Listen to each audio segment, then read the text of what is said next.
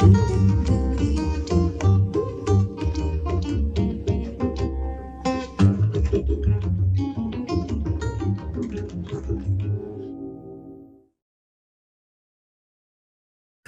going to introduce Terence, and then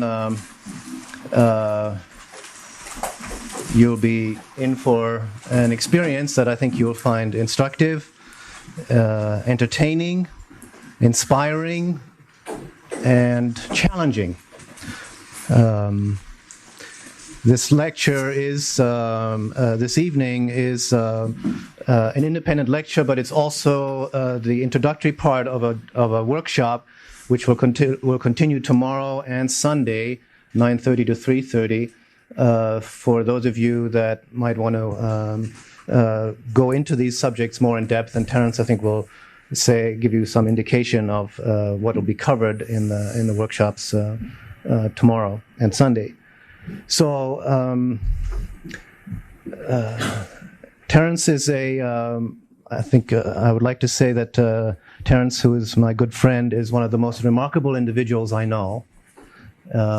He is an explorer, a student of shamanism and of history, of ethnobotany, and of a whole variety of other disciplines, which would be too numerous to list. He has a very unusual gift for articulating with exceptional clarity connections, insights, and understandings from really the frontiers of human exploration and knowledge.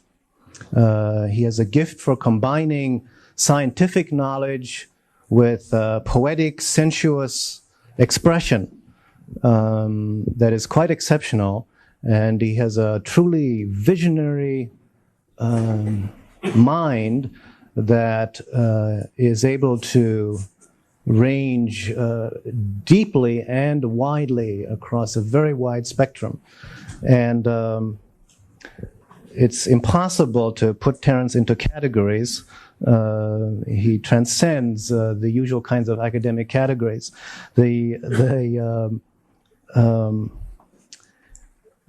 But the topic, the focus of this workshop is on ethnobotany and shamanism. In particular, his work in the last several years has focused on the preservation, the study, and the preservation and propagation of knowledge and information about the use of botanical plants in the context of the expansion of human consciousness and knowledge. And I can assure you that if you haven't heard Terence before, and even if you have, you're in for an exhilarating journey into spaces of the mind that you won't forget. So with that, I'll turn you over to Terence McKenna.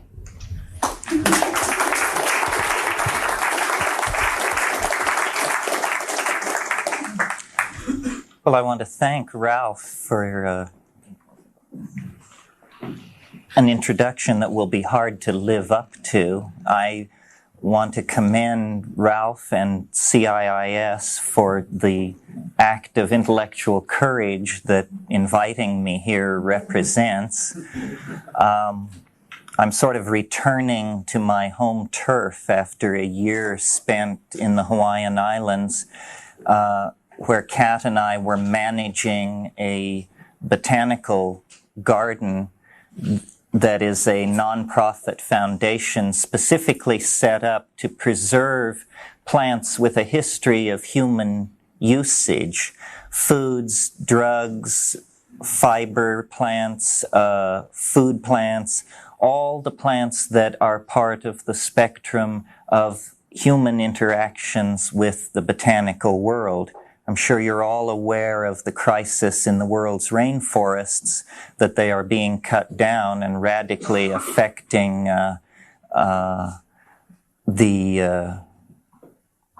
ecosystems in the tropics and by implication, the whole world.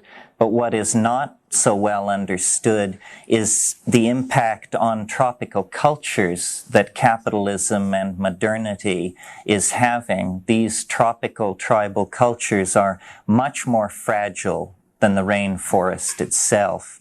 Every time we go to the Amazon, we are struck by how much information is being lost irrevocably because people who in a former time would have become apprentice shamans are instead becoming the foreman of sawmills and that sort of thing.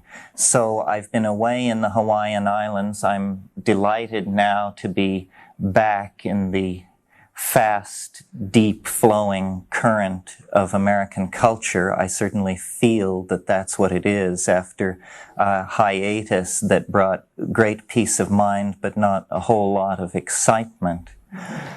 Before I make my way into tonight's subject, I'll cover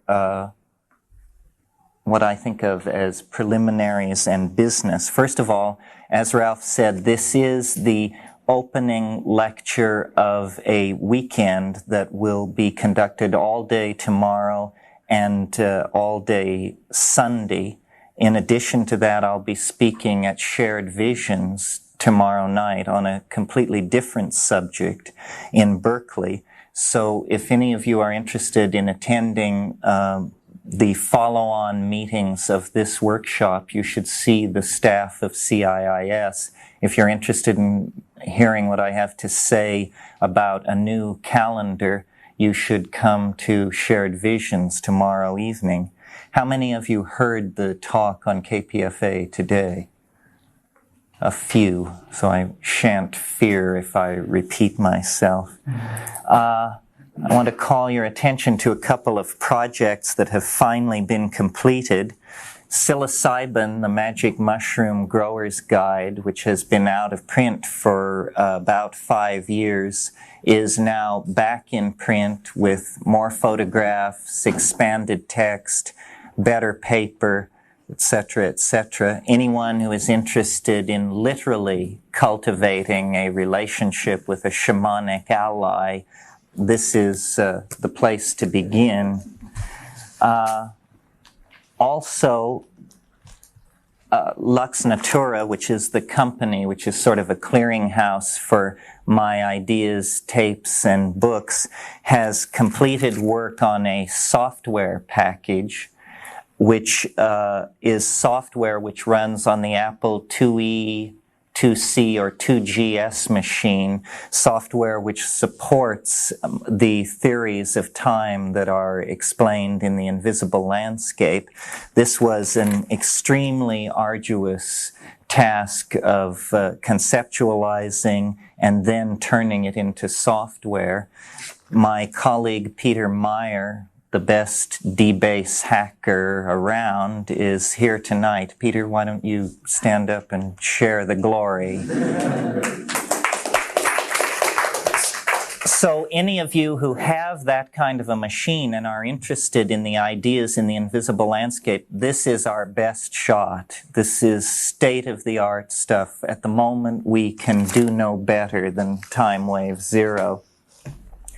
Very briefly, I want to mention an article in this month's Magical Blend.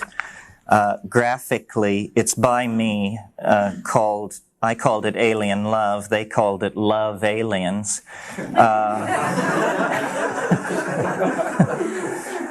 Graphically, I think they took revenge on me for knocking Crystal Power, but the text is there if you're interested. I'm going to talk for 45 minutes or an hour, then we will break, and if you're interested in what Lux Natura has available, there are catalogs here.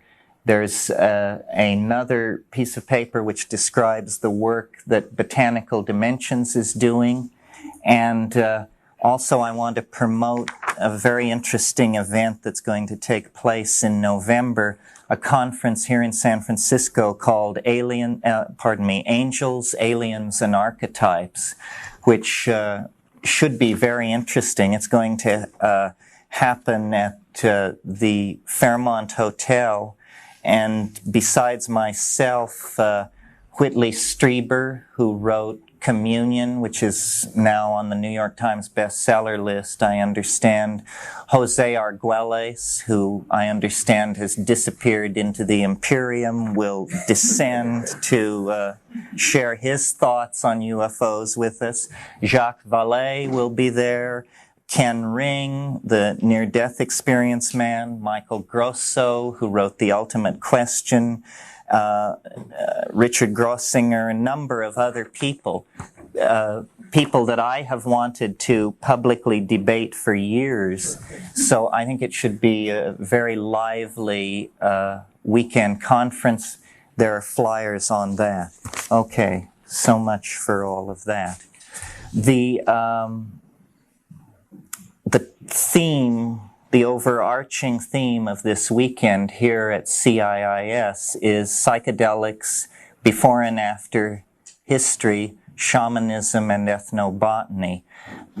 The succeeding meetings will deal with the details of shamanic usage of hallucinogenic plants worldwide in a kind of survey format with special emphasis on those places and peoples that I have personal experience with, which is the Amazon basin and Southeast Asia. And I understand that if you are a student at CIIS, there is credit for that.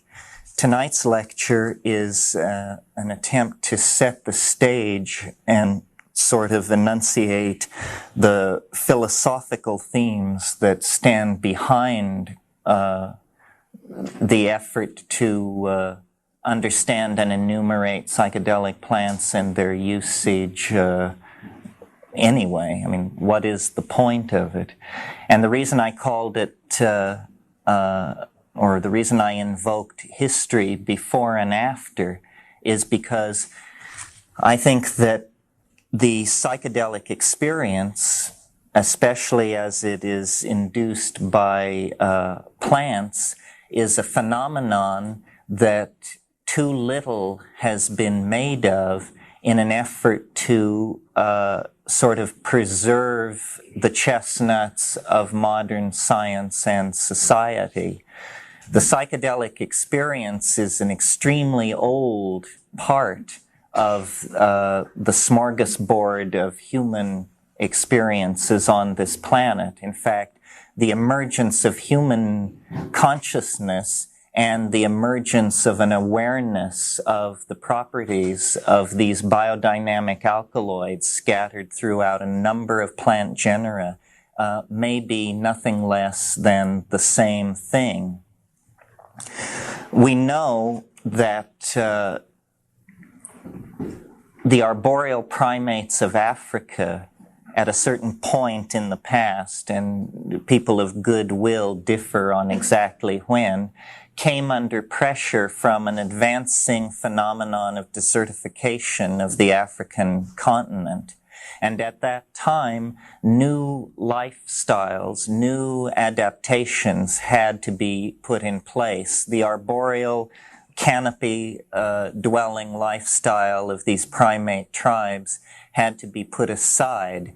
They descended to ground level. They abandoned vegetarianism in favor of an omnivorous diet, and their already highly evolved system of signaling became even more evolved as they took to hunting and preying upon herds of ungulate animals that were evolving in this grassland situation in response to the same set of environmental pressures that were forcing the primates out of the trees.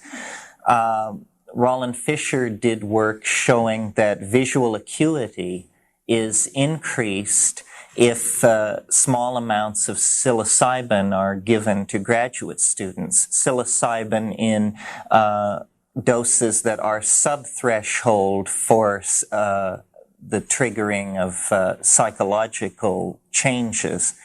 And in fact, he made the point to me when he told me about this, that this was a clear instance of a drug allowing a being, a person, to have a truer picture of reality than if they had not ingested the drug. But Fisher, who was a psychologist, never drew the conclusion regarding what the consequences of such an increase in visual acuity would be on the lifestyle and adaptive skills of an animal. It's very clear in the same way that if you have a plant in your diet which stimulates or challenges your immune system, that will increase your adaptive advantage.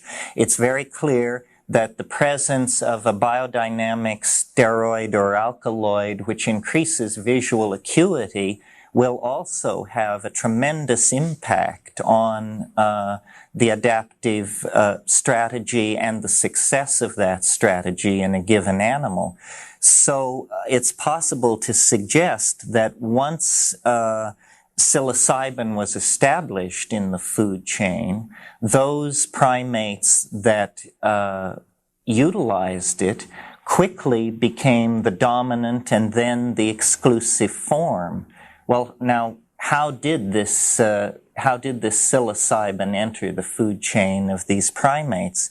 Very simply, because it was coprophytic, meaning it grew in the manure of these ungulate animals, so that once the ungulate animals became a food source and a focus of interest and attention of these primates, they could not help but notice as they tracked and followed these herds that the mushroom was thrust upon their attention. If any of you have observed Stropharia cubensis, which is the species I'm speaking of, growing in the tropics, you know that it is quite an astonishing natural object to come upon in any environment.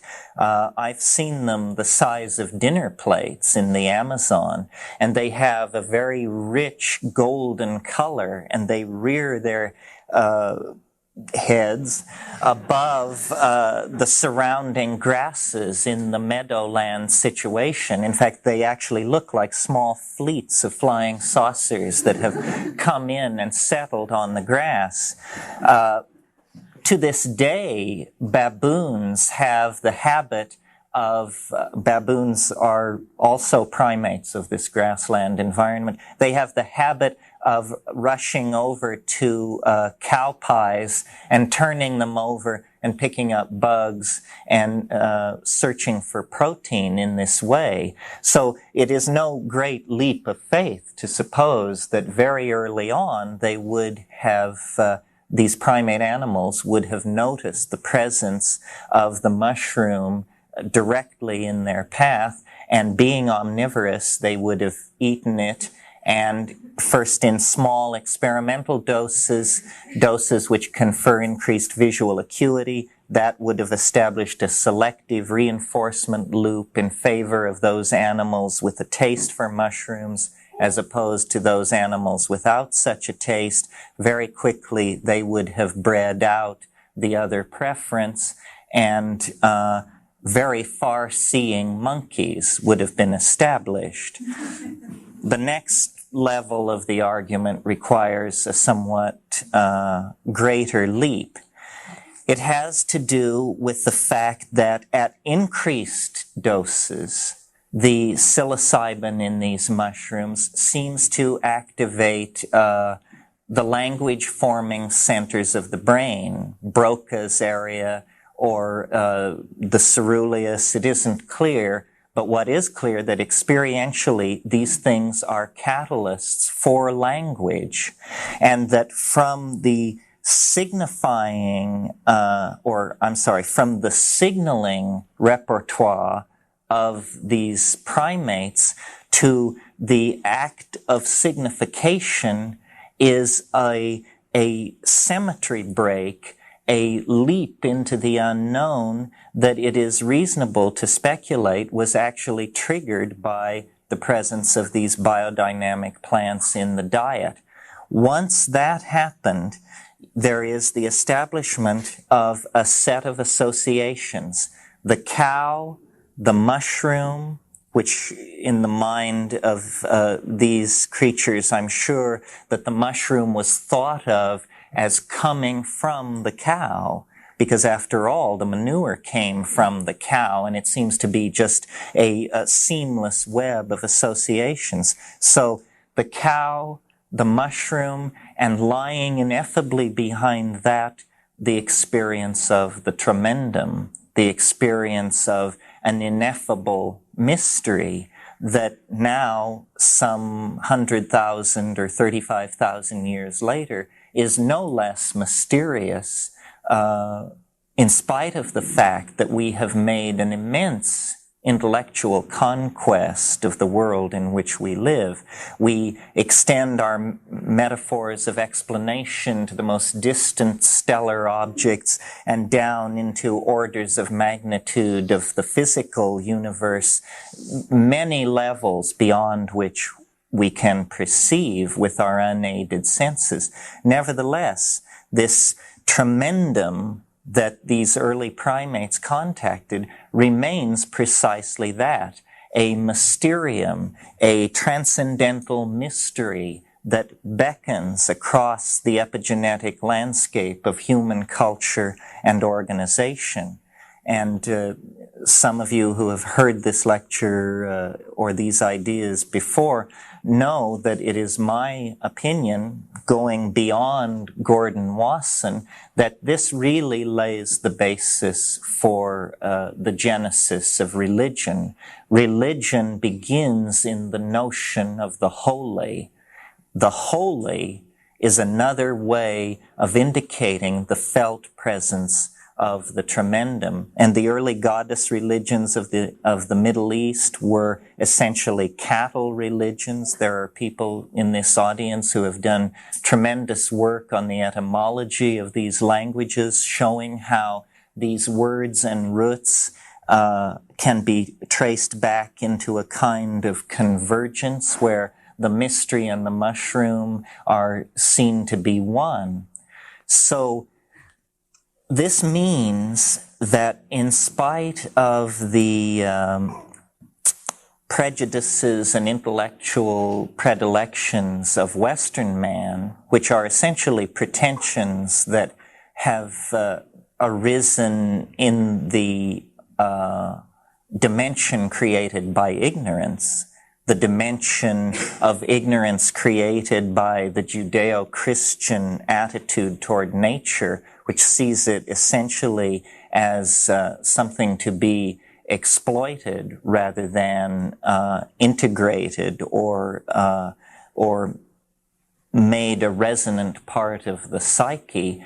In the light of that ignorance, the connection to the vegetable world has fallen away. Although even as late as the 19th century, mythographers and mythologists like F. Max Mueller and Fraser were talking about the vegetation goddess as a kind of archetypal category into which all of these early religions could be subsumed. Then in the 20th century, this idea fell into disrepute.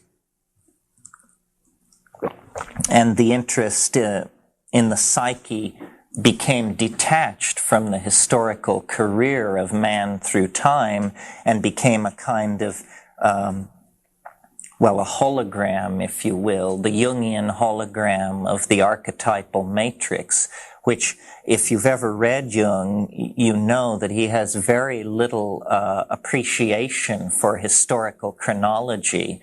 He will cite a 16th century alchemist in the same breath that he will cite a 4th century hermeticist or a 16th dynasty papyrus text, because his notion was that the collective unconscious was somehow atemporal. And there is something to that, but beyond and beneath that is the greater reality of the accumulation of this experience with these plant hallucinogens. It's interesting that to this day, in the rainforest ecologies of the world, the faith has never been broken. And in a way, that brings me then to the second theme, which is after history. History, you see, is a kind of prodigal wandering, a kind of breaking of faith with the vegetation goddess, a descent into what Merciliade called the profanity of history, away from the paradigmatic world of ritual and magic, and into the secularized linear progression of historical phenomena based on technological advance. However, because it rests on no epistemic bedrock, it is simply a cultural assumption. It is now, in our own time, playing itself out. The fact that it has a false bottom can now be seen as we, through modern anthropology and modern chemistry and pharmacology before it was repressed and shut down in the 1960s, we have rediscovered the mystery almost by accident and then quickly acted to make it illegal, inaccessible, and trivial. These seem to be the three ways that we deal with drugs. We make them recreational, or illegal, or inaccessible. All strategies for turning away from the real implication, which is that man, as a thinking creature on this planet, is necessarily a portion of a symbiotic relationship. Man, without the synergy that these plants have imparted to the formation of our genome, is no better than a monkey. So that, recognizing that, we are forced to recognize that the experience of spirit, for which most of us rely upon the testimony of Meister Eckhart and Juan de la Cruz and Hildegard von Bingen, is in fact a birthright of each and every one of us. But the bias of the scientific mentality, which is the bias which says the world must be known through the pristine agency of the unencumbered observer, it has to be abandoned. And by unencumbered, I mean unstoned. This is the idea that nothing is true except that which emerges from the most sober sorts of reflection, in every sense of the word sober. And yet we know that a substantial portion of the meaning of reality is contacted in the Dionysic excess, in orgy, in the abandonment of the sanctity of the individual ego and emerging into the group mind of the tribe or even the condo complex in our own time. Yes, so that... But that entire spectrum of human experience, the group-minded, emotive, orgiastic, swept-away spectrum of experience is denied, and in its place is put a real horror of nature. And when you have horror of something, you move in such an epistemic murk that you give yourself permission to destroy.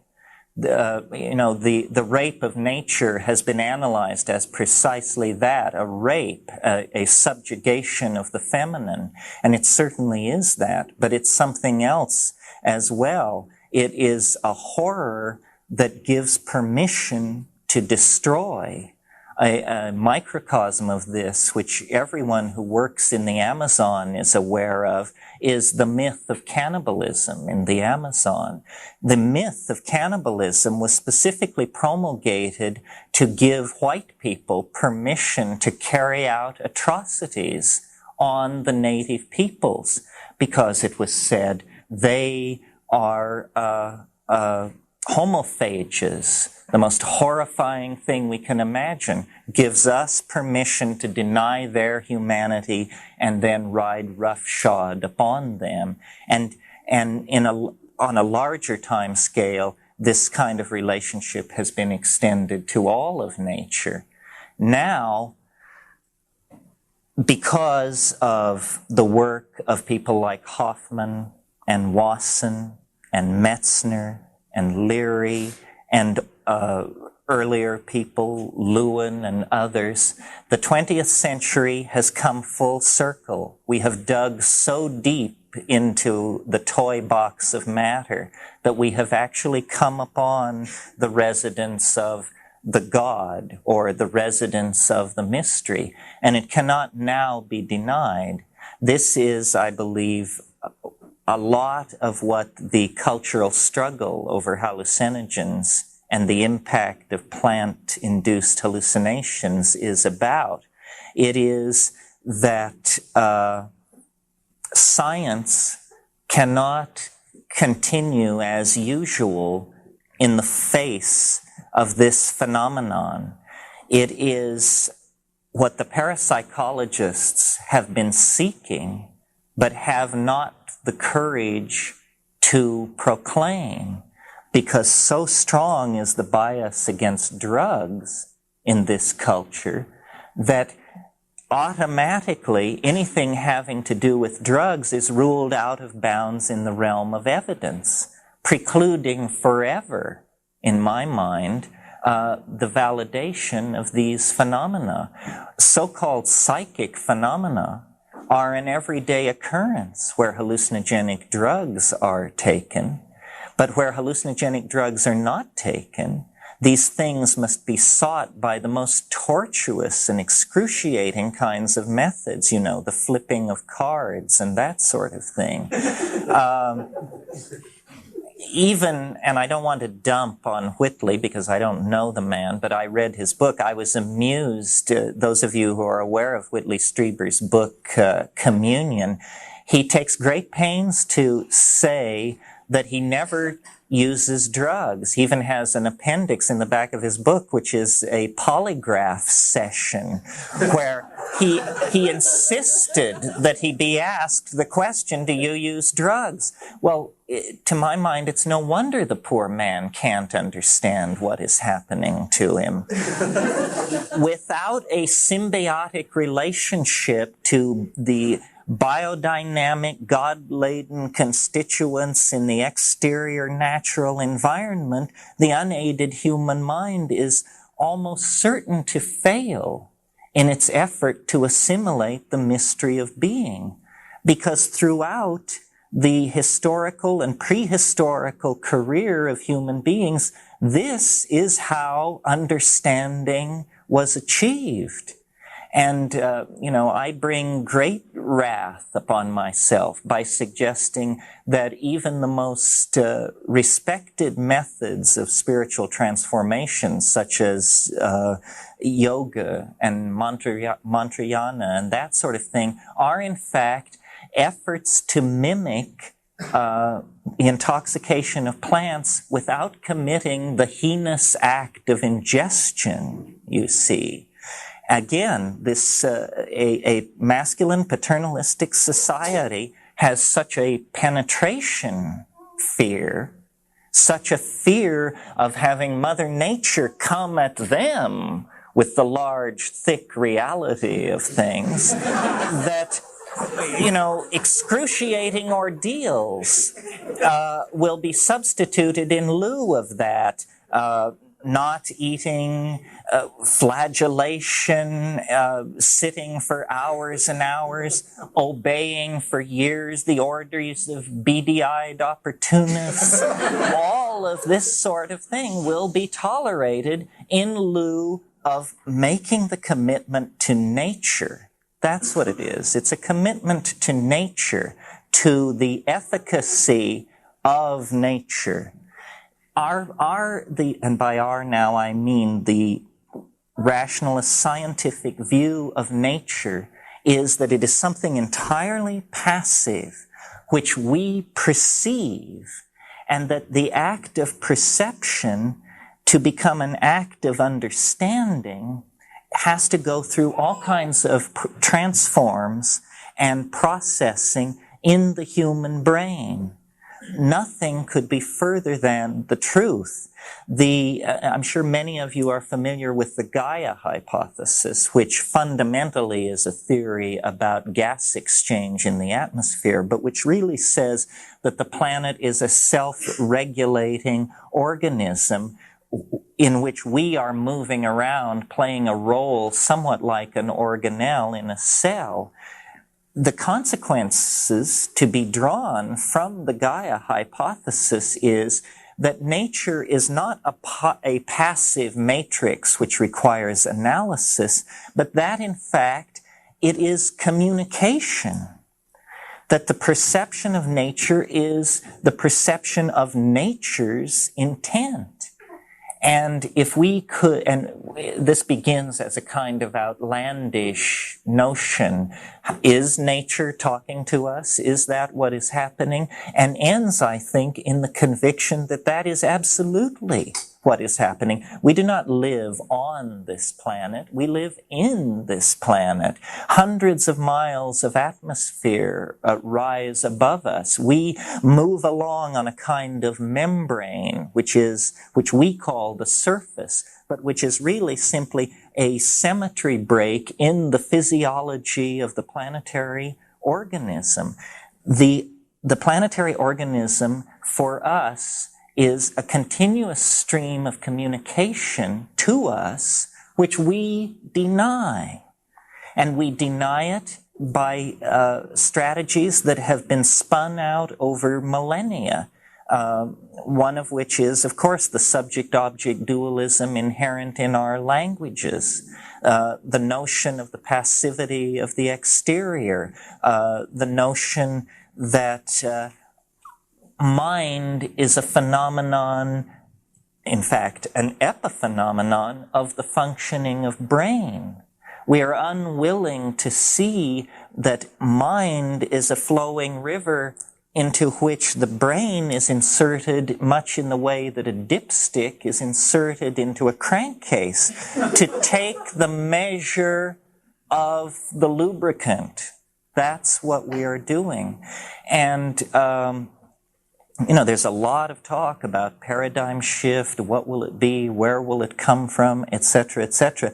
And people keep claiming they have it, but I don't think people realize, they have trivial paradigm shifts or mini paradigm shifts. The real paradigm shift that is being acted out in the 20th century is a return to the archaic notion of the primacy of spirit. And it was contacted first and most abstractly by quantum physics, where it was finally realized, when all other intellectual avenues had been exhausted, that particulate matter, conceived of as tiny billiard balls whizzing through empty space, was going to have to be replaced by a notion of fields, of interacting fields described probabilistically and not really localizable in the here and now kind of matrix that we are used to moving through.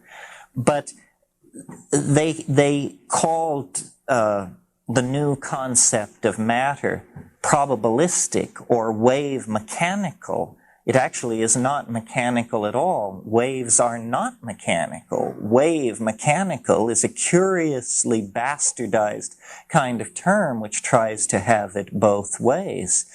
But how many of us are quantum physicists, and how many of us who are actually have access to the instrumentalities that confirm these notions? So it emerged and is emerging then in other areas, such as abstract art and the effort by the precursors of abstract art, the pataphysicists, the Dadaists, and the Surrealists, to introduce the notion of an animate and active unconscious. The notion of the unconscious is actually an effort to blur the notion of the point consciousness of the ego and to replace the model of the point consciousness of the ego with this more deployed and fuzzy notion of a gradation of awareness spreading out to the very earliest memories of animal organization, you see. But all of these intellectual efforts to launch the paradigm of spirit have been somewhat academic and removed from the ordinary experience of people. What is not removed from the ordinary experience of people is the availability of the psychedelic experience, conceived not as a kind of masturbation where the laboratory facilitates the experience through the production of historyless drugs absolutely empty of morphogenetic content, but through the acceptance of the fact that this generalized communication from nature is most excruciatingly focused and particularized in these information-bearing molecules that have been evolved over billions of years in the biosphere by the matrix of life itself for purposes of communication. All of life is really an ocean of communication, and this is now being understood even by the hard-nosed Darwinian evolutionary thinkers. It is really not all tooth and claw. It is not survival of the fittest. It is survival of those who can cooperate best with those around them, of the same and different species. Well, the essence of coordinating cooperation is communication. And the essence of communication is the free flow of linguistic intent. We're all familiar, I'm sure, with the way in which ants regulate their behavior by the laying down of pheromones. And that seems quite acceptable to us because we say, well, the average ant is not such a big deal. It is the hive which is so exquisitely organized and coordinated and able to execute its intent and carry out its plans. But, have you noticed that the individual atoms of the human hive are no great shakes either in most cases? I'm speaking now to an intellectual elite, self-selected by being able to get yourselves here this evening to this kind of an event. But I'm sure you all are aware of the public opinion polls which show that the average high school graduate cannot locate Venezuela on a map. And similar things, believes that Hermann Goering served in the Nixon administration. And someone said, but he did, didn't he? Only his spirit. So coordination of communication is really what these psychedelic compounds are about. And once this is recognized, I think the role of the spirit as a transforming paradigm begins to come into focus. You see, it is not enough, and this is again another argument I have with the so-called mystical tradition.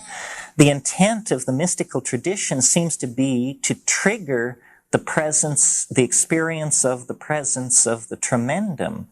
But in fact, what is necessary is to be able to act in the presence of the tremendum, to execute behaviors based on the felt experience of the tremendum. And this you do not get. You get a strange quietude, a quiescence, a glorification of the hermitage and the monastery as being somehow concomitant with an awareness of the spirit. Nothing could be further from the truth. An awareness of the spirit carries with it an obligation to action.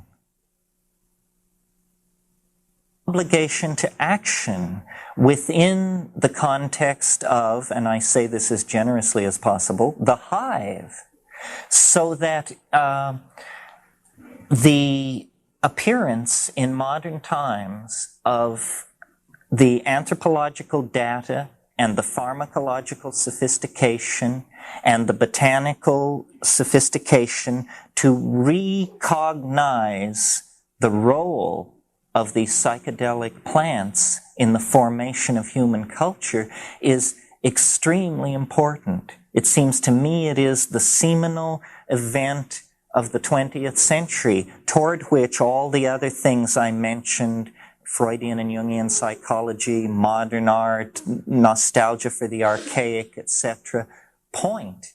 And one can almost make the metaphor that we are approaching a new level of self-unfolding as a species, comparable to adolescence in the individual. What happens in adolescence is that the DNA reaches the place in its program where there is a symmetry break and a new set of messages begins to be sent, hormonal messages. You can think of them as pheromones within the body. That's what a hormone is. An organic catalyst within the body which suddenly shifts the focus of the individual from what Freud called the polymorphic perversity of the ego to the felt presence of the other, conceived in that case as a sexual partner. And sex, which had never before been an issue, or which had only very peripherally been an issue, suddenly becomes an absolute obsession. And pointing toward the attainment of syzygy with the mystery, fusion with the felt presence of the other in the form of early adolescent sexual experiences. Well, I have many times found myself saying to groups like this, what a tragedy that someone might go from birth to death without ever having the psychedelic experience. It is the birthright of an intelligent species. In the same way that I would hate to think of someone going from birth to death without the sexual experience. These are completing and illuminating and transcendental dimensions of experience which one must have in order to fully claim the dimension of humanness. Now, in the process of culture recapitulating ontogeny and phylogeny, we have reached our childhood's end. And our childhood was the world of naive Newtonianism, Hamiltonian atomic systems, a place for everything and everything in its place. We have come to the end of that process. Now we must invite the presence of a greater mystery. And in the same way that though we enter into the sexual dimension at adolescence, we leave it some 50, 60, or 70 years later, depending on how lucky we are, still without a full understanding of what went on. I'm sure you've all seen the little sign which says, we grow too soon old and too late smart. Well, it applies to sex as well as to the psychedelic experience. Now, as a culture, we must come to grips with the fact that the world is not simple, in the same way that a 9-year-old must come to grips with the fact that the world is not simple. It is not as Mommy and Daddy said it was. There are tremendous vistas and abysses to be plunged, and ask your uncle and he will tell you that nobody knows what's going on in these areas. Ask a shaman and he will tell you that nobody has found the bedrock of the psychedelic experience. Nevertheless, this wish to live with a bedrock of experience is a kind of trivializing of the great mystery in which we find ourselves embedded. We would have a far more accurate and complete picture of reality if we were willing to live with the felt presence of the mystery. And the way to do this is to experience what these plant teachers are trying to say, what these planetarily manufactured information-bearing pheromonal molecules are trying to imbue into us. Now, shamans throughout history have short-circuited the fall. They are those who know. That's what gnosis is. It is privileged knowledge vouchsafed to the courageous. And the fact that we have fallen into a childish or a neurotic style of relating to being is nothing more than a statement about the inherent biases of our languages and our institutions. Many peoples have not, perhaps because they carried out their lives in the vastness of the tropical forests, where the force of nature cannot be denied. You see, had we stayed in the tropics, we probably would never have taken the fall into history. The fall into history is what happens when one moves into progressively more and more barren landscapes and substitutes for the input of organic nature the self-generated neurotic maps that are based on incomplete information. Now that cycle is being closed. I often think that the discovery of the New World and its subjugation, which was like the carrying out of the ultimate fantasies of the neurotic Judeo-Christian tradition, a world to plunder, ends very oddly with Gordon Wasson and Valentina Wasson in 1953 penetrating into the jungle highlands of Mexico and finding there something more astonishing than a flying saucer or an alien artifact, finding there the true heritage of the human species in the form of the intact mushroom psychedelic religion. Eros, lost since the dismemberment of Osiris, lost since great Pan's death at the rise of the Christian era, but not dead, only sleeping.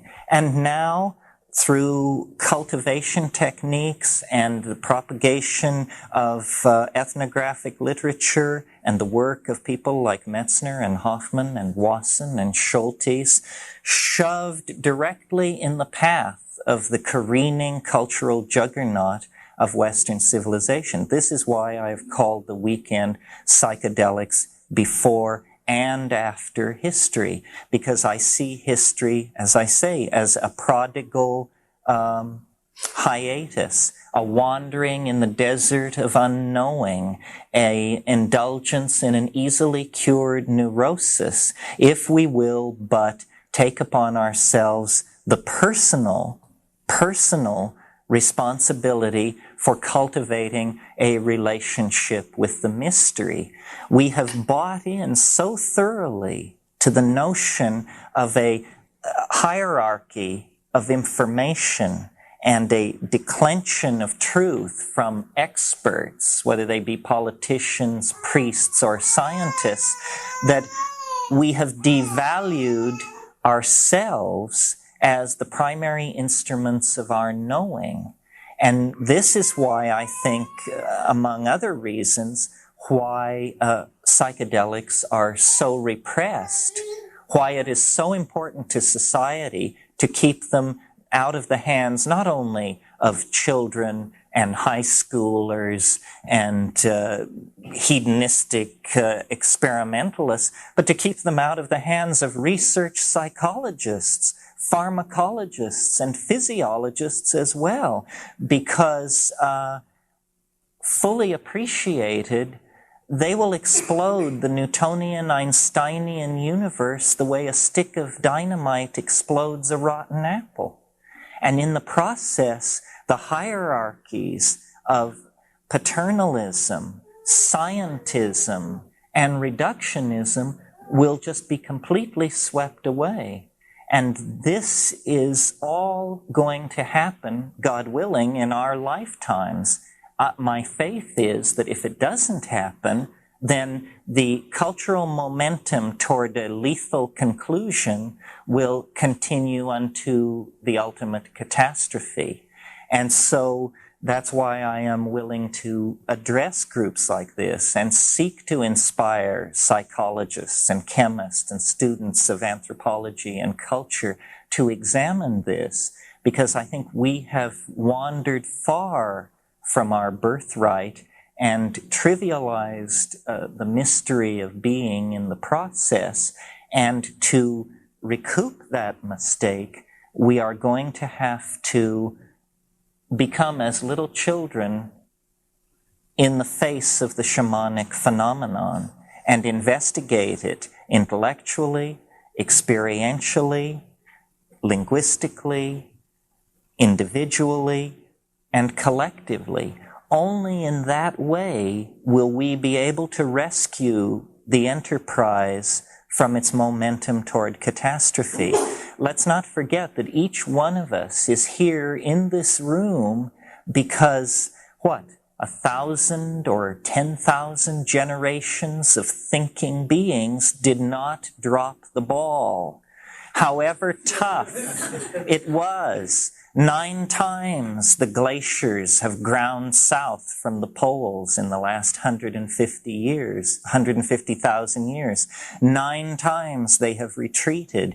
This planet has witnessed all kinds of catastrophes and symmetry breaks, and still the trust, the implicit trust that the environment must have in us as the catalytic species, and we are the catalytic species. Everyone is worried about the impact of humankind on this planet. Well, let me tell you, before the pyramids ever rose, the impact of human beings on this planet was staggering. The CO2 level had been affected. The grasslands had been created. The great mammals had become extinct. All of this is tolerated because we are the prodigal sons. We are the pride of the planetary parent, because we are the omni-adaptable catalytic species that, if able to carry out the program which consciousness endows us with the power to impart, we will be able to carry the biosphere of this planet throughout the stellar system in which this solar system is embedded. And life has this atemporal sense of itself. The reason it tolerates the risk that we represent is because it is gambling on the hope that we represent.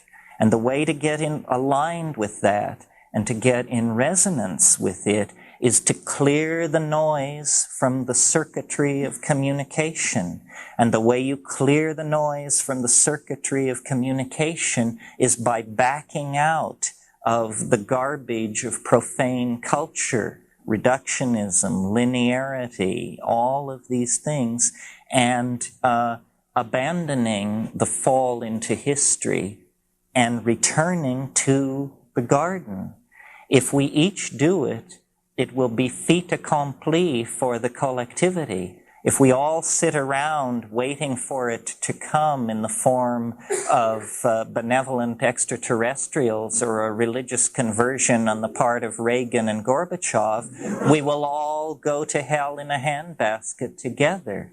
So that is the stunningly central import of the botanical hallucinogens in the planetary ecosystem. And that is this evening's formal presentation as well. Thank you very much.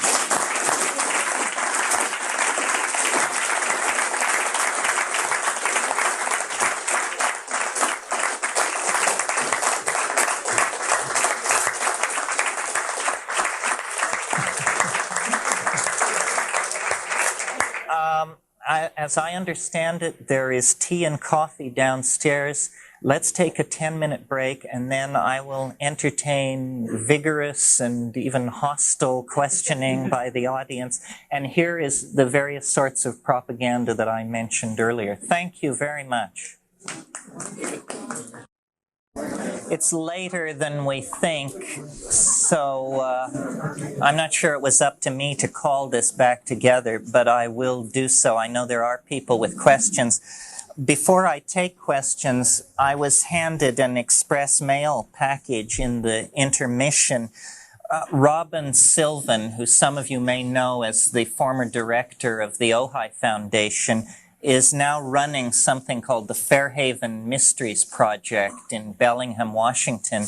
And Kat and I have agreed with him to do a 9-day pilgrimage in Hawaii this coming January at the Botanical Garden site there. And it's been named Volcano Orchid Mind.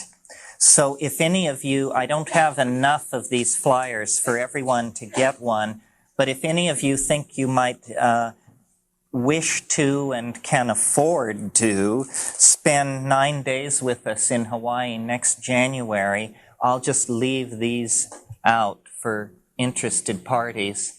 And if there aren't enough to go around, why share at least the informational contact with other people. Okay, is there anybody burning to ask a question? Yes. Terence, what are your views on some non-botanicals such as MDMA and ketamine, which are currently... Well, I think I implied in the talk, I really as the longer I deal with this problem, the more strongly I feel about it. It began as a sort of a very gentle separating, and it's become more and more clear to me that, and I guess I rely on Rupert Sheldrake to give me a basis for saying this, drugs which come out of the laboratory have no history. They do not vibrate with millennia of usage or with being products of the natural environment. They are, as I implied in my lecture, somewhat onanistic. So I view them as drugs. And drugs do different things. Some drugs stimulate you, some depress you, some may even cause the release of personalistic content or repressed traumatic material. Drugs are for people who are ill, is basically my approach to it, while botanical hallucinogens are for extremely healthy people who want to go deeper into experience. I've tried the drugs that you mention. I've certainly found them interesting, but I could not imagine building a career around communicating with people about them. To my mind, what's interesting about them is the contrast with the informational depth of natural hallucinogens. I think the word drug applied across the board to MDMA, ketamine, and psilocybin, mescaline, and those kinds of things does great injustice to the natural compounds. There really should be a linguistic distinction made.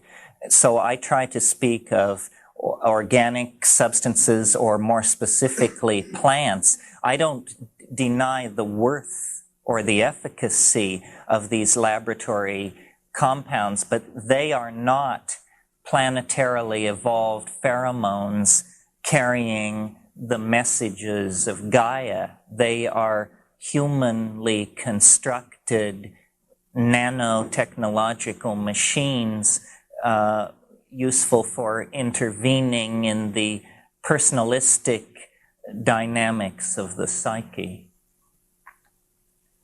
Emmett. What do you know? Who did you call? Emmett. Okay. What do you know You're about next. AIDS as a germ warfare? AIDS as a germ warfare. Well, I don't know anything. I certainly have noticed that within 10 years of the discovery of retroviruses, which the AIDS virus is, you know, one of the dogmas of molecular biology was that there was never transcription from RNA to DNA. It was always from DNA to RNA. Then they discovered the so-called family of retroviruses. Within a very few years, 3 or something after that, AIDS appeared with its curious political selectivity. I mean, this is a drug which goes after homosexuals, people who shoot intravenous drugs, black people, and loose people. If they could have just somehow gotten the Tay-Sachs thing in there too, so it would have gotten Jews, I'm sure they would have really been pleased with themselves. If it is, in fact, a piece of political engineering, I don't know that it is, but I certainly notice its curious selectivity. If it is, you may be sure that this is a secret buried far deeper than anything having to do with Auschwitz or Watergate or anything else. You want to talk about a crime against humanity. This is a crime against humanity on a previously inconceivable scale. There's been a lot of speculation about this. Granted, some of it has emerged from East Bloc countries, but on the other hand, it's well documented that other bacteriological and chemical agents were tested in this very city in the 50s and 60s. Some of you may know the incidents that I'm referring to. So it's a possibility not to be ruled out, certainly. I said that you would be next, yeah. You talked about the psychedelic experience and mushroom, contrast to, but similar to, and also a mystical state or achieving enlightenment through other means not drugs. My understanding somewhat has been that use of yoga or meditation or whatever to achieve these states would produce ultimately some kind of a permanent state of mind that would alter one's consciousness, if it is indeed able to be achieved that way, it would alter one's consciousness 24 hours a day. With drugs, your suggestion is there's an easier way to learn similar things about this state of being or whatever through drugs. Through plants, really. Through plants, but I know that, you know, you take a drug and you have experiences and certain kinds of realizations, and then come down. So do you feel that there's some kind of program for ingesting the mushroom, or would it become something that would become part of your diet, or do you reach a state where you do indeed achieve sort of a permanent symbiosis? Well, I think that your point is well taken. Nevertheless, the mushrooms, the psilocybin affects the imagination. It is a stimulant to the imagination. And I don't really think that that is dissipated, or if it is dissipated, it's very slowly. Also, I'm not entirely convinced of the claim of the yogic schools that they can lock in these extraordinary states permanently. It seems to me that the shamans that I have had acquaintance with certainly are not abusers of these substances. On the other hand, they are regular users. And I think that it's fine that the insights are tested against the momentum of down reality. Yoga, most schools of yoga, in fact, I believe all schools of yoga, can be traced back to the 2nd century, the yogic sutras of Patanjali. Well, Patanjali explicitly states that light-filled herbs, his phrase, light-filled herbs, are one of the legitimate paths to achieving these high states. Certainly, if you look at the Rig Vedas are a vast and enthusiastic paean of praise to something called Soma, which was greater than Indra, greater than the gods of the old Vedic pantheon, the central mystery of the Vedic civilization. Gordon Wasson has argued very persuasively that it was a mushroom of some sort. So I really believe that if we had a completely clear picture of the evolution of Indian culture, we would see that for some reason, open at this point in history and looking back at it only to speculation, an institution of botanical shamanism was transformed into the notion of a lineage and a secret teaching and a set of physiological practices. So the issue of permanence is a kind of an odd one. Obviously, once you are not always stoned if you take a hallucinogen, a plant hallucinogen, but I am living proof that you're never the same.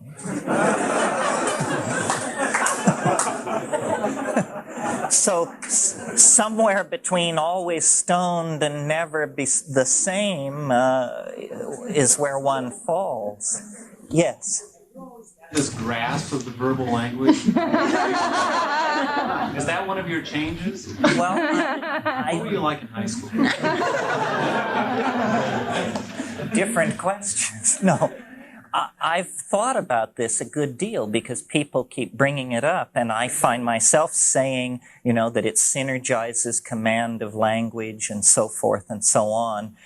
But the most honest answer I can give you is I was always glib. And in high school, we had a big forensics scene going in my high school. Well, you had two choices. You could be in debate or extemp. And I said, so what is debate? And they said, well, you stay after school and you make 3x5 cards on resolve that the General Association of Trades and Tariffs should admit the United States as a member. And I said, okay, so what is extemp? And they said, you go in cold and you draw 3 topics out of a hat, and you have 3 minutes to choose one of them and prepare a 15-minute talk. And I said, I'll go with that. And I was very, very good at it. But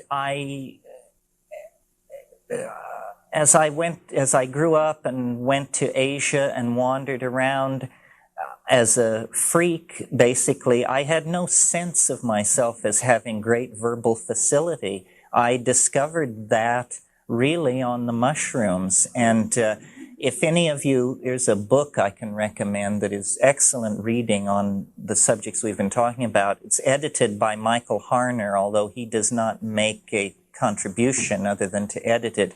It's called Hallucinogens and Shamanism, and it contains about 9 articles on various plants with shamanic usage. Henry Munn, who is an anthropologist who has spent a lot of time in the Oaxacan highlands, has an article in there called The Mushrooms of Language. And he says, they catalyze language, they catalyze verbal facility. And we don't know what the basis of the well-documented traditions of oral poetizing that we find when we go back into the Western tradition. It still exists in rural Yugoslavia. We don't know what the factors were that created that. I think that most people who take plant hallucinogens are simply inspired to attempt to clean up their communication skills, because you do wish to communicate it. And it's the stereotyped view of the intoxicated mystic in our society is of an idiot, the inarticulate hippie, the guy who just says, well, man, it's like, In my experience, that is not what it is at all. They are an extremely potent catalyst for communication. Yes, the blonde woman in the back, and then... Do you think it's possible through artificially created hallucinogenics to program someone, even if maybe just from one really good trip, to program them perhaps to change in their whole outlook on life? And I get the idea with what you're speaking of with natural substances, you're bringing out something that's already in you or allowing some consciousness that perhaps is intact. I'm speaking about introducing perhaps some foreign consciousness into your mind through chemically altered substance. Do you mean as in a control or in a psychoanalytic sense, like curing an addiction or an obsession? No, I'm talking about like having been given acid at one point, and even many years later, still sometimes having like flashbacks on it and wondering what perhaps might have been in that drug or what it did to you.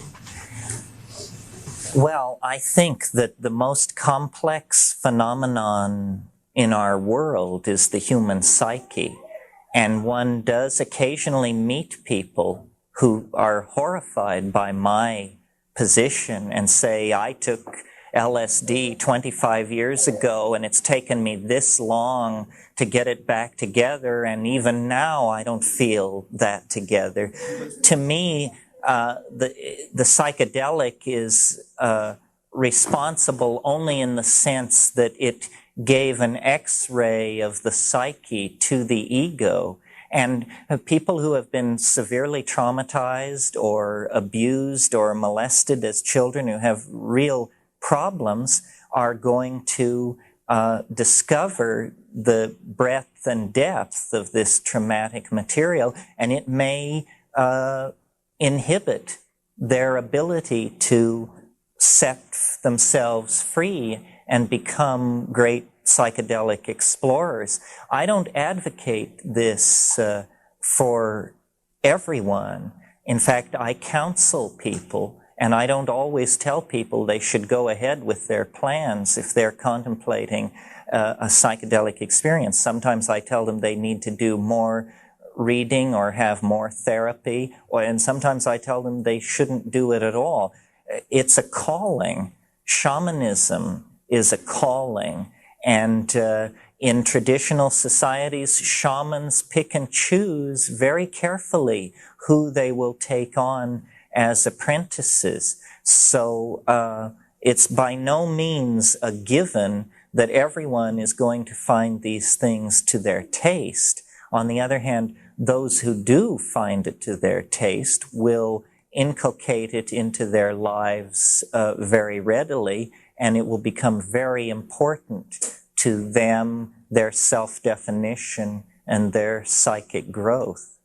To address possibly another aspect of your question, is it possible to program people with these drugs, or a combination of these drugs and hypnosis and that sort of thing? I have no doubt that it is. The little bit that we see, that we are able to get declassified from CIA experiments in the 60s, is hair-raising. I mean, they dreamed of people who would commit acts of violence or assassination and then completely forget that they had done it. Now, how far down the road with these kinds of programs they got, we don't know to this day. I am very careful about who and what I am around in a state of psychedelic awareness, because you do imprint these things, and that's why, you know, in the same way that the shaman chooses his apprentice very carefully, the apprentice should be very aware of choosing the teacher very carefully. You, sir. Yeah, I've had some major experiences with LSD in terms of ego death and just a complete crushing of my psyche and my point of view, and then have come through into some brilliant light and really a very spiritual experience. And I'm only now starting to play with the mushrooms for more of that experience.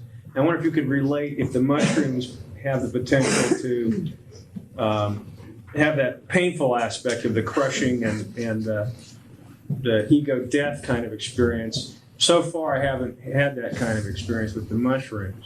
Well, a very nice thing about the mushroom is that it's extremely tolerant of beginners. Nevertheless, downstream from those early experiences, you're dealing with, call it the overmind, the superego. It will give you not what you want, but what you need.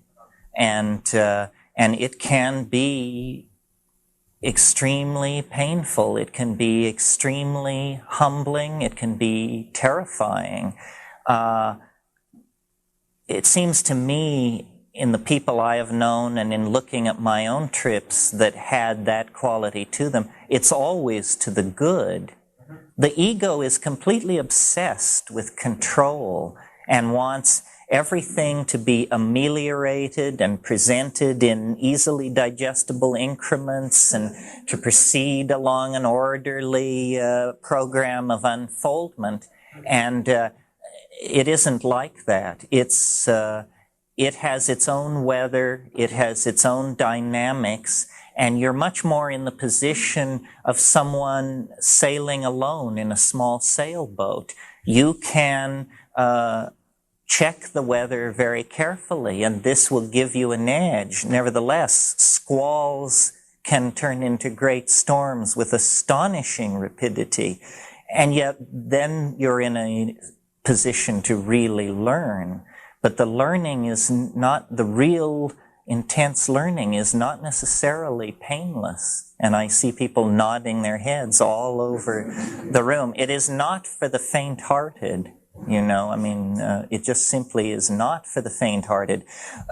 People talk about how there are no frontiers left, and we lead such coddled lives within this society and in our well-furnished apartments with our stacks of CDs and all this. Actually, it isn't true. You can turn your living room into the helm of Magellan's ship. It's simply that the great unexplored dimensions are internal and psychological, but no less dangerous for that. So it's a calling for the exploring spirit, someone who really wants that thrill. Yes?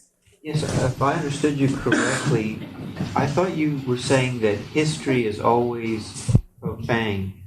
And I wonder if that's true, because I'm thinking of, say, the prophetic tradition, the idea of that there's a meaning in history, that there's social injustice. I'm thinking of someone like Martin Luther King, for instance, who sort of comes out of that tradition. Did I understand you correctly on that point? Not exactly. This is a distinction that Merciliade made in a book which was very important to me called The Myth of the Eternal Return, Cosmos and History, Myth of the Eternal Return. If you haven't read it, read it. It's a great book.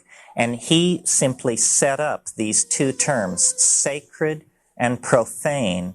And what he means is that sacred space is paradigmatic space. That means that it is ritualistic space. It is always involved with the repetition of an archetypal activity. He uses the Latin phrase in ilio tempore, which literally in English simply means in that time. But what it really refers to is the time before history. So the juxtaposition of sacred and profane is not a value judgment. It's simply a way of talking about two kinds of time. One that is cyclical and engaged in the ritual establishment of a kind of archetypal space, and the other that is linear and rational and proceeds from a beginning toward a future. No, obviously, history is studded with examples of great saintliness, great insight, great displays of compassion and understanding. So I didn't mean to imply that, and hope that I didn't. Yes? Earlier, you made an excellent delineation between laboratory-produced drugs and botanicals. The question is, are the effects of each of these two different on subtle bodies of people? Well, something more that I could have said about that, a very practical argument for botanical drugs, especially ones with a history of shamanic usage, is simply that they have a history of human usage. That's where the market testing was done over thousands and thousands of years. If a compound is toxic or triggers psychosis or mutagenic or induces tumors, it will have been dropped long ago by human groups who experiment with these things. Something can come out of the laboratory and be psychoactive, elicit some change in the self-perception of psyche, and can have all kinds of unknown or potential side effects. So what I always say to people, if I can reconstruct it here, who ask this kind of a question is, there are 3 tests to apply to a compound that you're thinking of ingesting. First of all, does it have a history of shamanic usage?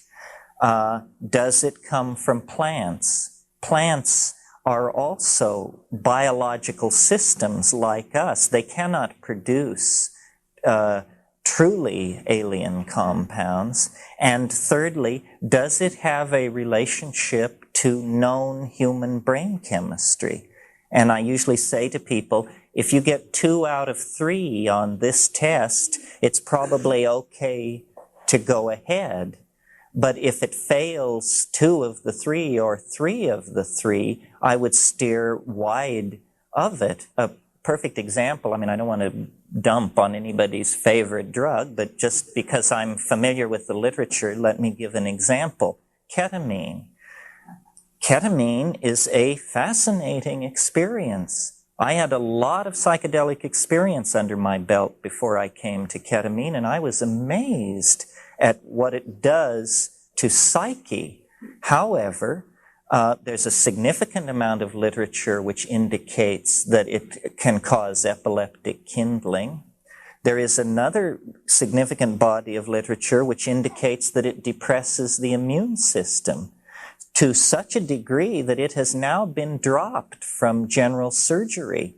It's even, I understand, being dropped from veterinary use because all these vets were reporting that a very large percentage of cat patients were not recovering from quite straightforward operations, being spayed and that sort of thing.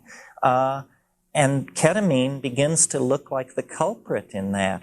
Well, now, if it didn't have that bad rap, I would be willing to grant that it was a very interesting compound. But I just, my immune system is very precious to me. And also I find the notion of epileptic kindling to make me very uncomfortable. So in spite of the fact that the experience is quite interesting, I would go very slow with that. I certainly wouldn't settle into it as a lifestyle.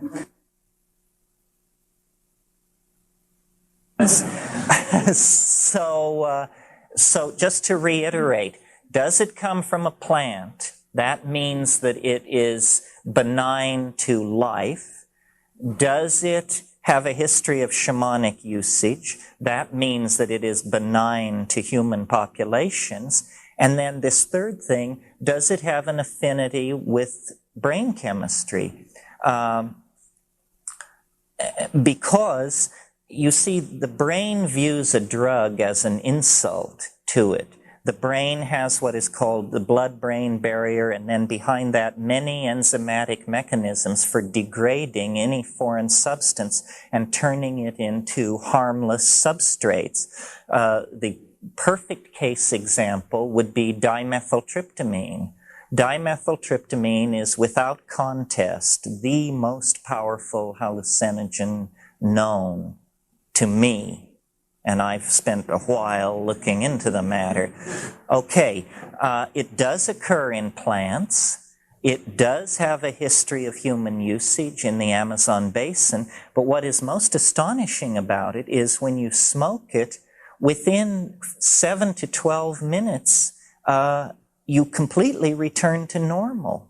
Now, what is happening there is that the DMT is crossing the blood-brain barrier very rapidly, giving you a phenomenal psychedelic experience, and enzyme systems are locking on to these molecules and saying, I know what this is. I know how to deanimate, dealkylate this compound and quickly turn it into indole acetic acid, which is a common excretory pathway for these kinds of compounds in the brain.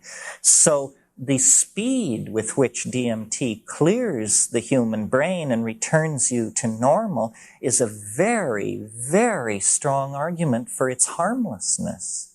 So if you take a drug and the next day you feel lousy and the next day you sort of feel okay, that's not a very good drug. That's an insult to the physical brain and should not be done because, we're in this for the duration. This is a task of a lifetime. So you want compounds which are extremely effective in delivering the noetic experience, the plunge into the tremendum, but you also want to be able to race again another day. And that involves paying attention to these other factors. People who are contemplating this as an experiment or a lifestyle, this dealing with psychedelics as a growth program, the first thing I say to people is make a trip to the library. A great deal is known about these things.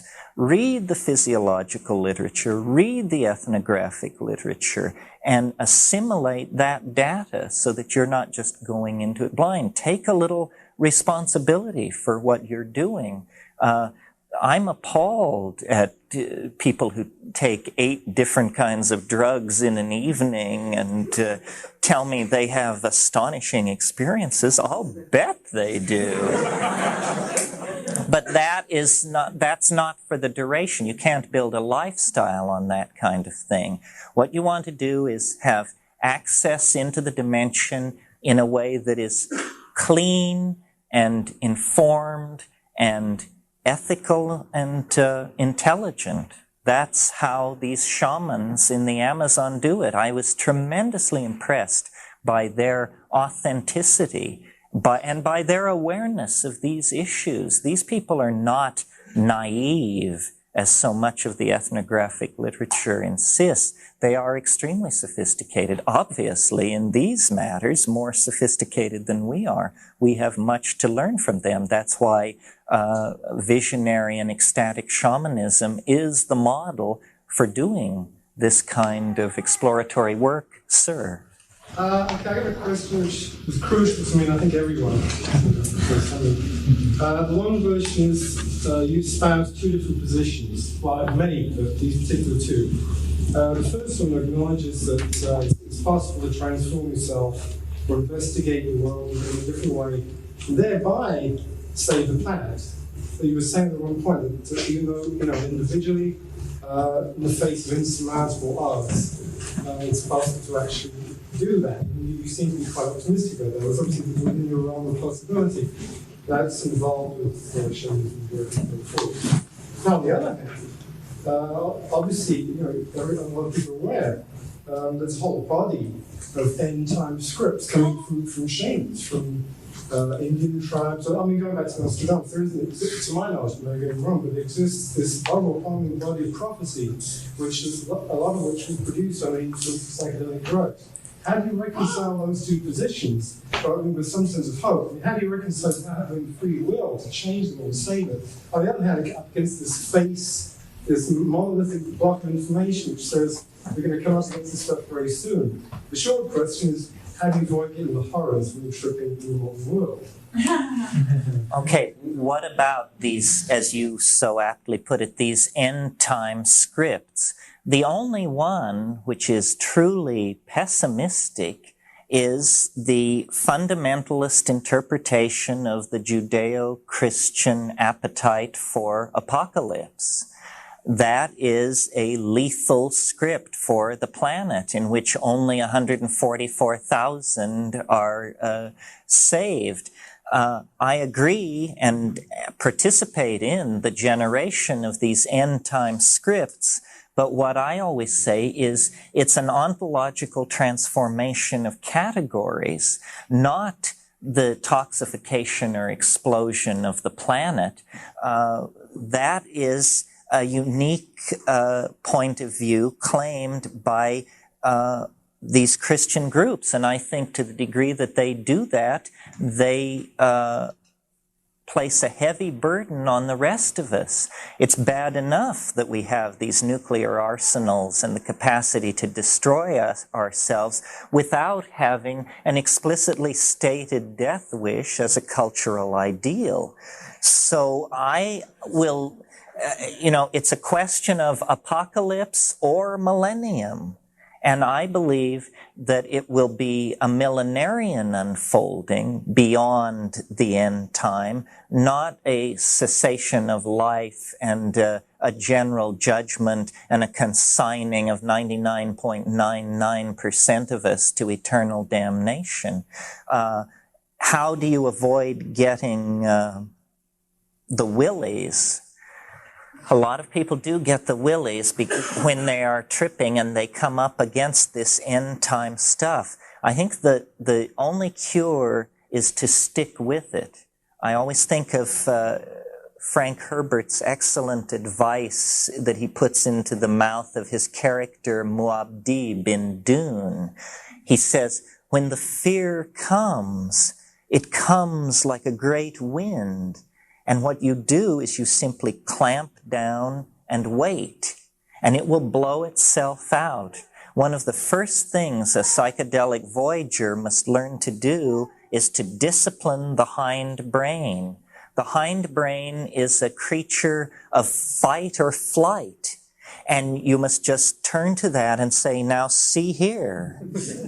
We are neither going to fight nor fly from this. We are simply going to freeze and watch, and the fear builds up. It's a chemical thing. and it builds up, and then those same systems that destroy the DMT, that deanimate and dealkylate it, will take the fear apart before your very eyes and leave you in peace. So we are in a great temporal vortex. This is not the subject of tonight's lecture, but it is the subject of much of my thinking. The fact that we are being funneled toward a kind of ultimate historical crisis. To the degree that you have bought in to the assumptions and values and aspirations of historical society, it's going to look to you like the world is just flying to pieces. To make it make sense, we have to decondition ourselves from those values and those assumptions and realize that we are embedded in the body of Gaia. The creode along which the development of life on this planet is being propelled has walls which are extremely steep and high. There is very little possibility of us jumping out of that groove and creating a kind of apocalypse for ourselves and the planet, because we are not in this matter free agents. This matter of whether or not the planet shall be destroyed is something which the overmind or the superego of the species reserves unto itself. The proof of that in the present historical moment has got to be that a bloodthirsty nudnik like Ronald Reagan will sign an IMF agreement. If it is in the interests of people like that to support disarmament and disengagement and rethinking of the lethal momentum of history, then how much more it will be a part of the program of those who will eventually replace these people. We have reached the point, I think, where ideology has given way to a perhaps even more base desire, the desire to make a buck. And it is bad business to have thermonuclear wars. Therefore, the hysterical war hawks of capitalism, or of not even capitalism, but this fundamentalist, self-righteous, demagogic democracy, and of Marxist, millenarian, save the world types, has been completely read out of the picture. Governments are growing more and more irrelevant, while banking, commerce, and investment are beginning to dictate terms to these institutions. It is bad business to blow up the world, and this is the great salvation of all of us, even though we may not be particularly keen on the business ethic or mentality. So I'm very optimistic. I think great changes will be seen in our lifetime, and I think the lethal mythologies are being overthrown very, very subtly by the superego, by placing goals that even the dullest of us will turn to in preference to waging a thermonuclear war. Anyone else? Yes. Just interested a little bit in the vision you have for a post-historical relationship between the people and the technology that they've created, which sometimes go crazy with. It builds us the glasses and the other good things that improve our... Well, I think that culture is a dimension, literally, and that for 10 or 15,000 years, it has been a very low dimension. In other words, if you think of it as a dimension orthogonal to nature, it has been just a slight adumbration of nature. But now we are taking unto ourselves, through human-machine interfacing and nanotechnology and this kind of thing, this dimensionality of culture is becoming rather more expanded. So my notion of a post-historical world is a world where all of the technological appurtenances of the present world have been shrunk to the point where they have disappeared into and are scattered as grains of sand along the beaches of this planet. And we all live naked in paradise, but only a thought away is all the cybernetic connectedness and ability to deliver manufactured goods and data that this world possesses. So really, when I see the historical process running off the scale, it is not that we are destroyed at the end of it. It's simply that it runs off the scale into another dimension. Culture is where we are all going to live, but culture need not be something which is toxic to nature. It need not come tangential to nature at all. It can be in an entirely different dimension. This is why I often talk about what I call living in the imagination. The imagination, which begins as a slight, almost a flicker of iridescence across the mental world of ordinary reality, is going to grow and self-reinforce and expand until it will be virtually all there is, if that's all one chooses to experience. Now, a person living in, let's say, Midtown Manhattan, they live in a dimension where nature has been entirely read out.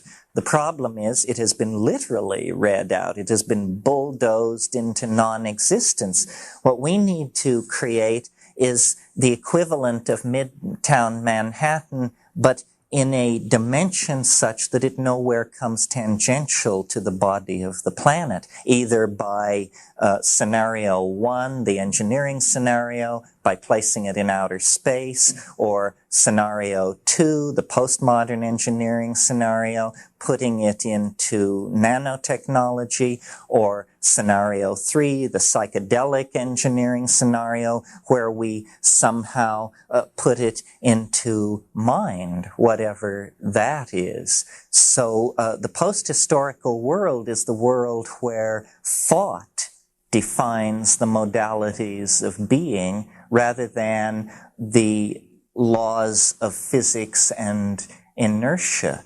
If wishes were horses, beggars would ride. Well, eventually, I think wishes will be horses and beggars will ride, but not across the surface of this planet, but through and across the endless grasslands of the imagination. One or two more, yes. Is there anything to be said for MDMA because of its friendly nature, and just as a means of turning on large numbers of squares? Yes, I think in my lecture I said that drugs are for sick people. Anybody who doesn't love their neighbor needs chemical or therapeutic intervention. And, if MDMA in the hands of a skillful therapist can do that, more power to it. But it addresses sort of trimming the fingernails of the ego, not these dimensions that I am talking about. Someone else, yes. An area that you talked about that reminds me of something that I've been very interested in studying when it comes to call it the ecology of history. Can you say something about why a culture that grew up or evolved in the tropics would be so different than one that grew up, like you said, barren land? Because of the overwhelming presence of ordered organic systems at every level. I mean, if you don't have to grow up in the Amazon. If you're there 3 weeks, you begin to get the message that, my God, this is some kind of a brain.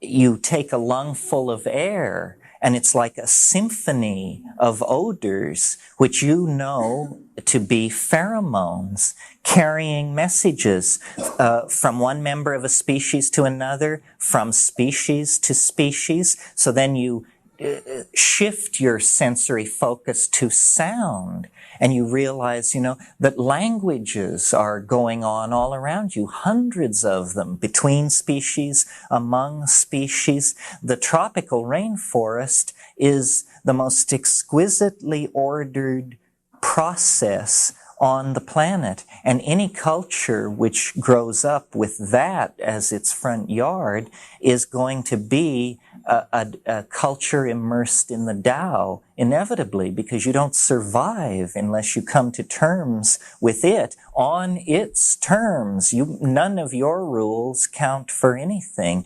It sets all the boundary constraints, and you see the exquisite ordering, how it all works, the economy of form, the economy of resource, and the depth of its pure communication. So that's the great difference. Heinrich Zimmer, in his massive study of Indian art, says of the cultures that wrote the Vedas, he says their great breakthrough was they had no cosmic mountains, no sacred rivers, no holy spots. They worshipped fire, and where the sacred fire was kindled, the center of the universe came to be. They could erect this ritual space anywhere. This is, in a sense, a breakthrough in consciousness, but also it's a denial of the power of place, and it gives then permission for greater misuse and disregard of nature to come. And I view those Aryan people not as an Eastern culture, but as the furthest most extension of Western culture. They set us on this path as surely as the Greeks. So the two probably can be traced together somewhere south of the Caspian Sea. One last question. I've heard you speak before of man's role in the mycological spreading of the mycological network of the mushroom. I'm wondering if you could, if you knew of how this is going in Europe and beyond of home propagations. Oh yes, home propagation is now a worldwide phenomenon. It was a great change for the mushroom to become no longer an endemic of the grasslands of the tropics, but to become an endemic of the cellars and attics of the industrial democracies, bringing a shamanic ally into the very heart of high-tech culture, which it does very nicely. It teaches cleanliness, punctuality, discretion, all virtues that definitely need to be cultivated. So you see, it is a symbiotic relationship. What the mushroom is giving us is information about the world outside of and beyond history. What we are giving it is an extremely extended range, which is, by definition, one of the things that defines the successful adaptation of a species. So it isn't all going one way. It is not a parasitism by one upon the other, but definitely a real symbiosis. I'm sure many of you are aware that in the Amazon, one of the major life forms that quickly thrusts itself upon your attention in any tropical forest are the leaf-cutting ants.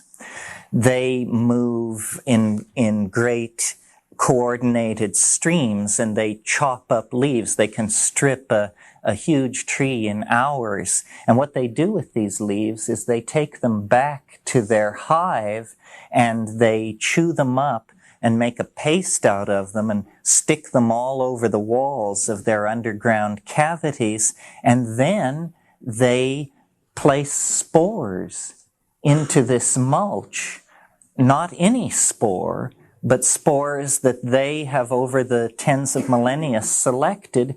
These spores change the inedible cellulose of the leaves into edible sugars, and the ants eat those sugars and thrive. So the symbiotic relationship between social animals and fungi is a very well-established phenomenon of the biome of this planet. And in fact, isn't it interesting that the social insects are the one other area of organic nature where we begin to see similarities with our own style of social organization. They use chemicals to communicate. We use small mouth noises.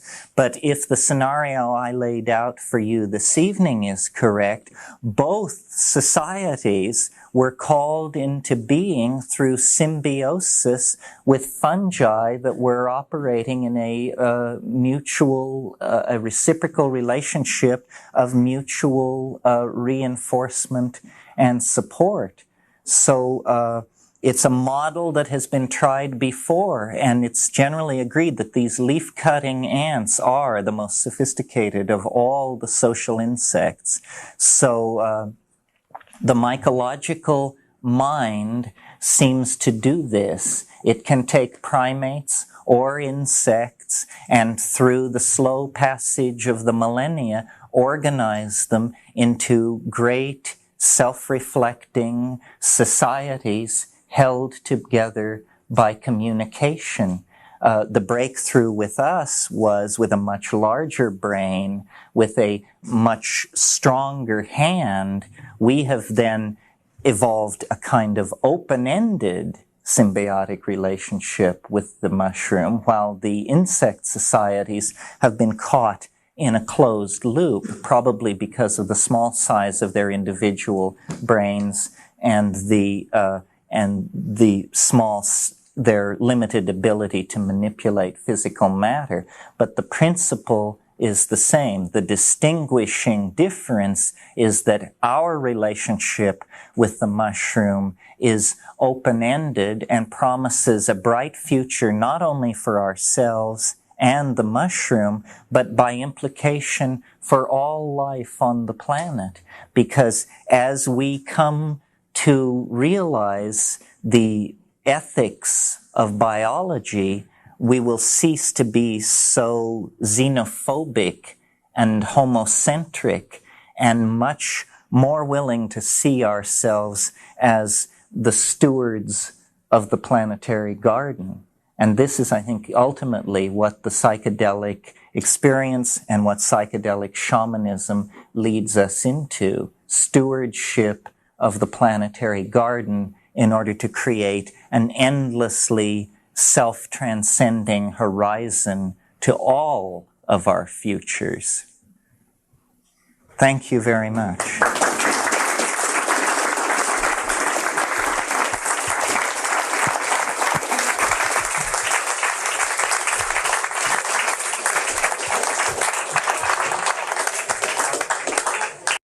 I started out my academic career as an art historian with a major in Asian languages, and that took me to Asia and sort of disillusioned me with traditional spiritual approaches in the Asian style.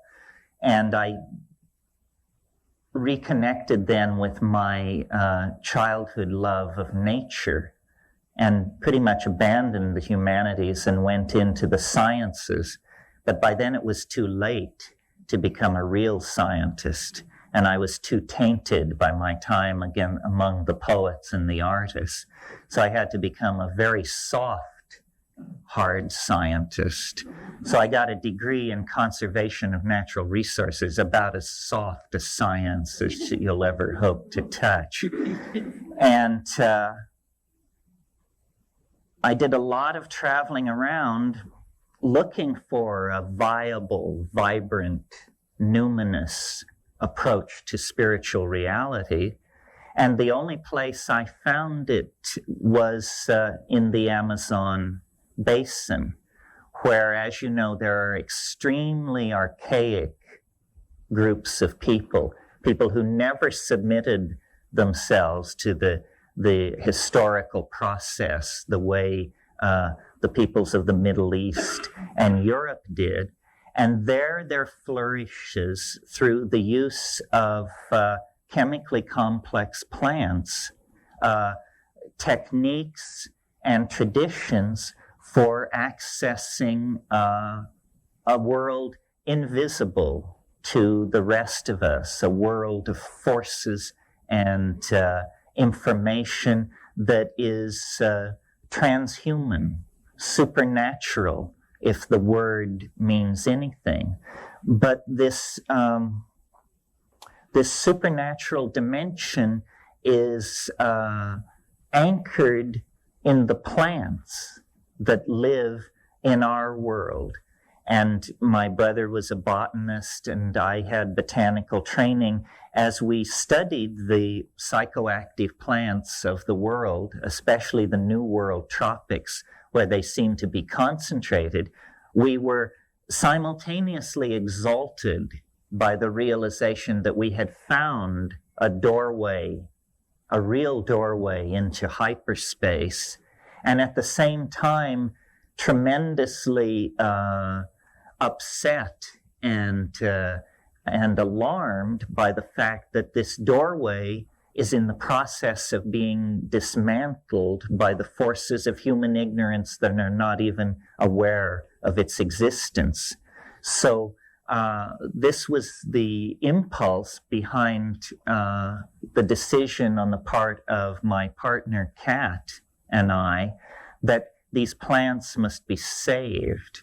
They must be preserved in germplasm repositories or botanical gardens or something like that, toward a day when they can be studied and the power, the dimensions within them, can be given their real weight. So to this end, we founded a botanical garden in Hawaii that is specifically dedicated to preserving plants with a history of shamanic importance. And I mention this because this is the real world political work that we do, and everything else I will say today will be barely anchored in any world familiar to most of us. But there is a political anchoring. There is a place where it all comes tangential to the World Bank and the IMF and the host governments and so forth and so on. It is tremendously important to preserve this shamanic option, if for no other reason than we do not know what it is. We do not know what it is. Well, so at the break, if you come up, the newsletter of our botanical garden is the large stack of beige paper, and there are 300 copies of that, so I hope there's enough for everyone. We do exist on donations, so if any of you are philanthropists, we can certainly tell you how to spend your money. We have many plans for your money. Okay. I wasn't kidding about what an honor I think it is to address the Jung Society. At one point in my life, my greatest desire was to become a Jungian analyst. And I had the good fortune of coming upon Jung very young. I was about 15 when a very precocious friend of mine brought Psychology and Alchemy in the Carrie F. Baines translation. I think it had just been brought out. And we were stunned, and we read it from cover to cover, and then went on to Mysterium Conjunctionis, Ion, the studies in the phenomenology of the self. I said to someone yesterday, we read all the books of Jung that the Jungians never read. They seem to stop up there toward the front of the line with the archetypes of the collective unconscious and the personality type. But to my mind, it was the late stuff that was fascinating. And I am slightly puzzled, and we were talking about it last night, at the distance between the Jungian community and the psychedelic community, because they seem to me, the unschooled observer, to be definitely sharing the same concerns, and strangely enough, they share much of the same history and geography. Basel was, of course, Jung's hometown. It was Albert Hofmann's hometown. Did one half of town know what the other half was doing? I'm not sure. The relationship of Jung to the unconscious, to the collective unconscious as its discoverer, has been always somewhat puzzling to me, because, of course, if you know the history of 20th century art, you know that Dada, which was the great prefigurative movement for surrealism, rose in Zurich. So, we've got LSD, the schools of modern art that laid great stress on the irrational, and the great schools of psychology that extended the boundaries of the unconscious, all rattling around in these little Swiss towns. And it's interesting to imagine conversations or meetings that might have taken place when people slightly left their ordinary habits and wandered into bars they didn't know and drank with people they'd never met before.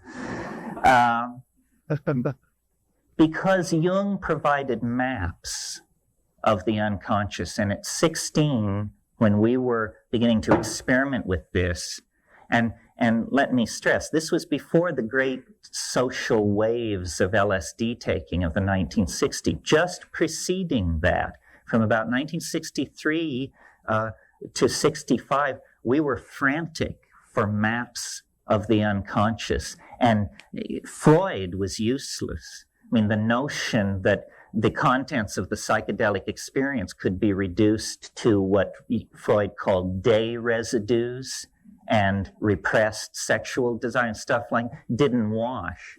Within 10 minutes, you could tell that was not a serviceable metaphor. Jung, on the other hand, offered a vast pantheon of gods and archetypes and psychic complexes forgotten or abandoned. I mean, I thought of Jung basically as what I call a noetic archaeologist, someone who goes with toothbrush and nut pick to dig away the detritus from the bones of vanished idea systems. And if any of you have ever read the works of Jung in the Bollingen set, you know that the richness of it is all in the footnotes. I mean, here was a man who raised the footnote to a high art and who was aware of a literature that nobody else, to my mind, seemed to know about.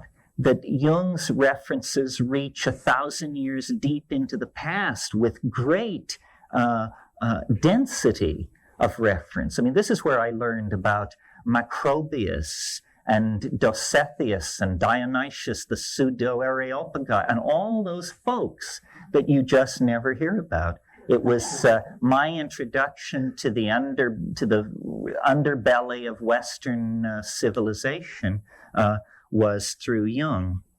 Well, to my mind, and now I'll theme this in to today's theme, I think Maria mentioned that Jung did not have a lot to say about shamanism. He came to it late in his life, and he had already worked through the exegesis of the symbol systems of the European mind. And so he was sort of content to indicate shamanism as an area where more work was to be done.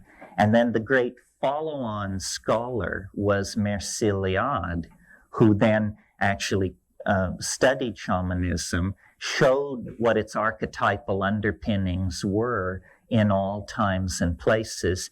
And the combination of Jung and Iliad, I think, pretty much delivered us as firm a map of the psyche, as dependable a map of the psychic geography as we can expect to have until we make the trip ourselves and readjust the landscape with our own notes and observations.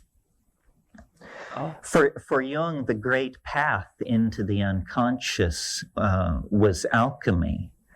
And alchemy is an interesting pivotal domain, because I think we could, in a way, say it lies halfway between the concerns of an archaic shamanism and halfway between the concerns of a quasi-scientific psychedelic attempt to explore consciousness. Iliad wrote a brilliant book on alchemy called The Forge and the Crucible, which is the bridge to show you how you go from Jungian psychology into an understanding of alchemy that approximates Iliad. The notion for the alchemists that Jung brought forth very strongly was the idea of projection of psychic contents, projection of the active imagination onto processes and objects in the exterior world.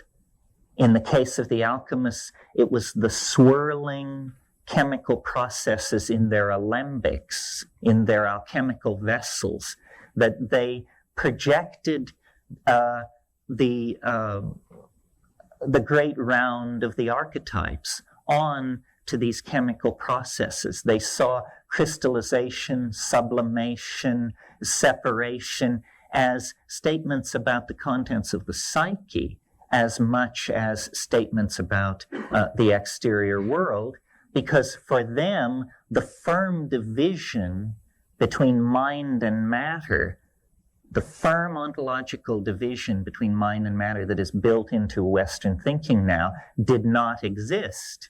That comes with René Descartes, with the invention of what's called the res extensa, the extended world, and the res verens, the interior world, which has no spatial extension. So for the alchemists, mind and matter were two terms whose mutual exclusivity could be blurred under certain circumstances, and the terms of one could migrate toward the other. Well, now we as moderns ordinarily only experience this state when we are intoxicated by hallucinogenic drugs, or when we are in a state of severe psychic weakness, when there is then overwhelmment from the unconscious that is not with the permission of the ego, as happens in the psychedelic experience.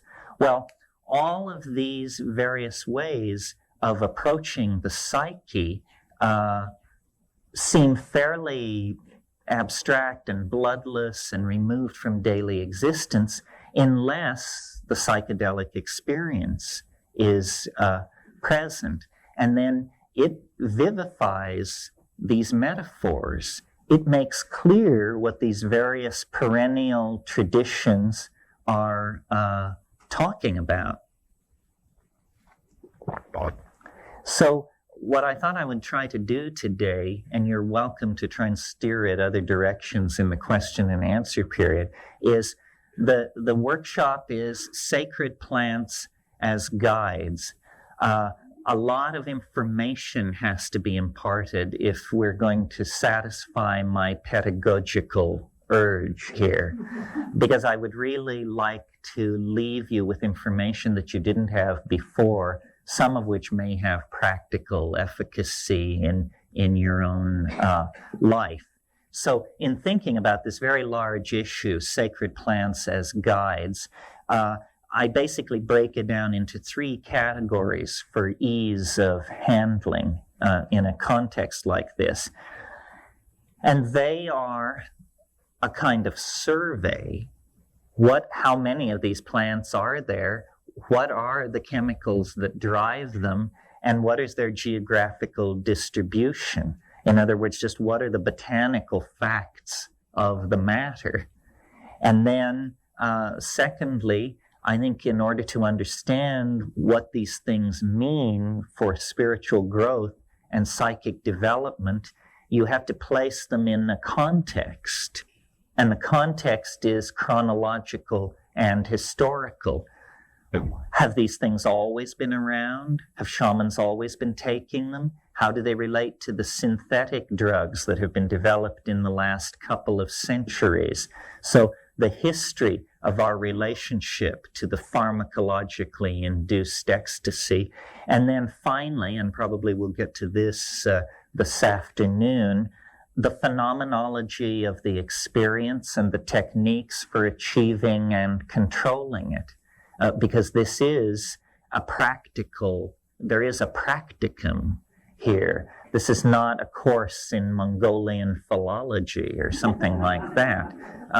The ultimate idea is to get those who feel called to the task sufficiently informed and psychically empowered that they can push off into the oceans of mind in the interior with some fair amount of confidence that they'll return to port with all hands. So, let's start sort of with a survey. Let me see, I'm going to talk until 11:30. So let's start with the survey then, and just talk about what the options are. And this will be sort of unstructured and conversational with forays into other areas. First of all, the striking thing when you want to study psychoactive drugs and plants and their impact on human culture, and that's really what interests me, is how drugs affect culture. After I went through Jung and Iliad, my next port of call was McLuhan. And I absorbed very deeply the notion that media structure civilizations in ways that the civilizations are never aware of. And Jung, of course, talked about print and manuscript and electronic culture. He did not talk about drugs, but drugs are a form of media because information travels through the drug to the mind. That's a medium of communication. And various societies wear drugs like clothing with no awareness of their existence at all, somewhat in the way that a fish relates to water. So that, for instance, if you're in Dublin, you are swimming in the ambiance of an alcohol culture. You don't have to be drunk to be in Dublin, although it helps, but the entire society is premised on the possibility, you see. The entire society is premised on the possibility. In India, the entire society is premised on the possibility of hashish intoxication and social mores, building design, everything takes account of this. Cultures don't see this. We do not think of ourselves as a meat, sugar, alcohol culture. People do not walk around saying, oh, wow, I'm so high on meat, alcohol, and sugar. You know, I can hardly stand it. But they are.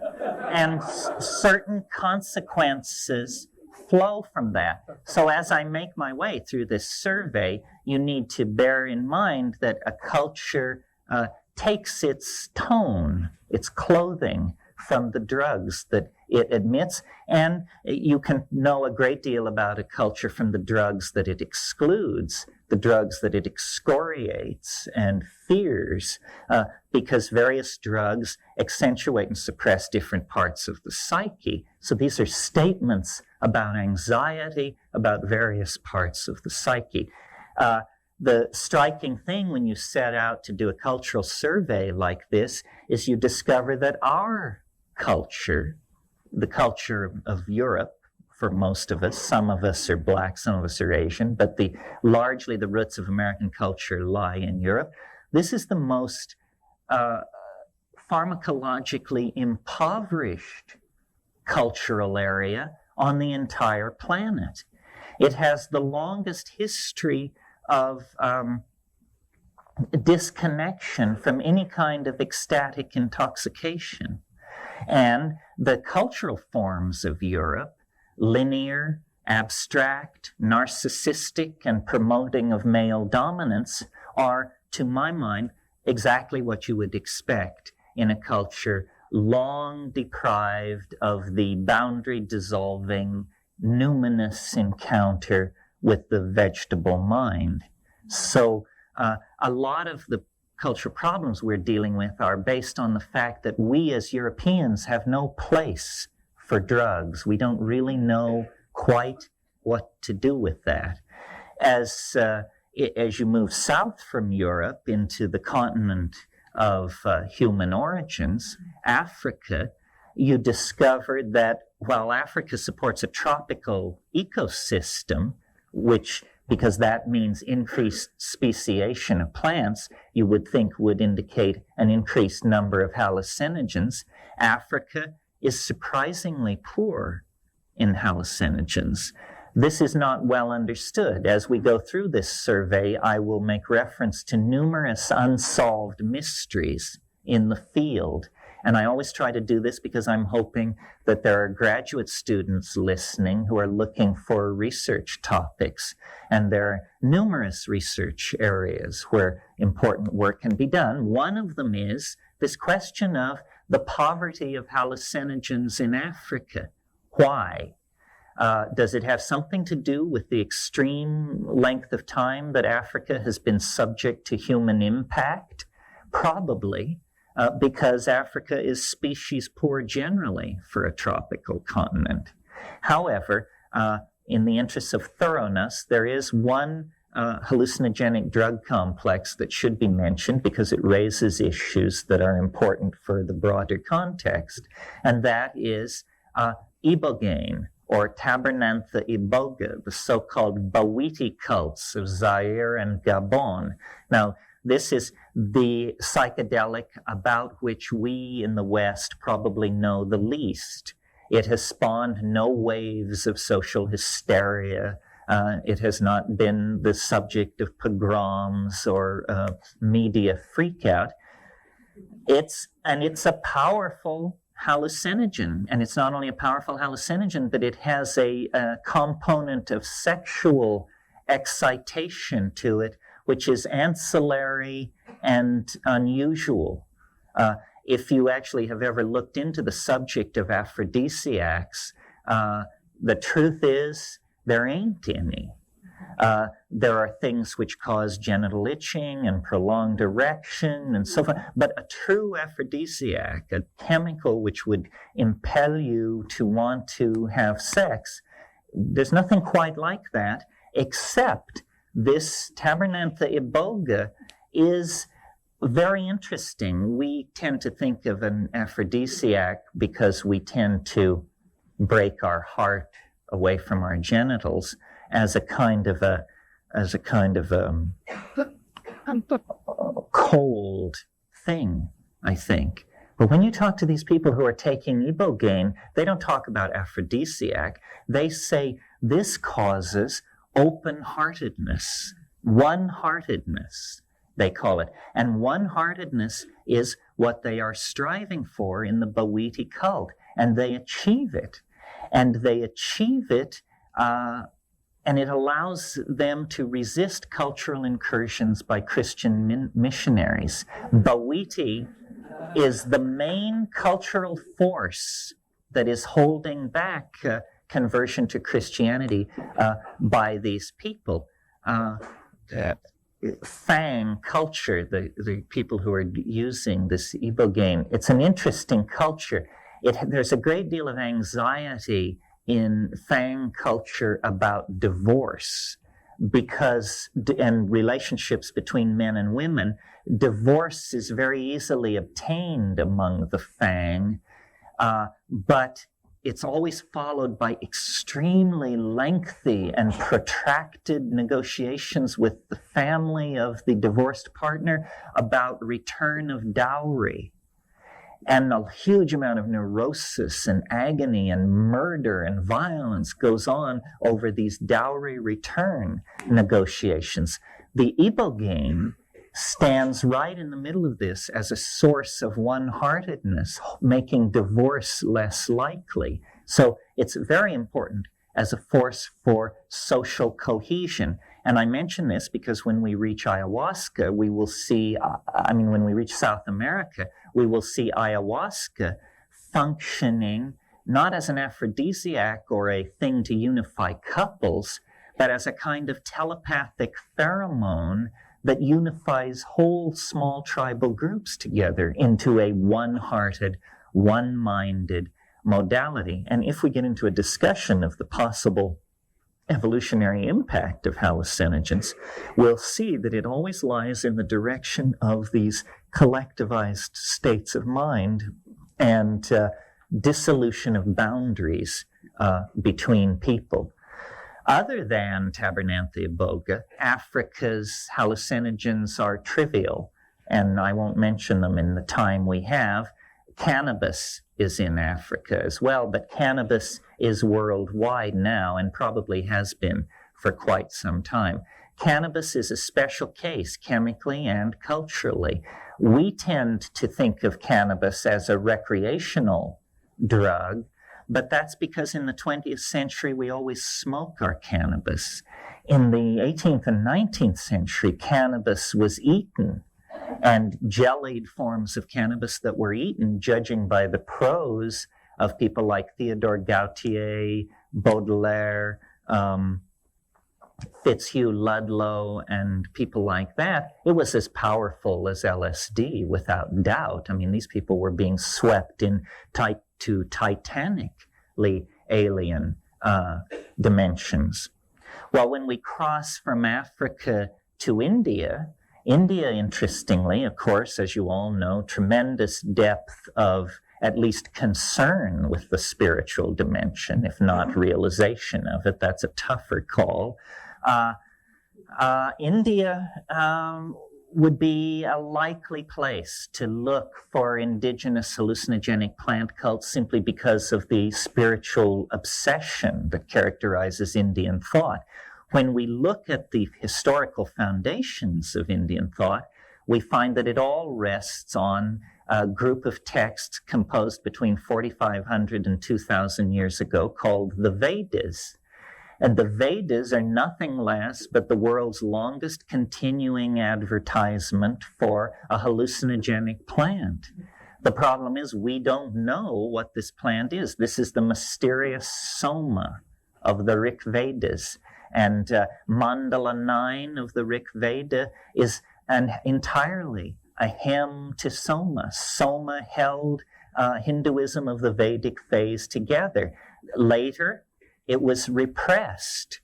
And again, graduate students, pay attention. One of the very interesting problems to be looked at by sociologists, social psychologists, and anthropologists is how, if a drug once discovered or a plant once discovered is so wonderful, how can these things ever be lost or forgotten?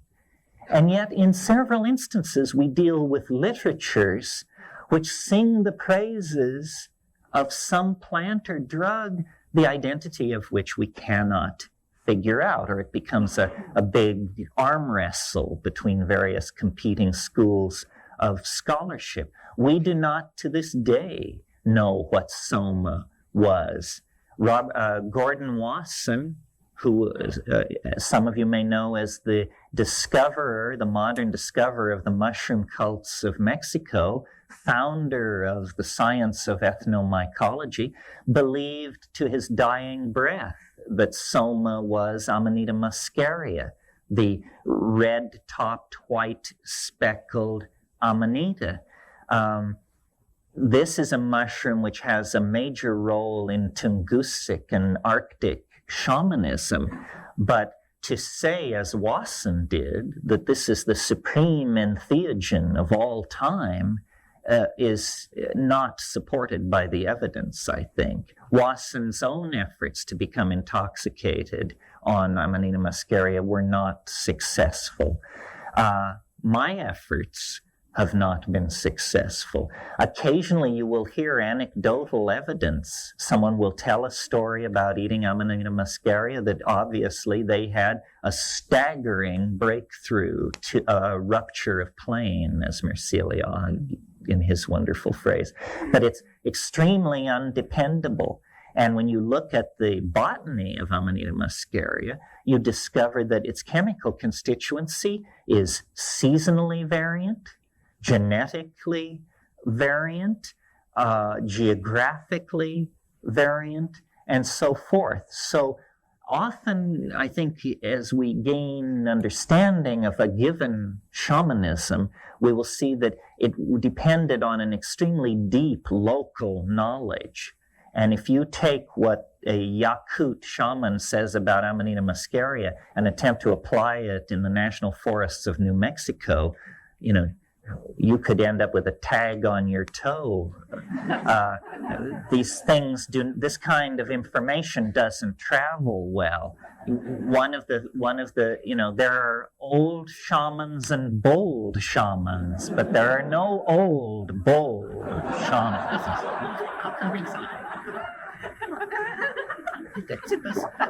In looking at the Indian subcontinent for other hallucinogens, that may have made a contribution. The obvious one, to my mind, is Stropharia cubensis, the mushroom which grows in the dung of cows, and that the book my brother and I wrote was about.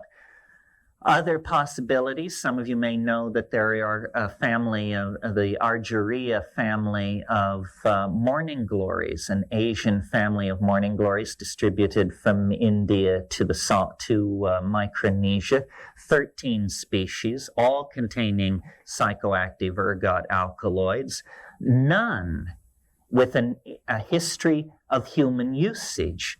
Now, this is another area which really fascinates me. Why do some plants become discovered by human beings and become the objects of cults which last millennia, and others are never discovered at all in societies absolutely obsessed with spiritual advancement? This Argyria nervosa is a perfect example, because you take the seeds are the active part, and you don't need much of this thing. You need 4 or 5 seeds, less than a tablespoon of plant material, which I would bet would make it per unit volume probably one of the most powerful hallucinogens in nature. And the hallucinations are absolutely stunning. And nobody has ever claimed this. It's free for the taking. This means you can cut a deal with an ally that doesn't belong to the Hindus, the Mayans, or the somebody else. It's an unoccupied parking space in hyperspace. And it's very interesting. The discoveries are continuous.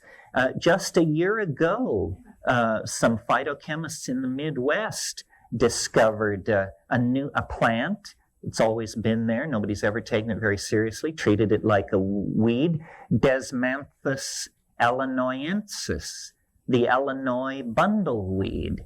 This is suggestive that it's called bundleweed because a medicine bundle is, of course, a shaman's mojo bag, you know.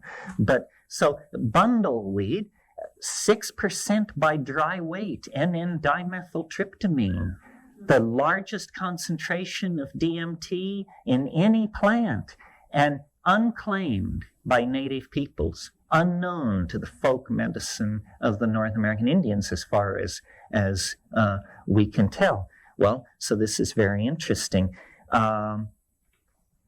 Continuing our survey, since we're now somewhere on the Eurasian continent, we should mention a Papaver somniferum, the opium poppy.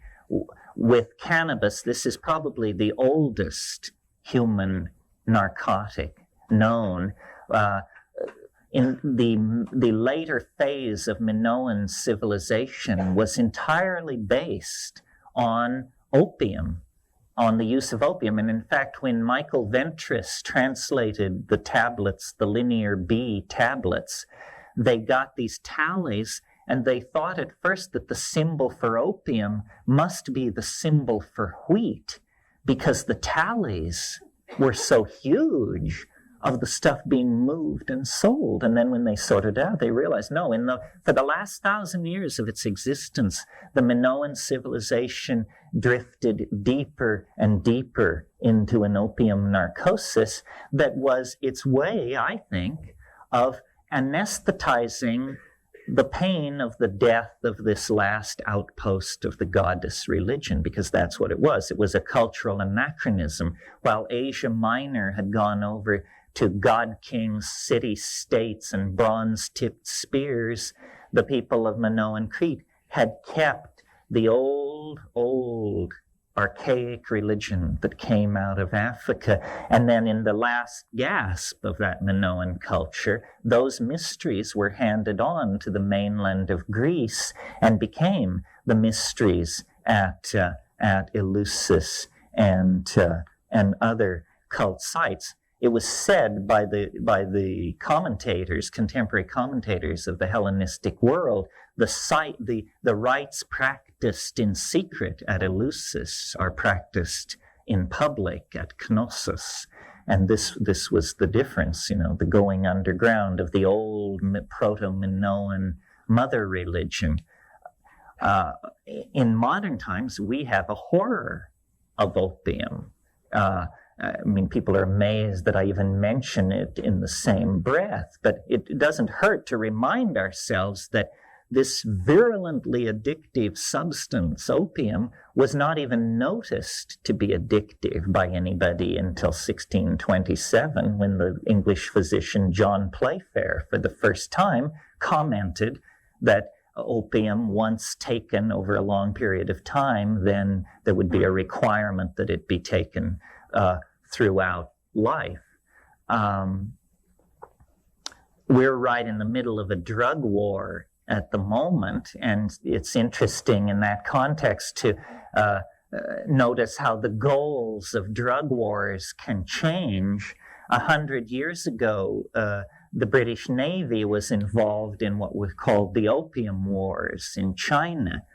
Very few people in the modern world have bothered to inform themselves to find out that the Opium Wars were about the right of the British government to deal opium.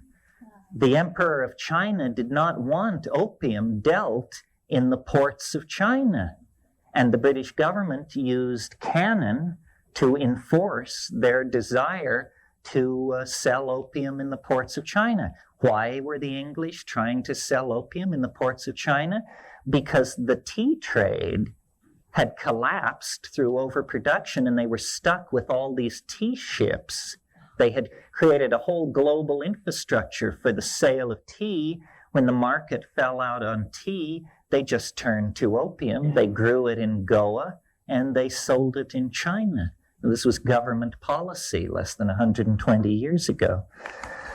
Okay, well, moving on then from Eurasia, and I'm sure I'm missing different things, but if I missed your favorite thing, bring it up in the question period, to the North American continent. And the North American continent is, I almost said similarly cursed like Europe, but that's just my prejudice. The North American continent is similarly poor in hallucinogens.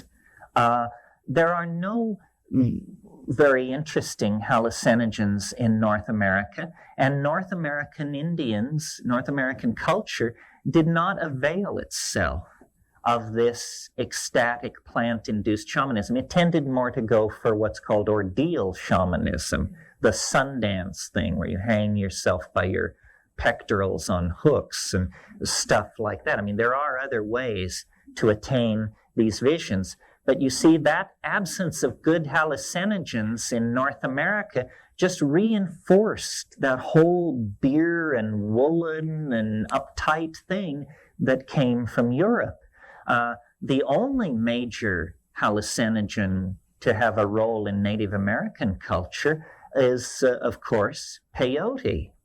And many people, without informing themselves, imagine that peyote is something which goes millennia into the past, and and this is absolutely not true. Peyote use may well be less than 1,000 years old among Native Americans. When you go back into the old graves and the old burial sites in the Rio Grande Valley and south, you don't find peyote. What you find are the beans of Sephora secundifolia. You all probably know this plant, though you may not know its name. It's the plant that produces the very hard red and black bean that they can string. If you all know what collarines are, these are erythrinas, which are related to these things. Okay, that stuff contains cytosine and cysteine. These are what are called ordeal poisons. And it might be worthwhile to just talk for a minute about ordeal poisons. I said there's more than one way to skin a cat. There's more than one way to have this experience that shoves you through to an awareness of the numinous. That's what we're trying to do, is have an awareness of the numinous. Well, in certain parts of the world where hallucinogens were not present in the biome, people concentrated on ordeal poisons.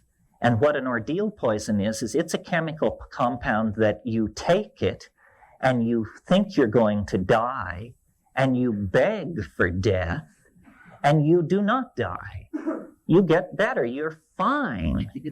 And you're so damn glad to be alive that you undergo an abreaction. You get straight, you shed some of your complexes, and you turn over a new leaf, is what it is. Well, in Madagascar, these ordeal poisons have been brought to a high state of perfection. Also in Malaya, there's a poison complex that replaces a hallucinogenic drug complex, and these are horrific poisons. So what apparently was going on in the Rio Grande Valley was, after centuries of this Sephora secundifolia cult, someone discovered peyote and said, my God, thank God. And then the other plant, which was big in the Southern California, Northern Mexico, and across the Southwest, were the tropane-containing daturas, the so-called Tolach religion of Southern California. Well, these are deliriant confusants that are, unless you have a psychic constitution that is not like mine, you can't take these things. I just found them confusing. It was like a kind of madness, and also physically very difficult to handle. I had a phase with these things when I was in Nepal, because there are sadhus, holy men in the Kathmandu Valley, who swear by this stuff. And if you're in Kathmandu, you may notice in the gutter, well, you'll notice plenty in the gutter, but you may also notice these datura pods, empty datura pods. And I noticed them and started asking questions. And then out at the King's Game Preserve past Pashupatinath, I found a bunch of these things and laid in a supply. But it is an occult, watery, it's a dimension of confusion, not a dimension of high awareness. And I think some of you have heard me tell the story about the reason I gave it up was an Englishman, a friend of mine who lived in this little village in Nepal where I lived. He was also experimenting with this stuff. And one day I was buying potatoes and tomatoes in the market, and I ran into him. And we started having a conversation. And in the course of the conversation, he revealed that he believed we were in his apartment. And then I knew that we were losing hold on our grounding.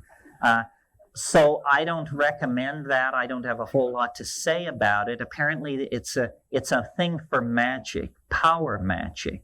And I've never been particularly interested in that because I'm afraid of it. I'm a watcher. I like to look. I like to get very close to it and watch it, but I'm not into grabbing it or doing anything with it. I have a feeling that would lead to catastrophe for me personally.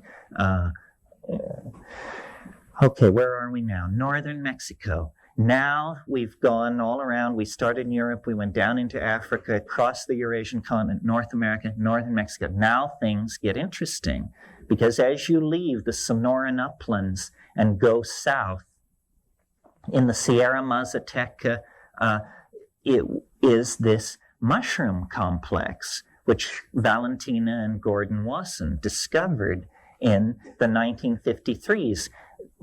17 to 22 species, it depends on who's counting, of extremely endemic, meaning very localized species of mushrooms, all producing psilocybin, coincident with the cultural site of the Mayan, Mixtec, and Mazatecan civilizations.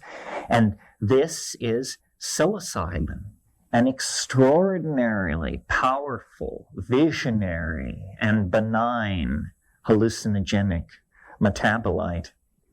Once the Wassons had nailed down this Mexican mushroom complex, then people started checking, and they discovered these mushrooms or conspecific species in many localities. Two that are worth mentioning are the Pacific Northwest, Oregon, Washington, and British Columbia, which appears to be the world center for species density of the psilocybin gene. And strangely enough, very good ethnographic research turns up no hint that these Kwakiutl, Shimsham, Tlingit, and other people had any hint of this. They lived in the center of the psilocybin distribution complex, and as far as we can tell, their shamanism, which was highly evolved, never discovered or made use of this. Not so these civilizations of Mesoamerica. The other place where these mushrooms have now been discovered, and the range seems to be extending every year, is Europe. The tragedy of European civilization is that the logos was apparently there all the time. The English countryside, I understand, is now practically a scene of annual mushroom runs that are not unlike the lemming runs of Scandinavia. And everybody pours out to collect the semi-lanceata mushrooms. I've been told, I haven't been to these sites, but I've been told that Ionia, where the Book of Kells was composed and where St. Columba went, is covered with mushrooms. It's very clearly a mushroom ecology. Attention, graduate students, the tracing of mushroom motifs in European art and civilization and culture is an extremely rich, untapped field. If you need some clues, look at family escutcheons. Look at family crests. In France and the Italian parts of France, the Morelli family has the morel on their escutcheon. There are other mushroom families and mushroom names. So there may have been, this may have been the struggle between paganism and Christianity may have revolved around a mushroom. We know Druids were into plants. We know they were into oak groves, but the plant that is always mentioned as the Druidic psychic plant of choice is mistletoe. But mistletoe is chemically very disappointing. And I've wondered if mistletoe is not, it wasn't the plant they wanted to symbolize. They wanted to symbolize the symbiosis of one plant upon another. It's that the mistletoe symbolizes epiphytic existence. Anyway, this is an untapped area. Once you get into the New World tropics, then you are in the great domain of the hallucinogenic plants. And no one knows why it is that the tropics of the New World are tremendously rich in hallucinogens. I mean, I don't know how many of you are botanists or biologists, but try to imagine figuring out a set of evolutionary constraints that were operating on one side of the planet, but not on the other. You know, when we take, for instance, the jungles of southern Colombia and compare them with, let us say, the jungles of New Guinea, these are both continental floras, both equatorial, both climaxed at a species-rich climax, and one has dozens of hallucinogens in it, and the other has none. None. This is not well understood. I mean, theories range as wildly as, obviously, that South America must be where the flying saucer landed. And, you know, that's where the genes were seeded. I confess I'm not sure why it is. At first I thought that it had to do with the extremely primitive state, so-called primitive, the extremely archaic state of culture in the South American jungles, that they represent a real Stone Age culture, where when you go into Indonesia, it may look primitive to you, but the Dutch were there before the English arrived in North America. It has had centuries and centuries in which these things could be forgotten. But of course, then come the botanists who care nothing for ethnographic data and who simply carry out plant surveys and chemical analysis of plants. They can't find these hallucinogens either. So this is a great mystery. In the tropics of Mesoamerica and the equatorial tropics of the New World, there's a vast panoply of hallucinogens, not only the mushroom complex, but then also this ayahuasca or yahe complex that we've referred to several times. This is a huge jungle vine. And as we cross into the yahe area, we also cross an interesting barrier, because we move from plants, single plants, which are hallucinogenically active, into the realm of preparations. We're on the threshold of the concept drug here, because what ayahuasca is two plants which are not active unless brought into combination with each other. One plant contains a monoamine oxidase inhibitor, and the other plant contains DMT, which would be destroyed in the gut if taken orally, unless it were taken orally in the presence of an MAO inhibitor. Well, this was not understood by Western pharmacology until 1956, but it was understood by Amazonian shamans millennia ago. So they bring these two things together, and by varying the ratio between the plant containing the beta-carbolines that inhibit MAO and the plants that contain DMT, they can intensify or de-emphasize the visions. Well, most of the hallucinogens in the Amazon basin run on tryptamine of some sort, usually DMT. In the upper basin of Colombia, Ecuador, Peru, like that, you get these yahe ayahuasca beverages. These are things you drink, and then it comes on, you know, these outlandish trips.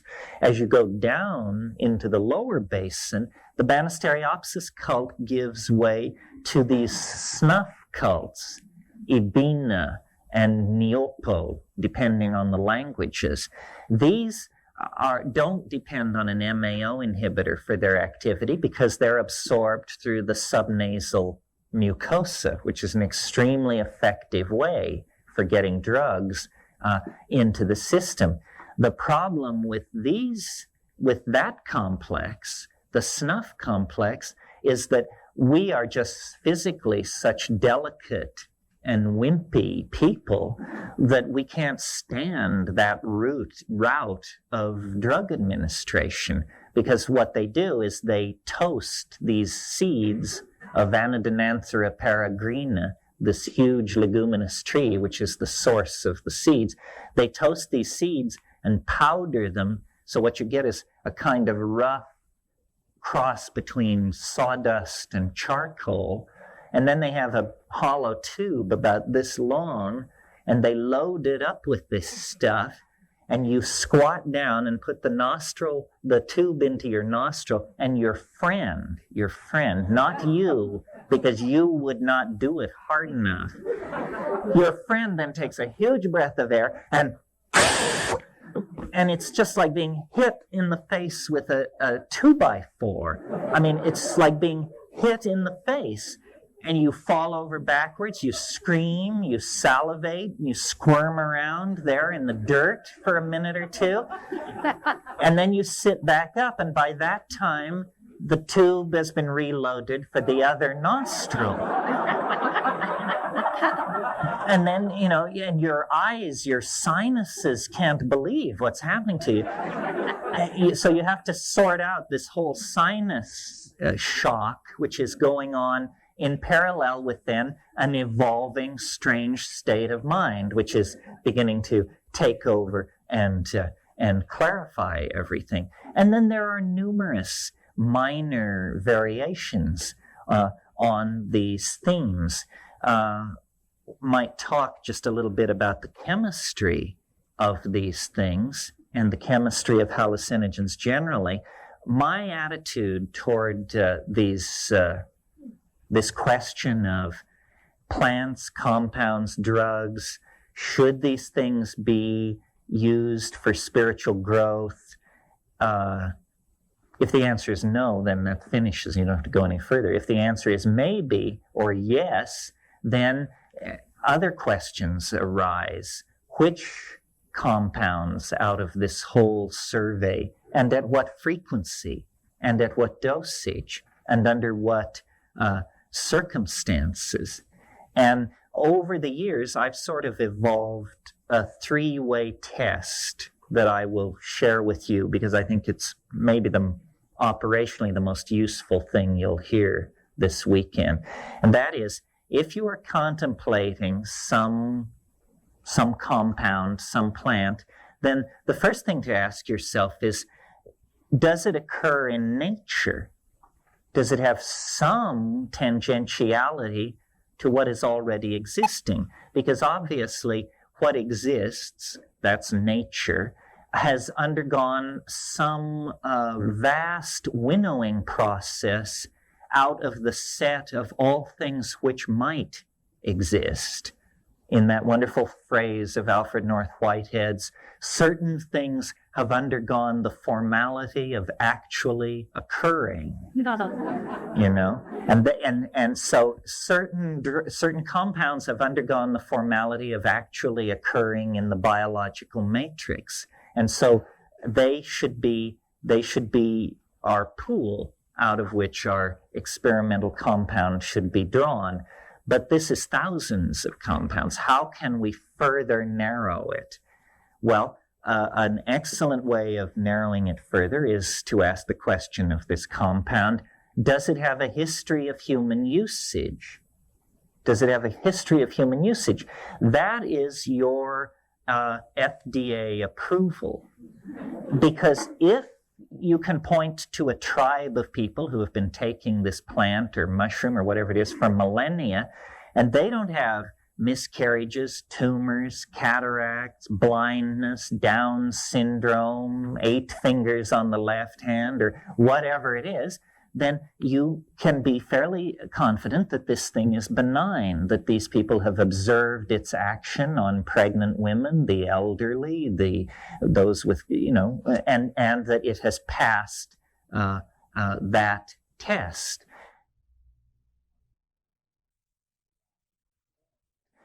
Then, finally, the narrowest gate through which a compound has to go to intersect my precious body is it has to have an affinity to ordinary brain chemistry. It has to have an affinity to ordinary brain chemistry. We don't want to launch something on your brain that it can't recognize at all, that it has no biosynthetic pathways to degrade, that it has no receptors for just some crazy thing, 5-amino-3-triethylphenthioanaxidine or something. We don't want that. That is not the spirit that we're acting in here. So if the compound can get through those three barriers, then it's an excellent candidate for providing spiritual gain at low physiological impact. Well, now some people may say, oh, well, you've taken all the fun out of it. All the good things have been tossed aside in this mad rush to purity or something. Not at all. The very best stuff was retained in this process because in terms of relative strength and bizarreness of effect and so forth, the strangest, the most powerful, the most transformative of all hallucinogens in nature or out is dimethyltryptamine, DMT. And it's worth talking about DMT for a moment because it will raise certain issues and distinctions that you may not have been aware of. First of all, DMT is hands down the most powerful of all hallucinogens. I mean, it is so powerful that whatever's in second place is lost over the horizon. Yet, it is the most benign of all hallucinogens because it occurs as an endogenous neurotransmitter in the normal human brain. Every single one of us at this moment have N,N-dimethyltryptamine being synthesized, activated, and degraded in our synaptic membrane. So this is almost a paradox. The most benign of all hallucinogens, the most fast-acting, I should also add, is also the most harmless, the easiest to take. It sort of puts a certain obligation on the experient because there is no reason to hold back except that there is this question, does it drive you mad? And then the more serious version of that question, what about the possibility of death by astonishment? This is no joke. Death by astonishment is, I think, probably the major risk we run with this stuff because the impact of the breakthrough is so total, so complete, so unexpected. And in a way, this sort of brings me back around to my theme because I encountered DMT, LSD, all of these things in that very period when I was getting set to take flight as a Jungian analyst. And what completely blew my mind about DMT, and I mention it again, here's an opportunity for research, is how here's a heretical construction, how trans-archetypal the content of the flash seemed. I was appalled because not only had I a certain amount of interest in Jung and proclivity along those lines, but my original major had been art history. Art historians, what we're trained to do is to be able to look at a motif and say, oh yes, I'm familiar with this from ceramic from second millennia Peru, and also Mandaean embroidery work. We know motifs. We're trained to recognize and connect disparate aesthetic domains. Well, when I smoked DMT and came down, I said, this is not on the map. I can't believe it. That this doesn't connect up to anything. How can there be domains of the human mind that do not announce themselves in folklore, fairy tales, dreams, or mandala painting, that are so removed from the ven of what is human that they are apparently not accessible in structuring our maps of ourself and our psyche? And that for me was the contact with what I call, and I didn't call it this, Rudolf Otto called it this, and this term influenced Jung, Otto preceded Jung, it is the wholly other.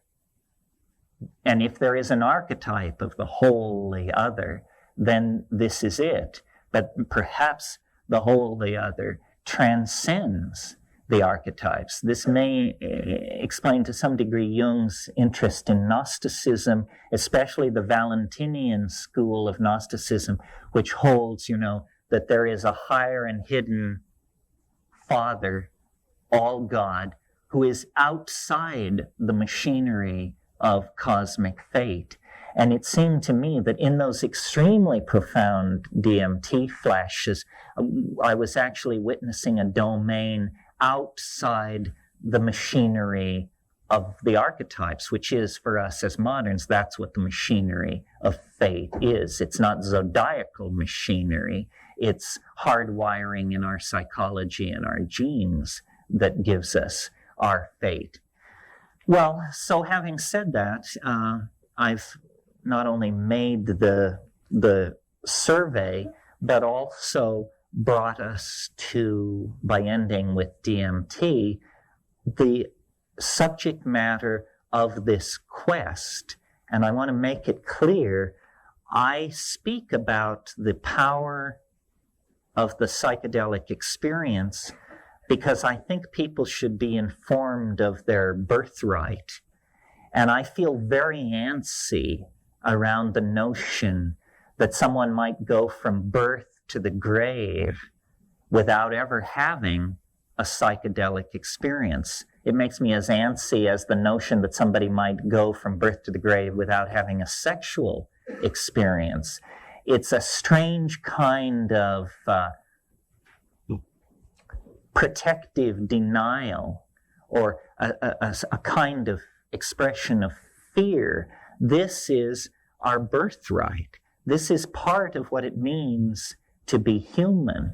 These altered states of consciousness, I think, are pretty much scripted into the existence of women because most of them will give birth, which is an organically scripted psychedelic experience from which there is no escape unless, of course, you go for the drug knockout, the spinal, and then you miss everything. But biologically, physiologically, women are set up for this experience. Men are not. It's possible to build such barriers against overwhelmment that it never happens in your whole life. And I believe that if we psychologically analyze the effects of these psychedelics, what they do is they dissolve boundaries. That's all.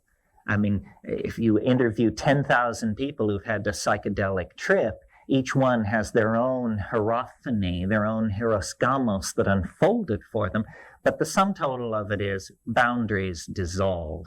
And then whatever's on the other side of your boundary comes flooding in to claim you and to reshape and remake your psyche. Well, I see the entire illness of our civilization as an ego-inflationary illness. We have gone so sick with ego that we are literally murdering the planet rather than confronting the consequences of our psychic imbalance. And the psychedelics act to redress this. They are almost an inoculation against the ego. And I see the ego as a phenomenon arising in historical time, or rather, actually, history is caused by the ego. But the ego is a component of the psyche that arose in the post-archaic phase, in the post-psychedelic phase. It's entirely a modern invention. It's less than 15,000 years old. And the assumptions of the ego are the source of our neurosis, our disequilibrium. Why did the ego arise? It arose because of the climatologically enforced abandonment of these psychedelic religions of the archaic period. In other words, here is the scenario as I see it. Primates, even primitive, non-advanced primates like squirrel monkeys, howler monkeys, these kinds of primates, all have male dominance hierarchies. The whole thing with primates is about male dominance. But a lot of things about human beings mark us as the most unique member of the primate group. Obviously, we look different from any other monkeys. Even the stranger monkeys look more like the normal monkeys than we look like them, or they look like us. Our upright posture. The other thing about us is our suppressed estrus cycle. We cannot tell at a glance whether a woman is in heat or not. And yet, obviously, that had a tremendous shaping force on the social psychology of the primates. I believe that everything about us that is noble and worth saving occurs against the grain. That if we had followed the grain, we would still be competing with jackals for the carcasses left by lions of large game kills on the plains of Africa. But when the African continent began to dry up and we were forced out of the trees where we had an arboreal vegetarian lifestyle, we came under great pressure to expand our diet.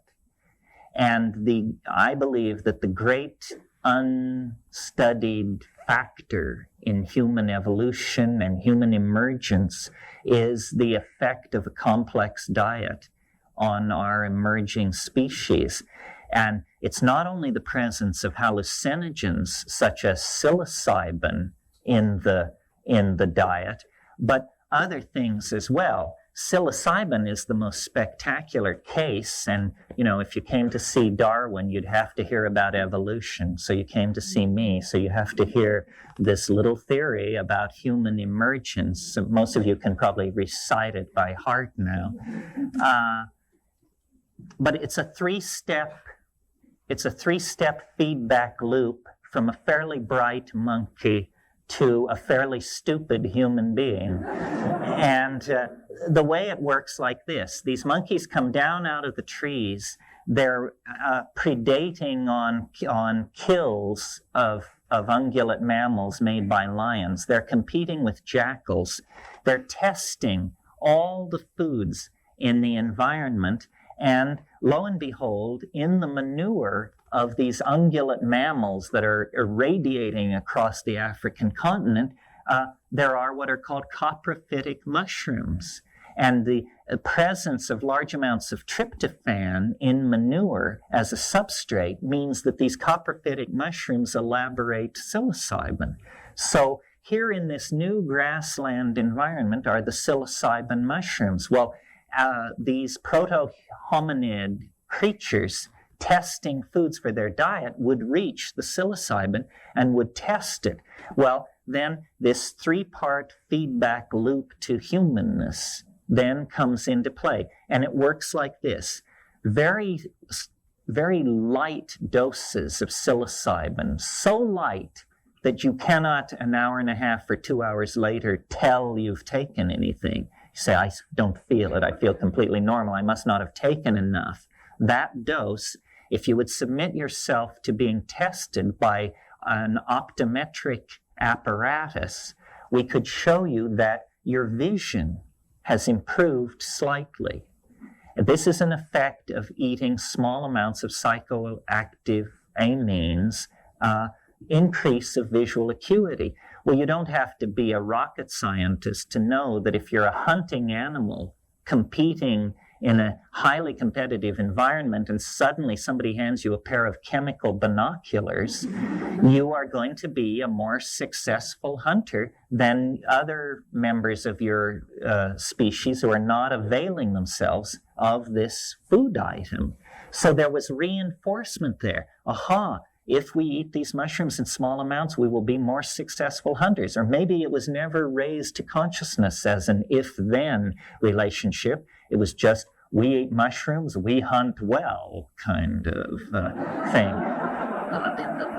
Then, if you eat slightly more of the psilocybin, if you bring slightly more of it into your diet, it's what's called a CNS stimulator, central nervous system stimulant.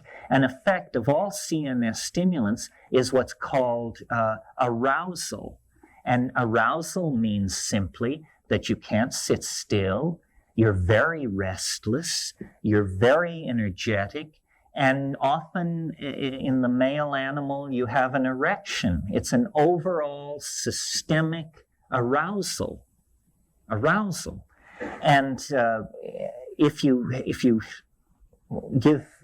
witness this situation in monkeys are very hang loose kind of characters, and so then they just all fall together in a heap and make love.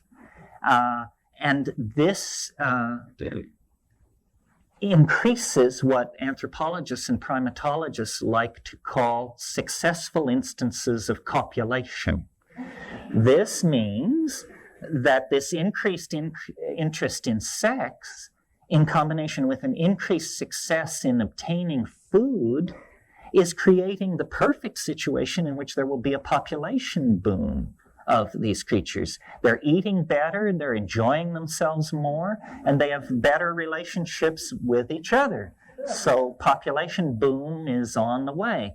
Well, then, the next and final level is when you raise the dose higher, so you're no longer restless or interested in sex or any of that, but you're flattened with the ecstatic unfolding of the full numinous hallucinogenic rupture of plane, then, and this occurs, in the tribal context, then there is boundary dissolution, group sexual activity, and group bonding and identification. And this is where this telepathic coherence, this inner dynamic of cohesion and caring that we see in primitive people to some small degree, and that we imagine must once have been our birthright, this is where it came to be. And at those higher levels of psilocybin, most of you probably know, language is formed by an organ on one side of the brain called Broca's area.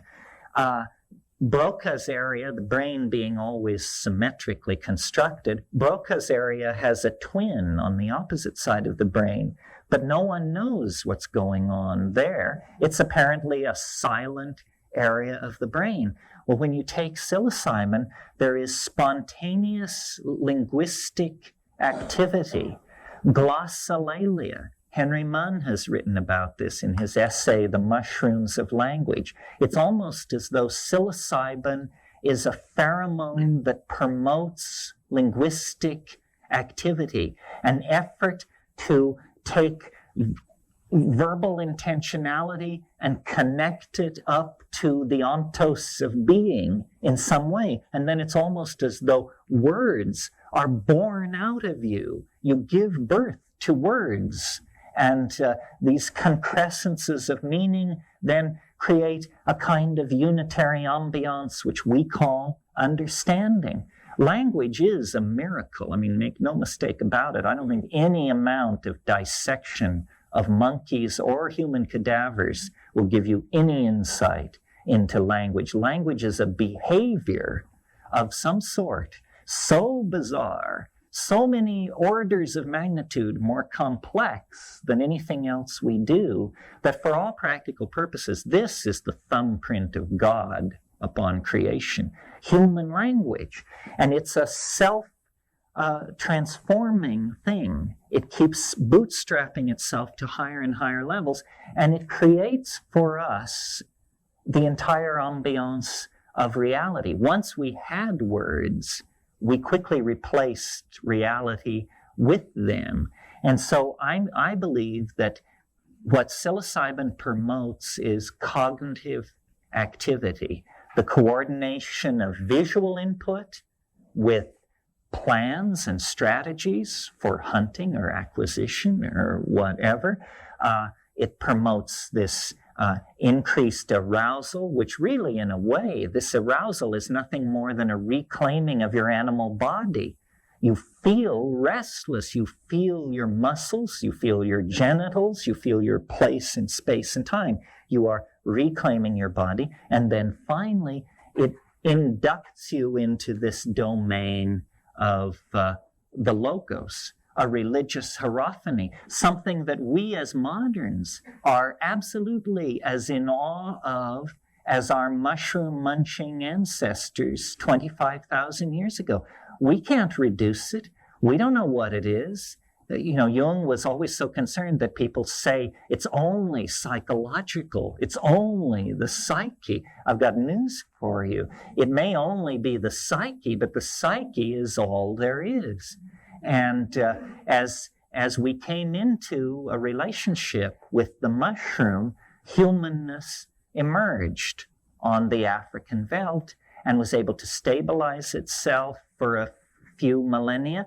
And then we fell into history because of climatological change for many reasons. But we literally fell into history. And now we operate in this lower domain, a domain of limitation, of misunderstanding, of low-grade languages.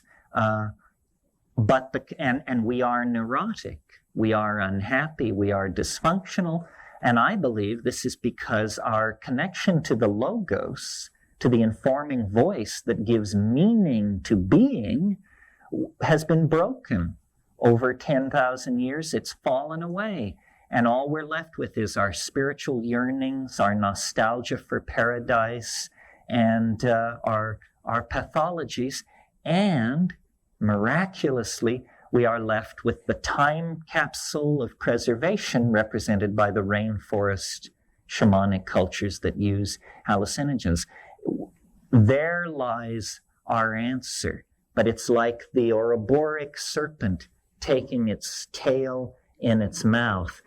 The salvation of the super future of the planet lies in a recovery of the values, modalities, and religious practices of 25 to 50,000 years ago. Break.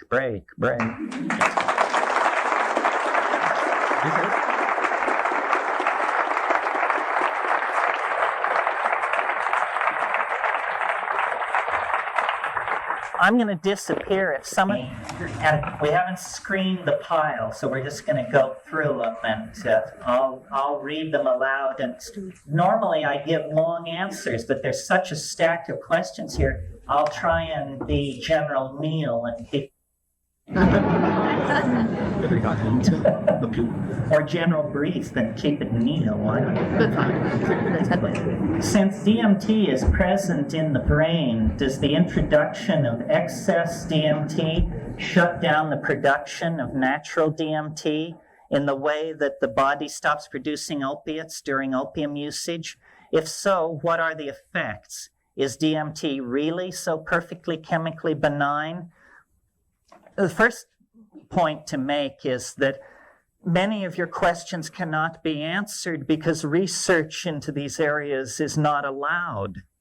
So often we can't answer your question. This question, does the introduction of excess DMT limit endogenous production? I can say with fair confidence that that's never been studied.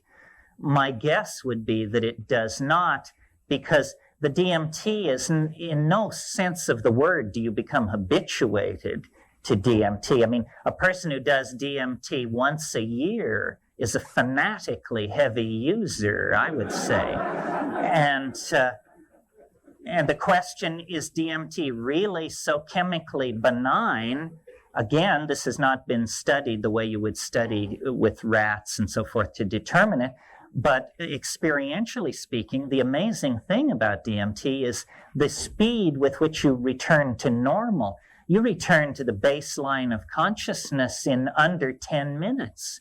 Well, that tells you that the brain is very well able to deal with this compound. One way of judging how toxic a drug or a plant is to ask yourself the question, how long after I take it do I feel completely normal? And with DMT, you feel completely normal 15 minutes after taking it. It's the shortest recovery time of any drug.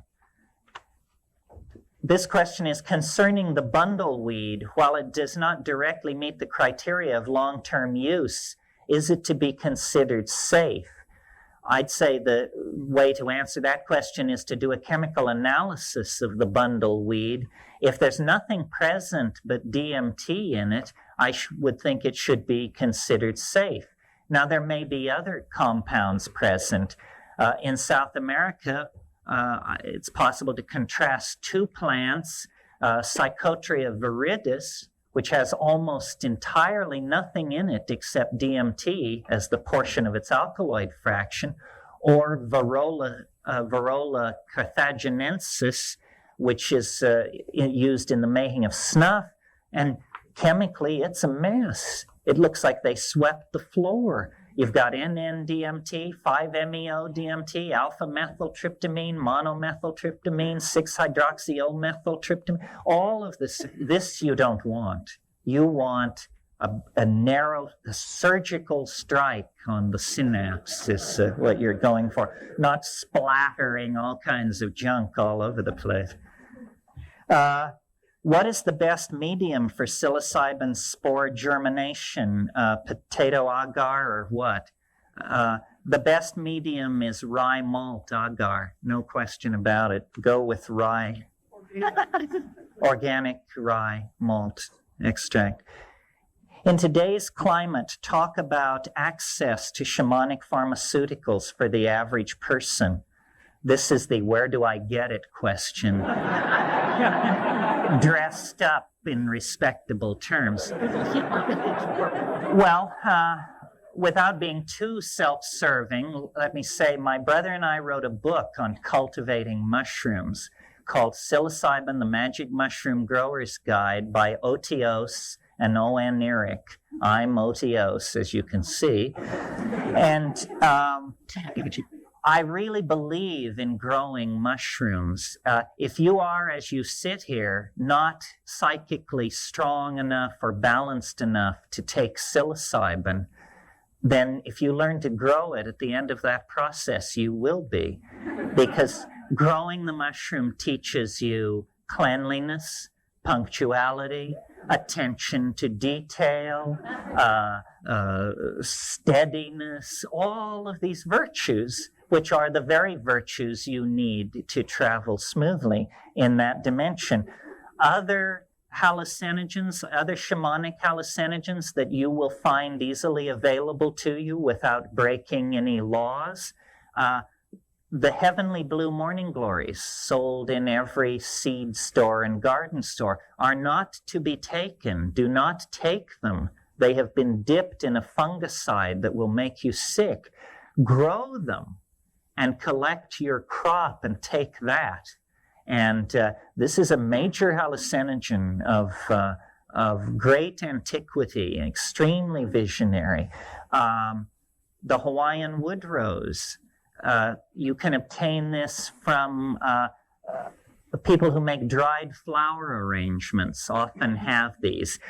Pay attention, you want the Hawaiian baby wood rose. If they try to give you something called Hawaiian wood rose, a big clunky thing, that is inactive and won't do it. The daturas are freely available. I do not recommend them. I recommend against them, but they're a common landscaping plant in Southern California, and the Jimson weed, of course, is growing out in the desert out around Lancaster and other places like that. There are a couple of companies which have very forthrightly decided to sell plants with a history of shamanic involvement. I own no stock in these companies, so I can recommend them without fear or favoritism. One is called Of the Jungle up in Sebastopol, California, and the other one is called Dream Gardens, and I think it's here in Santa Monica. Both of these groups publish astonishingly complete catalogs of psychoactive and shamanically important plants. Okay, that's access without going to the streets or committing crimes or anything like that. Can you tell us any more about Illinois bundleweed? I just did. And that's really all I can tell you about it. All these questions are the same question. Having convinced us of the wonder of DMT, what would be the easiest and quickest way to obtain it? How does one acquire DMT? Comment about the Supreme Court ruling against the use of peyote by North American Indians.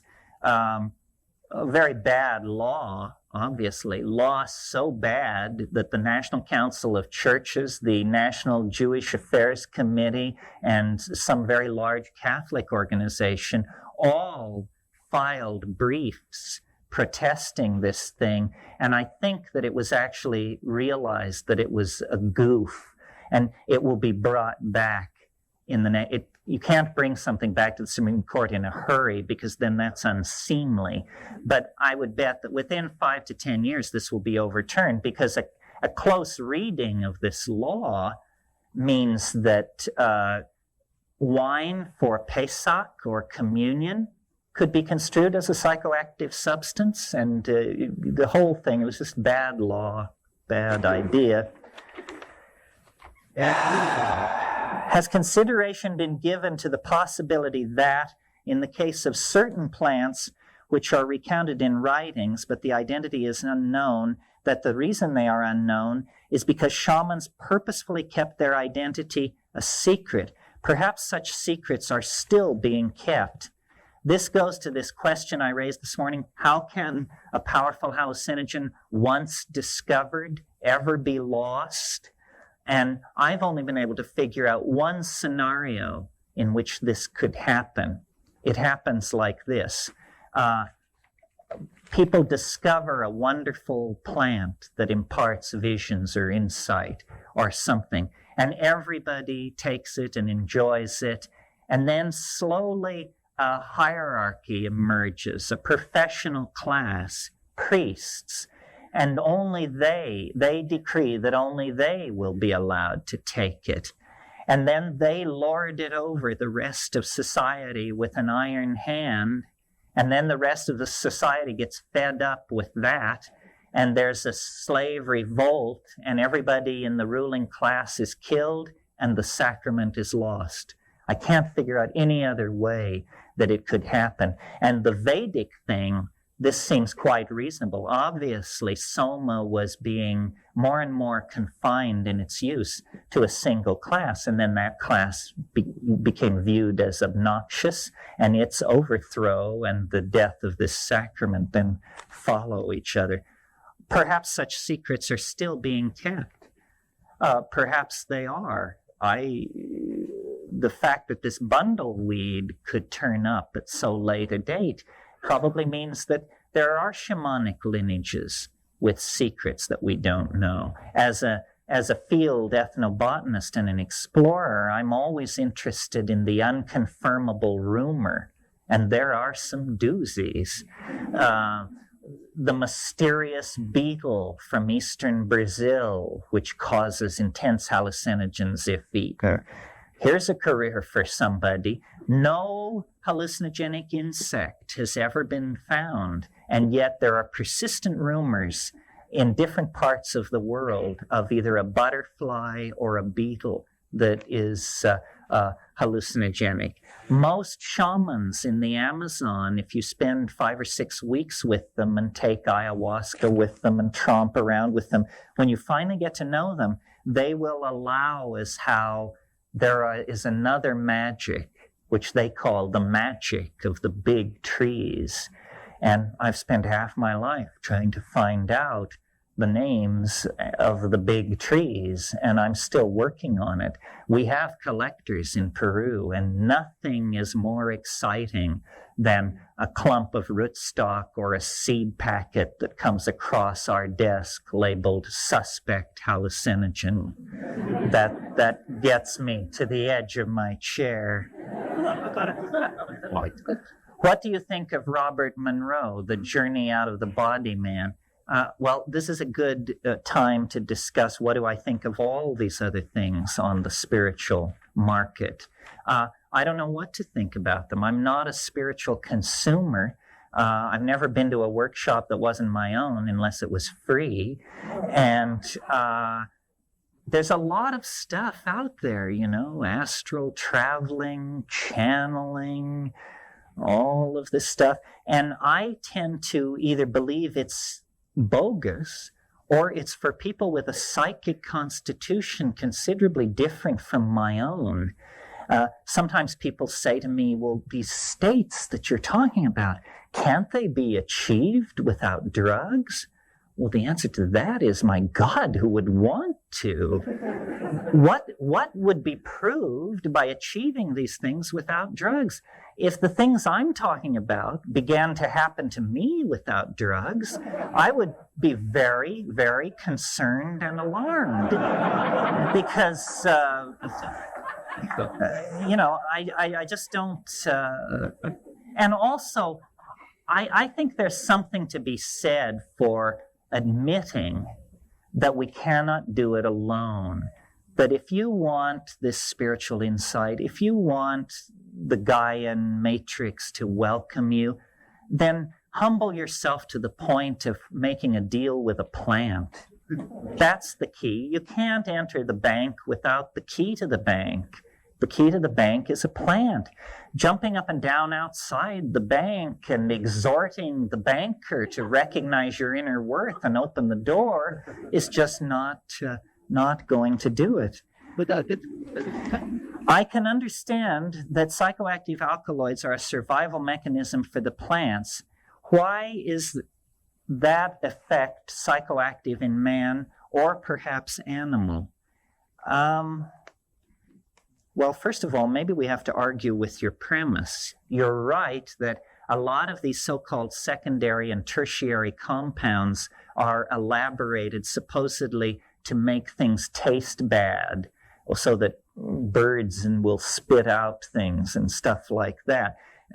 But on the other hand, they've studied this question fairly closely, and a lot of these alkaloids are produced specifically to attract animals, to bring them in to nectaries and as pollinators and that sort of thing. Old-style botany always believes these compounds are what's called tertiary to metabolism, meaning they're kind of like waste products and not very important, garbage. But when you look carefully at a psychoactive plant, invariably what you see is that the psychoactive chemistry is going on where metabolism is most active. This is an indication that actually these things aren't tertiary at all. They are doing something for the plant, but we don't know what it is. As to why they have this peculiar effect that they do in us, I think that's because there was anciently and over the evolutionary life of human beings actually a connection between us and nature, and that these drugs are the antenna, the switches that switch us back toward the logos of the natural world. I suspect that all of nature is a seamless web of pheromonally mediated connections and interactions, and that we are just not yet at a sufficient level of analysis and sophisticated observation to see this interconnected web. You know, our idea of nature is that it's all tooth and claw, survival of the fittest and the devil take the hindmost. The new version of evolution is entirely different. It says the way you attain survival is by making yourself indispensable to everybody else. So it's not by triumphing over the ecosystem, but by integrating yourself so thoroughly into it that it can't function without you. Then you're on your way to being a dominant species, not by crushing the opposition. Let's see how we're doing here. What are deconstructionists doing to our understanding of the language? Is it helpful?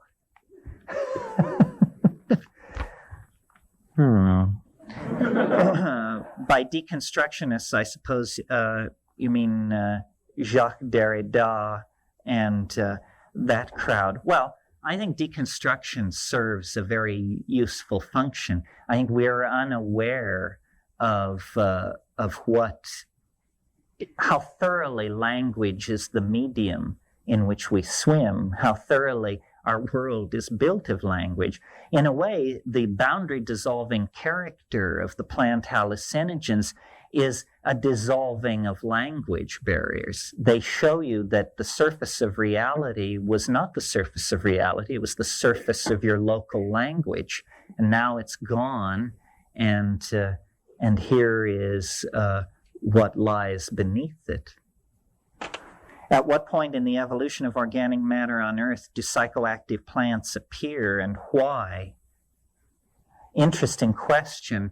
If we're talking about psychoactive fungi, we're severely limited by the fossil record because no fossil mushroom has ever been found older than 40 million years. This is because fossil mushrooms are very soft-bodied, ephemeral kind of things. As primary decomposers, which is what fungi are doing on this earth, it's reasonable to assume that they must have been here from the very beginning of the conquest of the land. But proof in the fossil record has not been forthcoming. Now, if we're talking about higher plants, flowering plants, which is mostly what we're talking about here, then no flowering plants existed before 65 million years ago. Flowering plants emerged out of the same catastrophe that destroyed the dinosaurs and set the stage for the emergence of the mammals. This is something people don't realize. Flowering plants are as recent as mammals. You know, if you look at if the period of life on Earth is visualized as a yardstick, the period of the flowering plants is the last inch and a half. And it's also the rise of the mammals occurs in that last inch and a half. So before that, the plant life on the Earth was of a very different sort, and we know nothing about its chemistry. Here's someone who asked a Zen question. What would make the present government interested in the study of psychedelics? I don't know. If they could make a buck out of it. I don't think they're very interested in psychedelics. I don't think any political... Ultra. What? Ultra program CIA, they were very interested in psychedelics. Except that they abandoned it. Yes, MK Ultra, for those of you who don't know, stands for mind control, spelled the Southern way. Mind Control Ultra was a program the CIA pursued in the 1960s where they tried out all kinds of psychedelic drugs, and they also worked with it in combination with hypnosis. They were trying to make what they called the Trojan horse. This was somebody who would be an assassin but not even know it. And how far they got with all of this, we will never know, because of course it all disappears behind the walls of secrecy. But the declassified history of the CIA and LSD is very interesting. Some of you may know the book Acid Dreams by Martin Lee. Fascinating history of the way the government tried and really failed, I think, to use psychedelics. The government's initial approach to LSD was,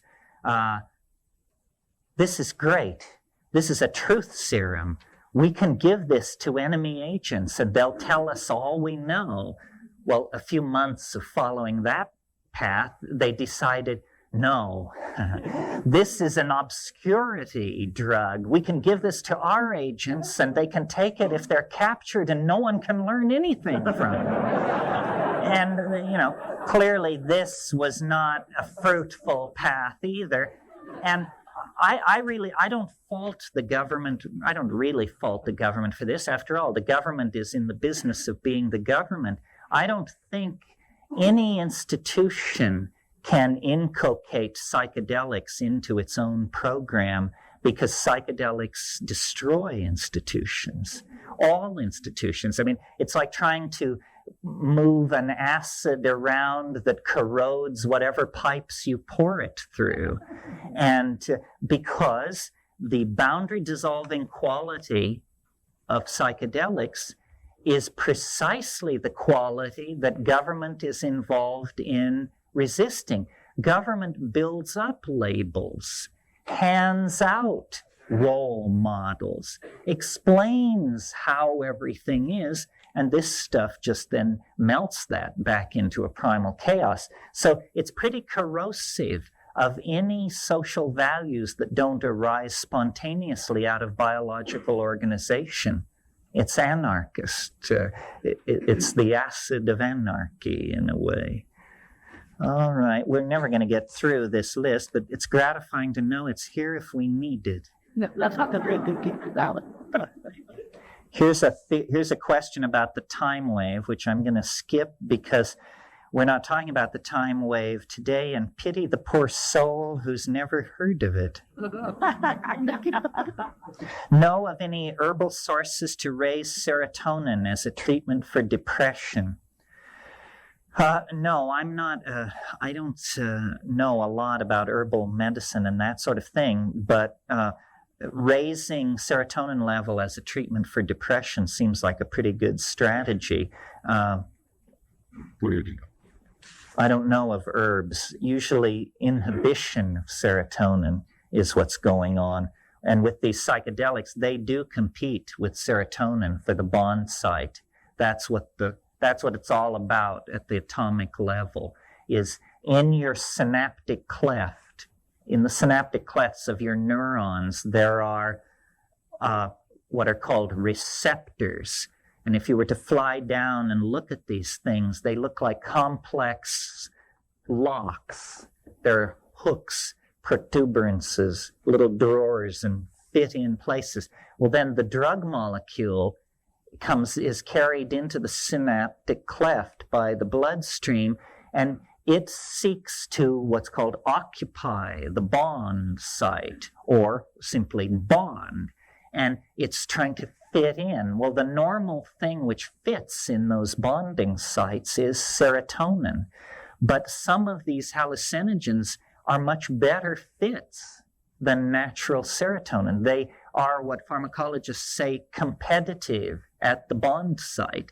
And so they literally elbow the serotonin out of the way, and then they fit themselves into the receptor. Well, once the receptor and its its fit, its agonist, are in place, then the biodynamic, the bioelectric field of the synapse can be activated. Well, if you swap out serotonin for an exotic molecule like harmine or mescaline or something like that, well, then this shifts the mode of this molecular level electrical environment. And I believe that that is what then registers as a higher cortical experience that we call the trip.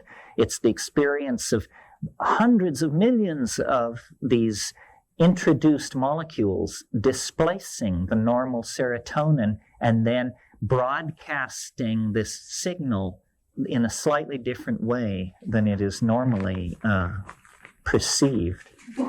So there's a molecular connection. There's a connection down into the molecular level. This will be our last one this morning.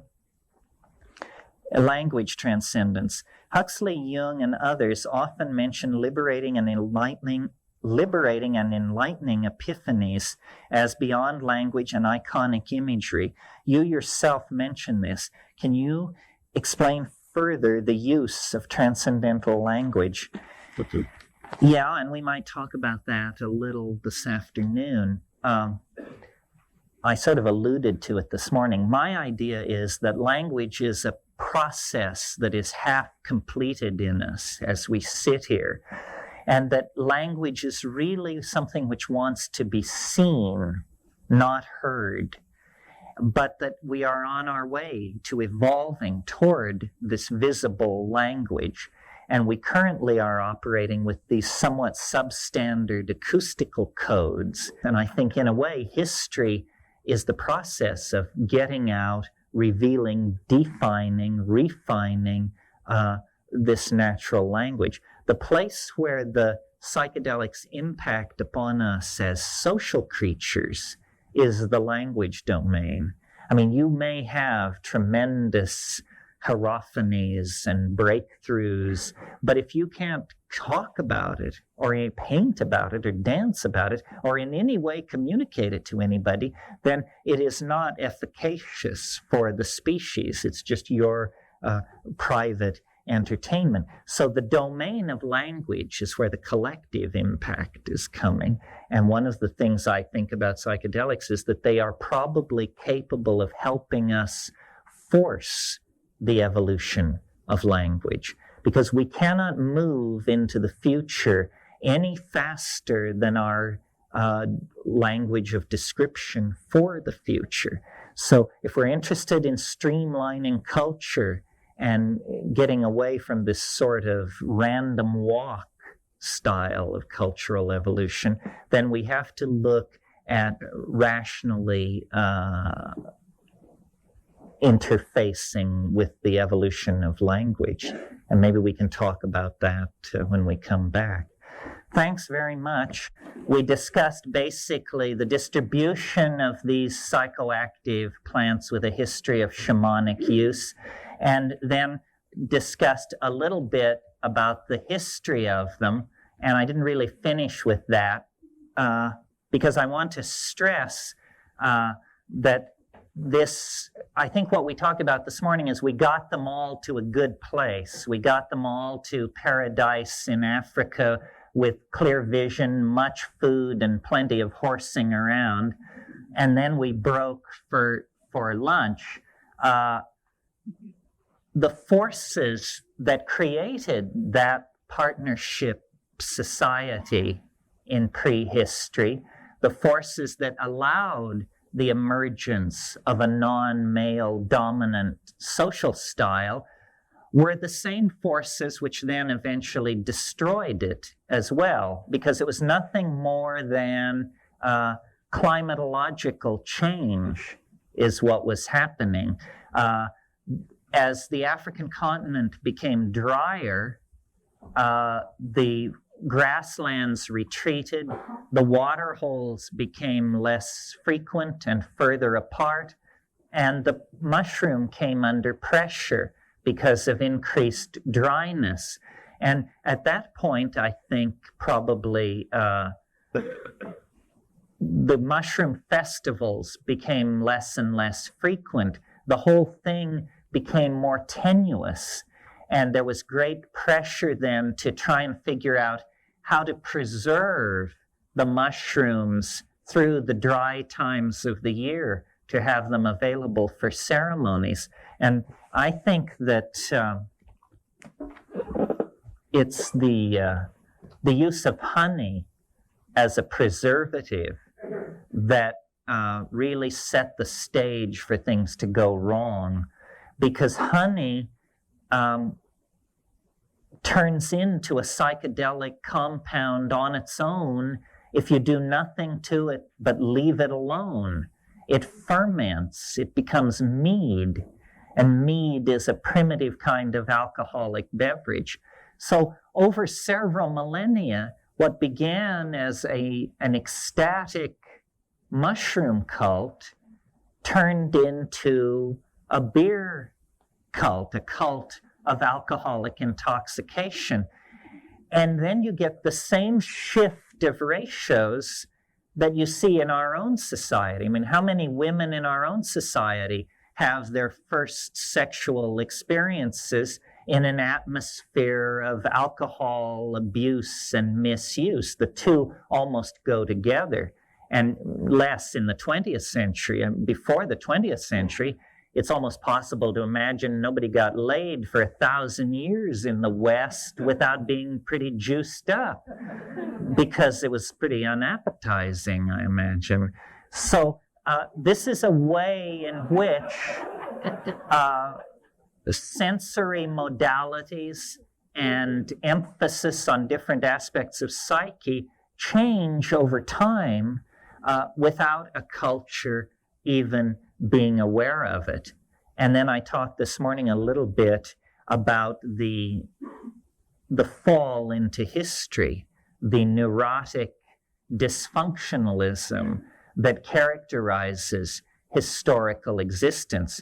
And I think it's worth going back to that, because some people have the idea that psychedelics are a kind of instant psychotherapy and that they address the concerns of the individual, but they're not concerned to link it up to history, to see what it was for us in the past and what its absence has done for us.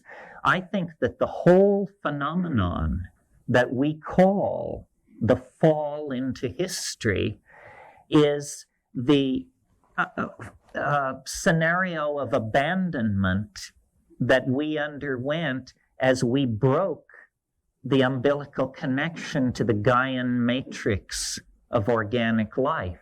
That's what we were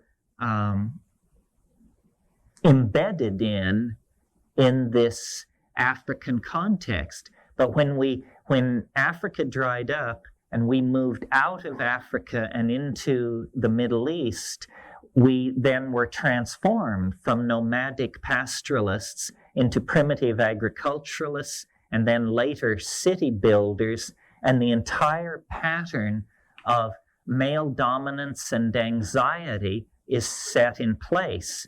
If you look at the world of 7,000 BC, the most sophisticated human structure on the earth of, let's say, 7,500 BC is at Jericho in what is now Palestine. And what is it? It's a grain storage tower built at Jericho 72, 75 BC.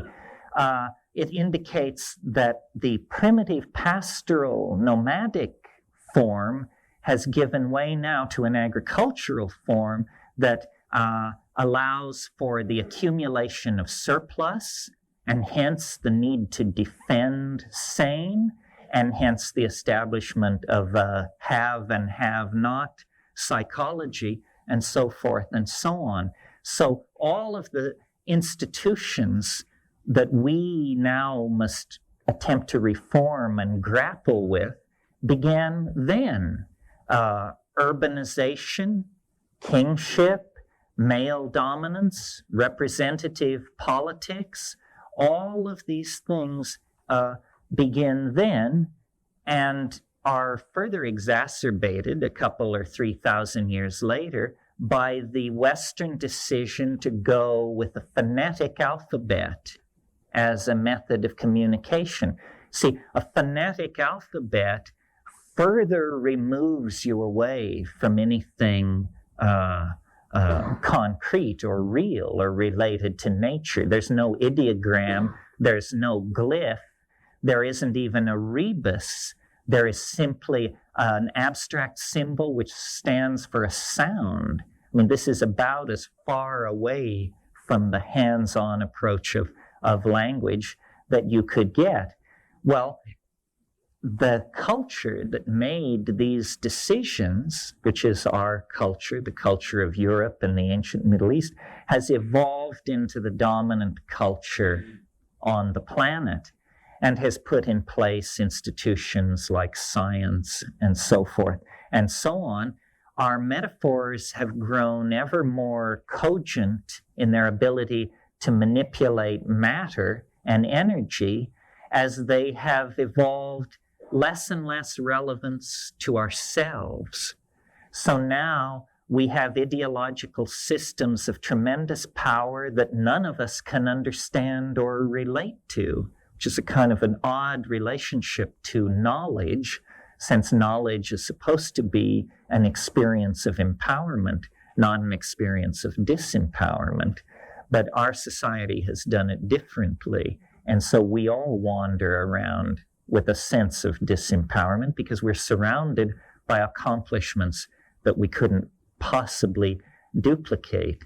Well, I mention all this because I think that it shows where the solution lies. If we were in balance 15,000 years ago, and it was achieved through the use of psychedelics, de-emphasis of the ego, non-existence of the nuclear family, and the suppression of the concept of ownership, we should look at these as possible styles of existence that might be put in place in the future. That's this psychedelic society that you've heard me talk about at various times. Well, that's probably enough on that. Well, you thought so too. When I said we'd look at the geographical distribution, the history, and then the phenomenology, I thought that we would put most of the phenomenology of the thing in here, in this section, because it's important to establish just what we're talking about, and also to empower people to describe their own experiences, which are often so peculiar that unless there is a group such as this, a person tends to just define themselves as starkers. I mean, what else can you say about some of this? But, you know, if you're starkers and you get 10 people to agree with you, you're not starkers anymore, you're a movement. So I mentioned this morning about DMT, and I made of it the kind of paradigmatic compound because it's so brief, so natural, so powerful, so quick to recover from. And it's also a very good paradigmatic case when talking about what the psychedelic experience is like to have, because I think if you have the DMT experience on the way to the center of that flash, you'll probably have all the other ones. It seems to lie at the center of the mandala. The most startling thing about the DMT flash, and I mentioned this morning when we were talking about Jung, is how astonishing it is. That death by astonishment seems the major danger. And this is even if you're an art historian, a Jungian, an aficionado of symbols and so forth and so on. It seems to come from some dimension orthogonal to the human world. And it is not a unitary experience, the way the famous white light and all these other wordless, indescribable, elusive, mercurial things are. It isn't like that at all. It's it's extremely multiplistic, and it's extremely specific in its presentation. And when you smoke DMT, you have the feeling that you have burst into a place, that you have not had a psychological experience, you are not having a mental experience, you have burst into some kind of a space. And within that space, the first shock is that it's inhabited. And this is the shock I've never recovered from, because it was just the last thing I expected to find inside a chemical compound was the equivalent of a Bugs Bunny cartoon. It is inhabited by entities, is the only word to describe them. And they are, as I've said many times, they are like jeweled, self-dribbling basketballs. And there are many of them. And they come out of the background and they present themselves to you. They're literally vibrating up and down with excitement. They're faceted and rotating. And they see you as clearly as you see them. They even greet you. Some of you may recall the old Pink Floyd song, "The Gnomes Have Learned a New Way to Say Hooray." I think it's on Piper at the Gates of Dawn. It's the first album. Those Floyd fans were looking puzzled. It's because it was 40 years ago or something. But anyway, as you burst into this space, the gnomes say hooray, and they present themselves, and they are truly the gnomes of Central European fairy tales, archetypal gnomes. They are they're very humorous. They're very mercurial and delightful, but I think it's Jung warns against the humor of the spirit Mercurius because it can turn on you. It's not a friendly humor. It's too crazy. Too many plates are being thrown. Too many cars are exploding. It's like a Marx Brothers cartoon that hovers just on the edge of changing from mayhem to mania, very intense. And the most striking thing to me, and really the motivation for my career, is they are displaying new models of language that have never been seen before. They sing, and out of their singing elfin chatter condense objects which look like nothing at all in this world. I mean, the closest I've been able to come to them are the eggs of Fabergé, these constructs in sapphire and ivory and crystal and vitreous glass that the French designer Fabergé created. Well, these things are like that, but they're like that raised to some excruciating pinnacle of completion, because as they show you these objects, you know beyond any possibility of contravention that if a single one of these objects were to exist in this world, it would change this world forever. If a single one of these objects were to exist in this world, we would spend 1,000 years studying this object. The last time this happened was a guy gave a speech up on a hill about moral obligation. We studied it for 1,000 years. This is the same kind of thing.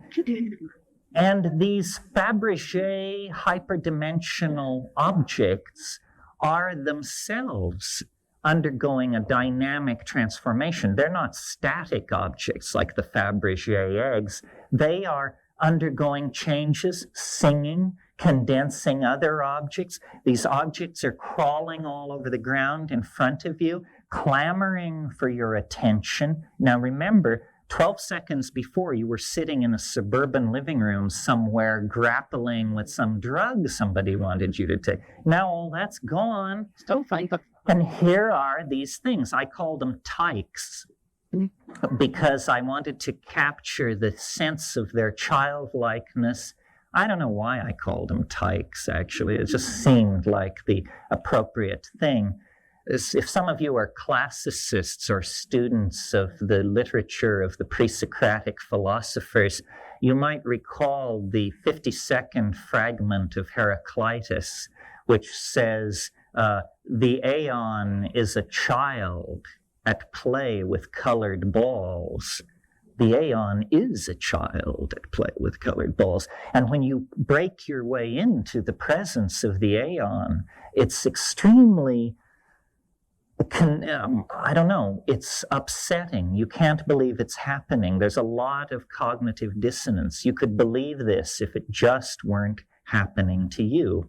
And there is this tremendous affection and interest in humanity, and then there is urgency, a lot of urgency. The tykes want to initiate you. They have a message. And the message is, you can do what we are doing. And what they're doing is using their voices to make physical objects condense out of the air. And they're saying, you can do this. Do it. Do it. Do it. And they're on you. And they jump in and out of your chest, which is something that is described in the Amazon, too. The hikule in the tryptamine snuff cults of the Yanomama. They jump in and out of your chest, and they are saying, do this thing, do it, suspend your belief, and eventually you do it. You discover that you can drop the filter of meaning, that your voice can move back several registers, and out comes elf chatter. And this elf chatter is able to wring the air in front of you like a washcloth and get alchemical gold to drip out of the air and to begin to condense in front of you. Well, by this time, most people would like to call time out so they can make phone calls to various philosophers. But there's no time out. It just keeps going. And these things have the aura of strangeness, of alienness is palpable. There's an emotion in there that we just don't have in this world because it's composed of unbelievable alienness in the presence of unbelievable familiarity. It's an ecstasy that is a coincidentia oppositorum. Simultaneously, it is both what it is and what it is not. And the human mind can't handle that. That's called cognitive dissonance. I mean, you just go into a conniption fit of some sort. Well, the very first time I smoked DMT in 1967 with absolutely no expectation, this happened to me. And it has happened every time since. And then I've had occasion to observe people taking DMT in countries where it's legal. And what I see is there is an archetype which surrounds DMT, which you must make your way through it. But at the center of the archetype is not present and only the alien is present. The archetype is that of the circus or the carnival. The carnival. Think for a moment about the carnival. It has two aspects. One is blazing light and activity. At the center of the triple ring, the lady in the spangled costume is high above the main floor, and the lions and the tigers and the clowns are parading around. That's part of it. But it has another aspect. Just off to the side of the big tent, there are the sideshows, the hoochie-coochie dancers, the two-headed man, and so forth and so on. In other words, there's this kinky, peculiar shadow side of it. And I often, if any of you are fans of the film of Federico Fellini, Here's a man who understood the archetype of the circus, and how, if you remember in Amarcord, that circus, or if you remember in Giulietta di Spiri, the flaming doorway into the room with the bed springs and the crepe paper flames. These are carnival images that relate back to DMT. When you finally come into the center of it, these are all seen to be veils. It veils itself that way because that's how you, it's the old candy to the baby routine. It treats us as people who would like to go to the circus. And then it takes us to the circus. But then there is a revelation beyond that. And I don't know how many people present in this room have confronted the thing I'm talking about. I always, at this moment, am aware that some people are saying, my, doesn't he perfectly get it? And other people are saying, huh? What is this? What is this guy talking about? The point I want to make is it's real. It's not vague. You don't have to strain for it. Nobody wonders whether or not it happened to them. It's just like somebody walking up to you and taking you by the arm and saying, there's something I insist on showing you. Come this way, please. And it was the presence of the entities that shattered the person who I was, because I was a scientific rationalist, a reductionist. I had no room for elves in my cosmology. And here they were, hundreds of them. So it seems to me that this is a central question that shamanism has always dealt with, perhaps not with the kind of ontological sophistication that we imagine ourselves to have, but this is the question that must be asked. Who's in there? Who is this? There are at least three possibilities, and I'm not sure which is the most conservative. The first possibility is that we don't understand how the world is constructed, and that, in fact, there is a parallel universe running alongside of ours, full of elves who use a language to make objects. And then why you can burst through to this place on this one drug, then that raises, each explanation raises a lot of questions. Then the other possibility is, this is the Jungian possibility. And Jung, I can't remember which one it was, but one of the later things, he talks about these elves because of the Kibiri. The Kibiri are the alchemical children that appear in Act 3 of Faust, that Jung spent a lot of time on these alchemical Kibiri and the question of the homunculus. And he says at one place, I think he says, he describes them as autonomous psychic elements that have escaped from the control of the ego.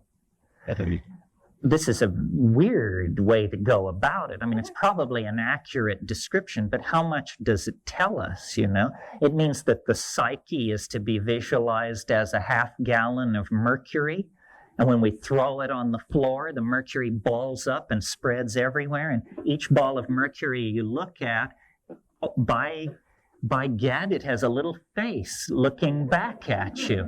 That's because Mercury is a mirrored surface. You're looking at your own psyche shattered into thousands of pieces around you. Another possibility, and one I leaned toward for years, and I still lean toward, because I've noticed the radical nature of your explanation diminishes with the distance since the last time you smoked DMT. The longer it's been, the more likely you are to have some humdrum notion that you can pour it into. So the humdrum notion that I settled on was, well, clearly these are just extraterrestrials. They don't come in silver ships demanding to be taken to the National Defense Agency. This is how they come. Why they come this way, who knows? They're coming through mind. Mind is the medium in which they travel. Where do they come from? Who knows? Can it even be located in the Newtonian space-time matrix? I mean, what do you want here? A star catalog number? Would that satisfy you? And then finally, and I think I've exceeded my number of possible explanations.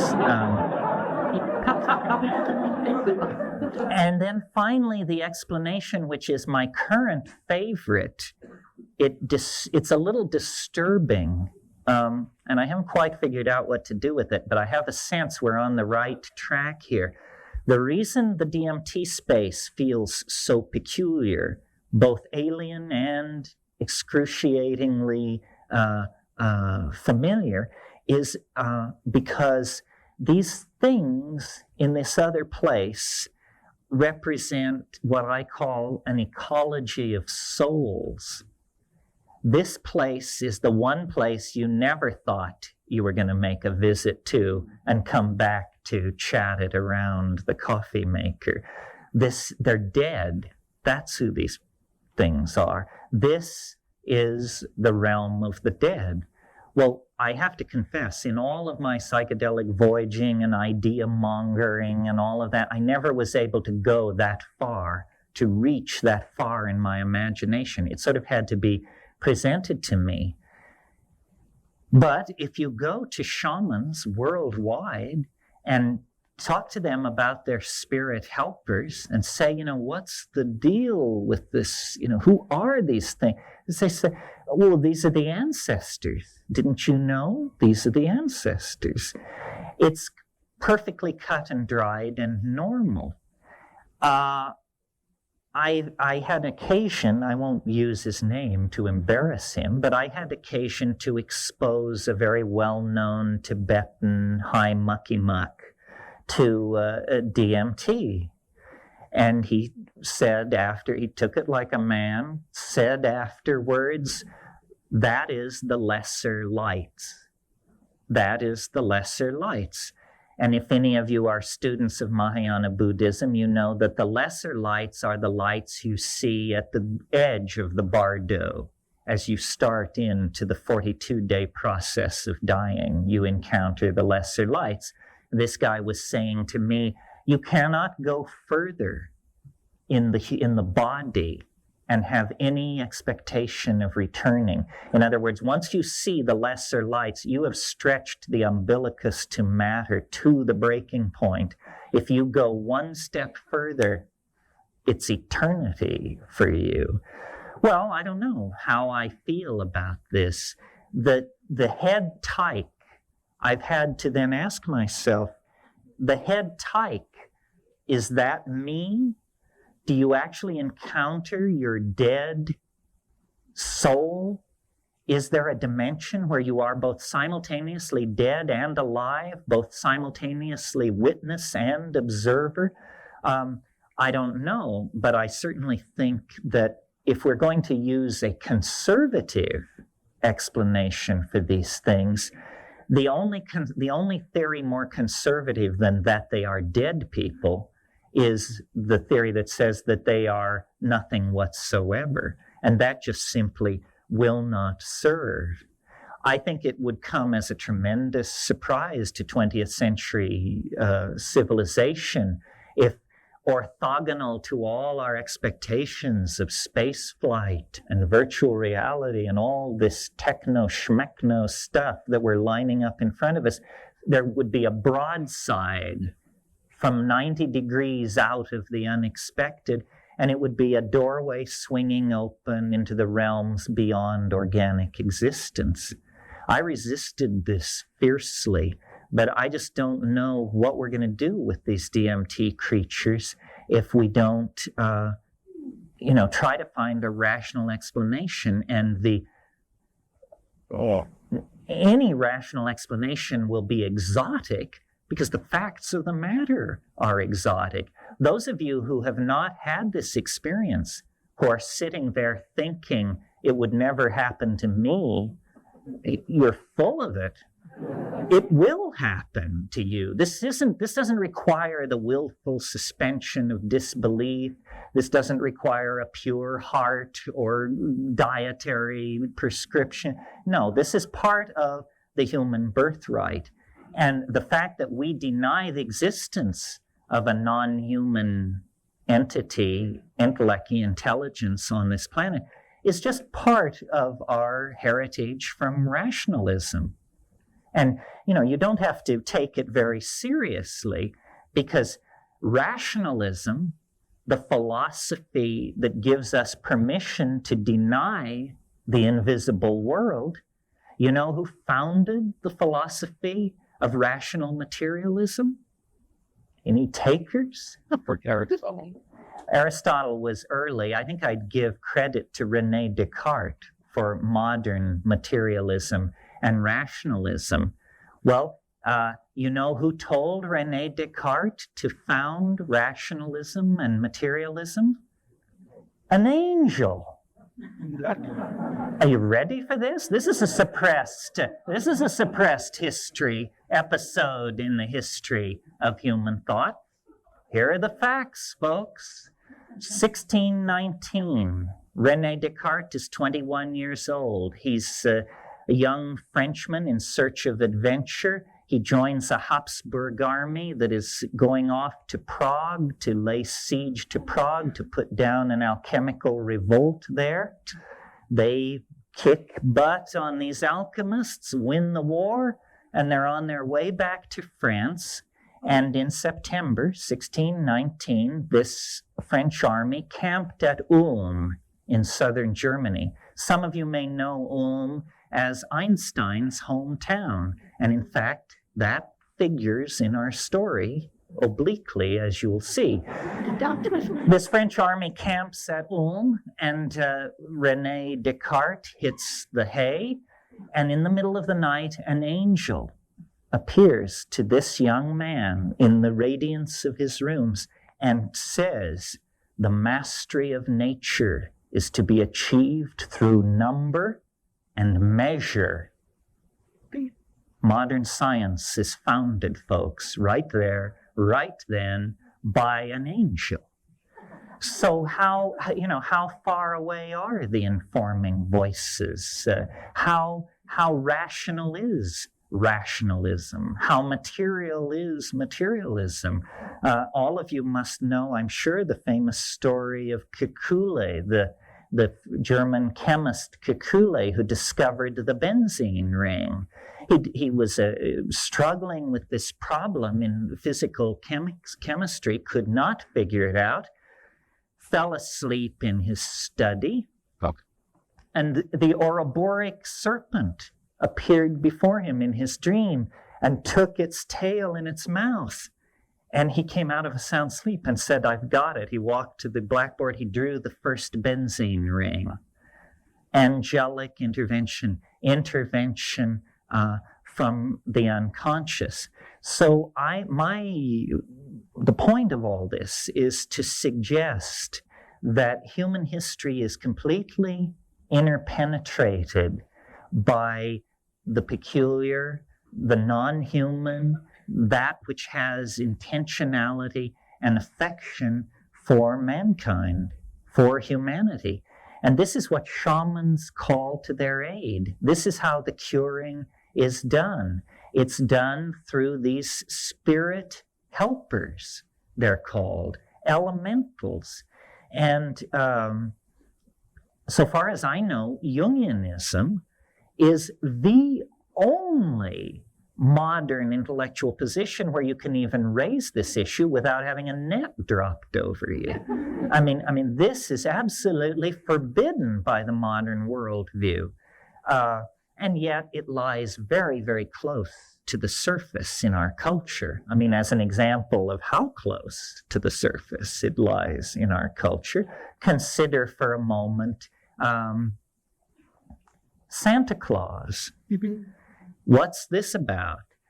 Santa Claus is the master of the elves. The elves that he is master of are demon artificers. They make toys for the world's children in their vast underground toy shops. And where are these underground toy shops? At the North Pole. I don't have to tell a room full of Jungians that the North Pole is the axis mundi. Yggdrasil, the magic world ash, the center of the mandala. What are the colors of Santa Claus? Red and white, the colors of Amanita muscaria. Absolutely. What is the titulary animal of Santa Claus? Reindeer. Reindeer are very central to the Amanita muscaria cult because reindeer eat the mushroom and then excrete their urine, and this is thought to be a cleaner and easier way to take the mushroom than to take it on the so-called first pass. The second pass is after the reindeer have had it.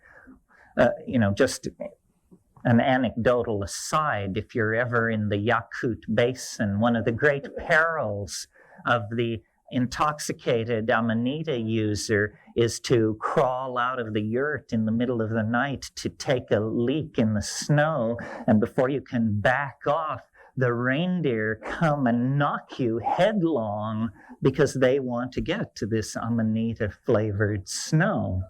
So here is Santa Claus right in the center of our culture, and when you take it apart, all the motifs are there. The demon artificers, the elves, the cosmic axis, the magical flight.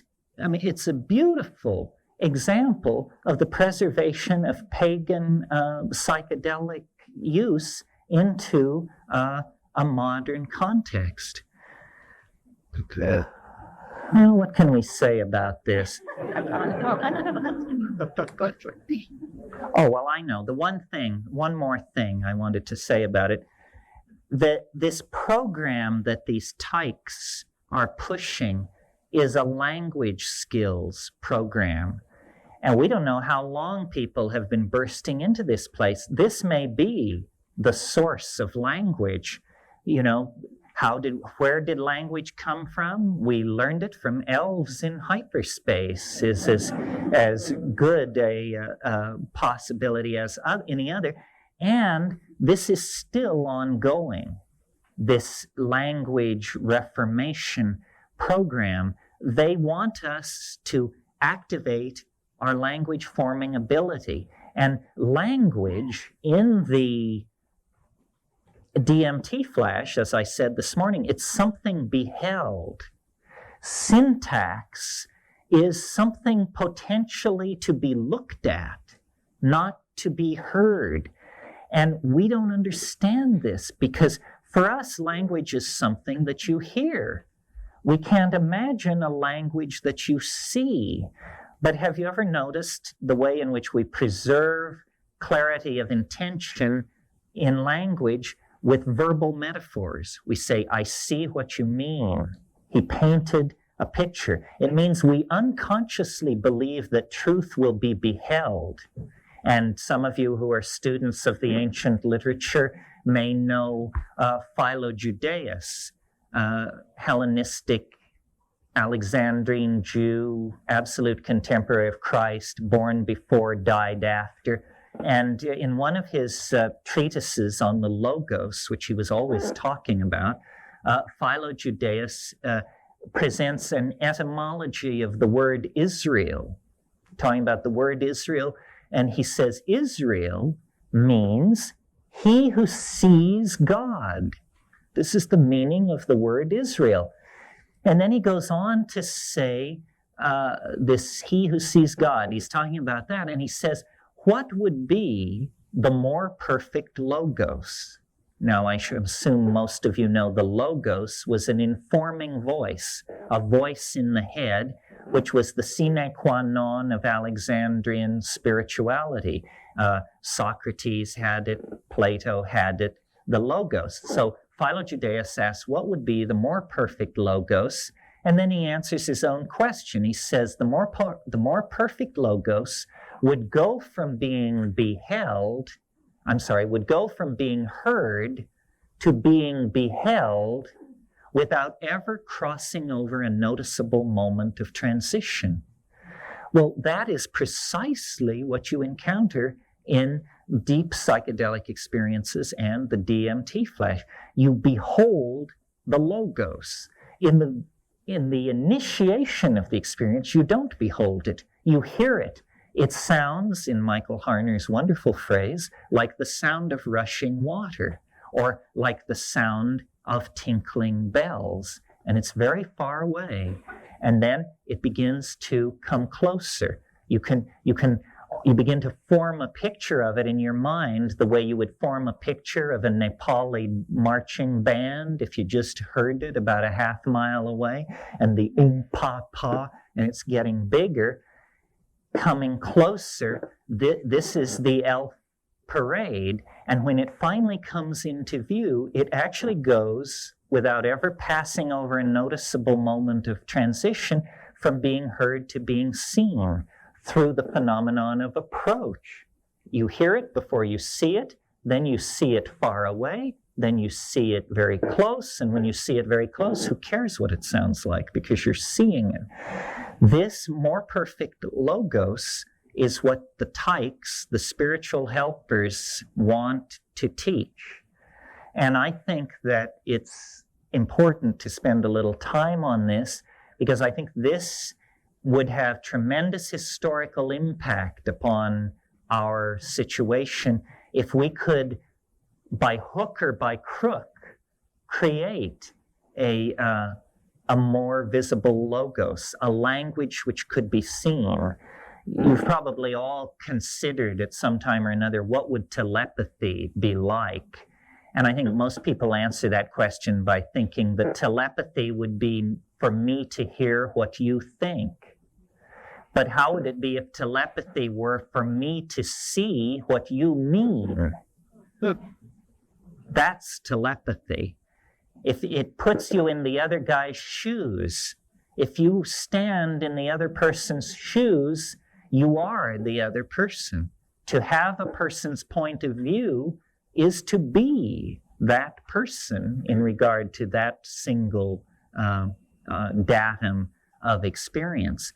So I've spent time with virtual reality people and all these technical folks, because I think that visual language is something that wants to be born. And it may be that can be technologically coaxed into existence, that we're going to have to wear goggles and have fast computer, or it may be that it can be physiologically coaxed into existence. There may be drugs which shift the processing of language from being an auditory phenomenon to being a visible phenomenon. Ayahuasca is an excellent candidate for this.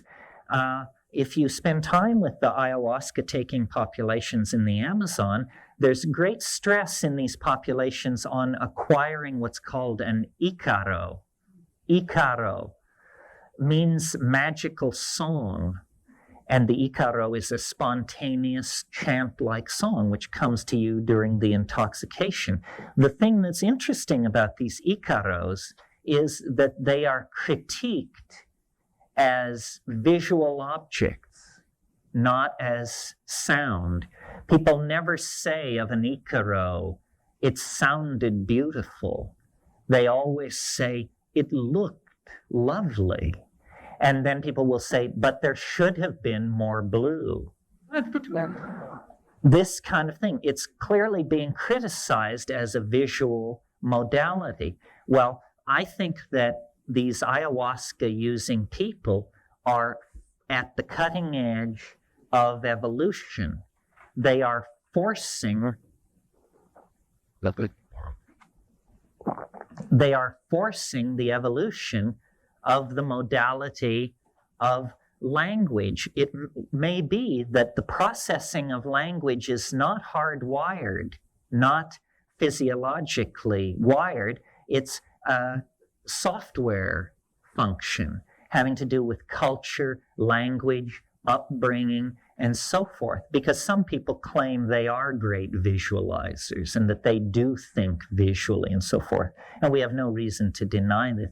So it may be that we are just a one gene or even an expression of gene ratios difference away from an entirely different way of processing communication between each other. And this is what the New Age, the end of history, the anticipation of this great breakthrough that we can feel but not really outline is about. If that seems far-fetched to you, you should notice how far-fetched the original emergence of language must have been. Because I think people were fully people and totally mute, or, unable to articulate a thought. And then either an accumulation of neurons or some synergistic effect was brought into play, and lo and behold, spoken language emerged out of that. Well, something similar could happen to us.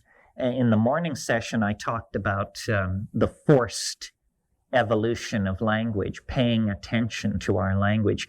I really think that the way to think of these psychedelics is as catalysts for the imagination. If any of you are chemists, a catalyst is something that when you add it to a chemical process, the process is tremendously speeded up. But in the end, the catalyst is not destroyed. The catalyst is reconstituted at the end. So psychedelics, one way of thinking of them is as a catalyst for cognition. The original description of psychedelic drugs was they were consciousness expanding drugs. Well, if we take the idea that they are consciousness expanding seriously for even a moment, then we have to put a lot of attention in on this, because it's the absence of consciousness that is murdering us and our planet. We need all the consciousness we can get. We need to wring it out of computers, get it out of plants, raise it in ourselves and our children. Wherever we can get it, we need it. And the present, the present situation with the planet is very dire because of us. Our unchecked evolution in a single direction along the gradient of culture has now created a toxic planet that is an endangered planet. Since this situation has arisen entirely within the confines of history, aren't we going to have to look outside of history in order to redress this problem? I think so. And when we do look outside history, then we find the institution of plant shamanism there, waiting to inform us, to educate us, and to show us how to set our a course out of the present dilemma. I don't think we can find our way out by ourselves. I don't think we can get high by ourselves. And I don't think as a species that we can save this planet by ourselves. We have to have a partner. We have to get an ally into this situation. Just in closing and as an example, the mushroom has a tremendous problem-solving ability. And because we can talk to it, we can ask it questions. We can actually get a non-human perspective on human problems. Yep. A few weeks ago, I made this statement before a group of people somewhere, and after the talk was over, somebody came up to me and said, well, so why don't you ask the mushroom how to save the world? And I just put it off, thought it was the wrong attitude. But then later I wondered about this question, how to save the world, and I thought, well, maybe I've been too circumspect with the mushroom. Maybe I should just put it to it. So I carried out the experiment and put to them, how do we save the world? And now I don't offer this as the solution. I'm going to tell you the mushroom's answer so that you can see how our backs aren't quite to the wall yet. There are still avenues to be explored. I said to the mushroom, how can we save the world? There was a hesitation of 1/3 of a second, approximately. And then the mushroom said, no woman should raise more than one natural child. And I said, what? Said, no woman should raise more than one natural child. So I took that home with me and I thought about it. Here are the consequences of following that piece of advice. The population of the earth would be cut in half in 50 years. 50 years following that, it would be cut in half again. 50 years after that, in half again. In 150 years, the population of the earth could be under 1 billion people. Nobody was shot. No wars were fought. No one was told they could not have a child. No one was coerced. No one was starved. Then I started looking into this thing about children and population. And most of you, like me, probably imagine that the world has a population problem. And this population problem is going on in places like Pakistan and Bangladesh because, dagnabbit, those little brown people will just not stop having children. Well, I looked into it, and I've got a surprise for you. A child born in America will use between 600 and 1,000 times more natural resources and energy than a child born to a woman in Bangladesh. Suppose you went to Bangladesh and you met a woman, a young woman of childbearing age, and she told you that her ambition in life was to have 1,000 children. You'd be appalled. I mean, what kind of social responsibility is this? What kind of person are you that you want to do this? An American woman having one child is having the equivalent of those 1,000 infants. Now, another interesting thing about this suggestion made by the mushroom, that each woman should rear one natural child. When we think of population control schemes, the first objection is, my God, you can never sell this to people. They have these religions, they have these centuries of tradition and so forth. It just won't wash. Notice that what the mushroom suggested is most likely to be accepted by the person most important to convert. We don't want to convert the women of the back streets of Bangladesh to this policy.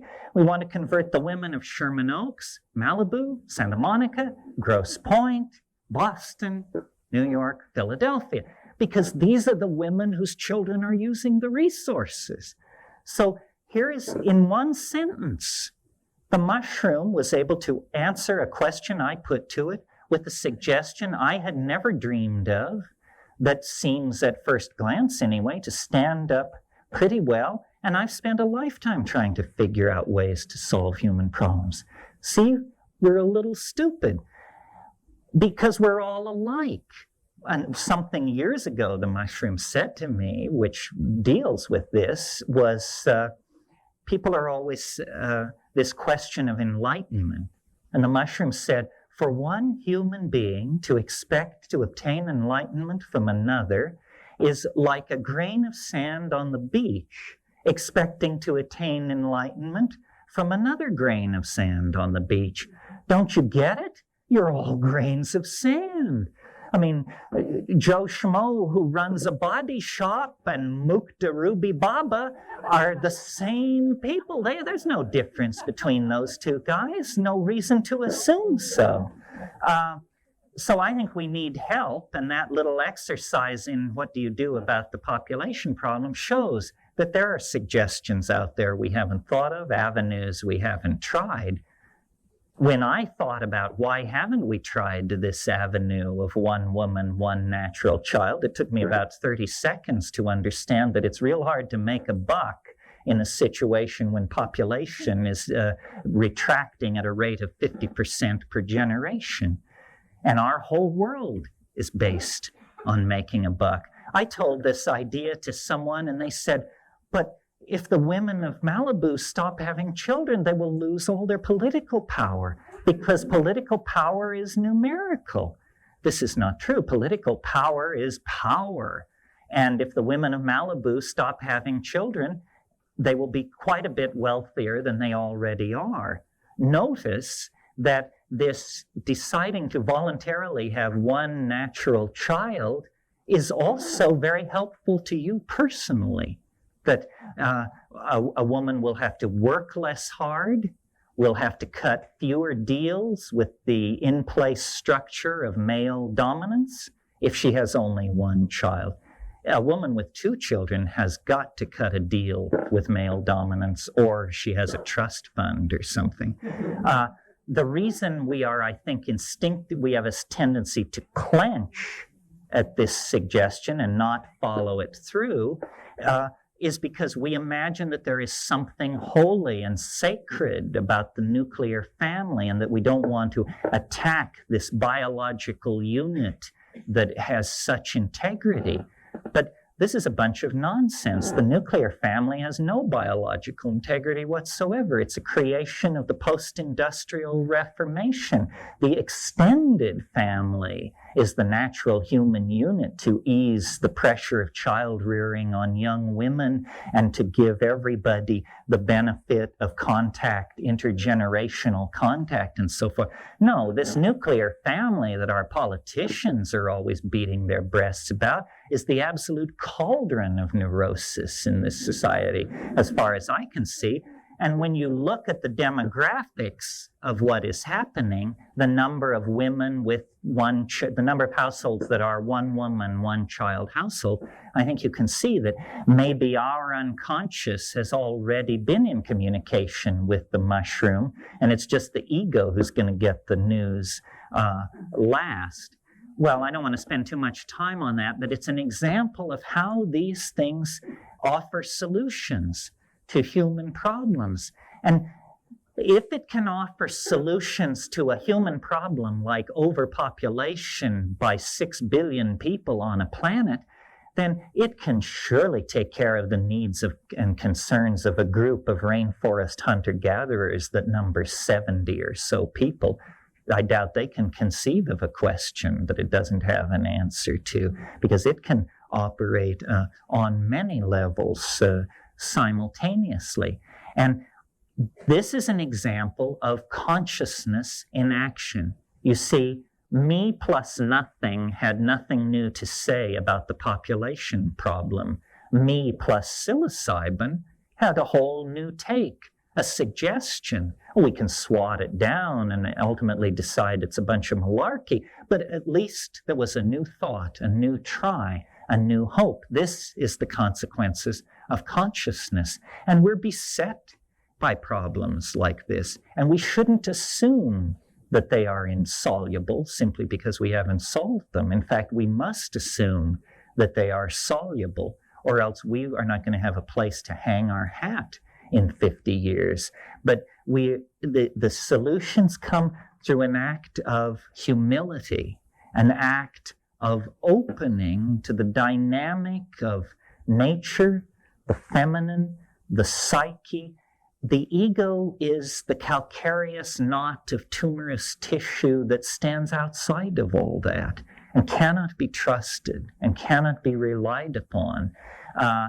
And so by attempting to dissolve that, to mitigate its hard edges, to smooth it out into the greater context of being, then we really discover what humanness is about, because humanness is not something that can be encompassed from the point of view of the ego.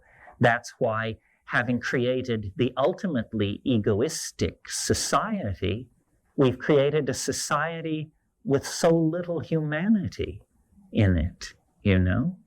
And I see the psychedelics as a siren song calling us back to what is authentic, to what is real, and to what, instead of closing off our future options, begins to open them up so that we can see that, you know, human beings are a part of the larger universal destiny, and we can comport ourselves with grace and dignity and make the world a better place than we found it, which is certainly not our record so far.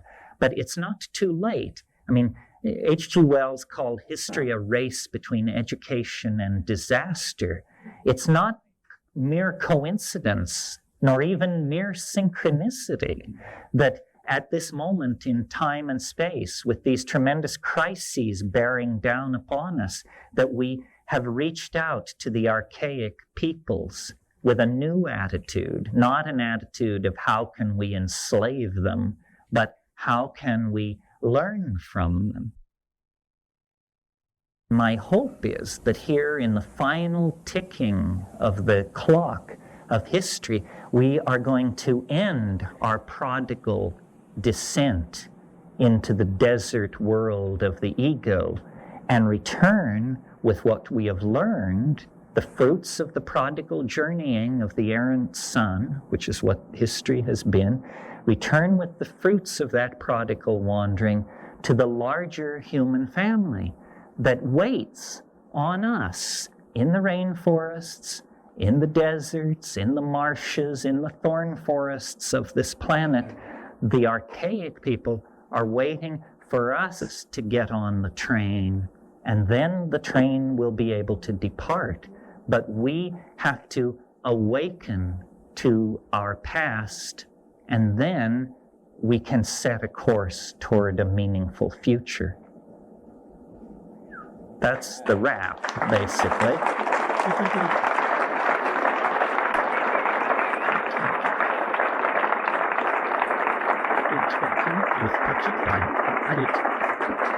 So let me explain something. The DMT flash is very brief. The mushroom experience is very long, hours. You can, if you are fortunate and took enough, on a psilocybin trip, you can work your way into a place which looks like a DMT flash, but it will take you a couple of hours of breath control and sitting in darkness and paying attention to get to this place. So I wanted to make clear that for my money, these hallucinogens all pretty much lead into the same place, but the experience of psilocybin and DMT is very different, if only because one is tremendously gradual, although it may not seem like that when it's happening, but compared to DMT, it's very gradual. It unfolds over several hours, while the other, you measure the DMT flash in hundreds of seconds. I mean, it is a flash, for sure. Okay. I'll just make my way through these, and we'll do as many as we have time for, and I guess we'll go till about 4. A recent LA Times Magazine article on Mayan excavation made passing reference to hallucinogenic enemas. Any knowledge of such practice? Good question, and humorous. Enemas were invented by the New World Indians, strangely enough. It was a route of drug administration unknown to Roman or Greek medicine. The reason the people of the Amazon basin invented enemas, 2 reasons, really. First of all, they had these very strong corrosive drugs that they wanted to find a route of administration for. And the second reason was they had rubber. The South American forests are the source of rubber. So they invented the first enema, the first hot water bottle, and God knows what else. Decency should probably not even inquire. I've never taken a hallucinogenic enema, but in principle, it may not be a bad idea with some things that are very sickening or like that. If you do an enema, though, remember that you cut doses to 1/3. You don't do a full dose that way, or you'll leave a human-shaped hole in the roof.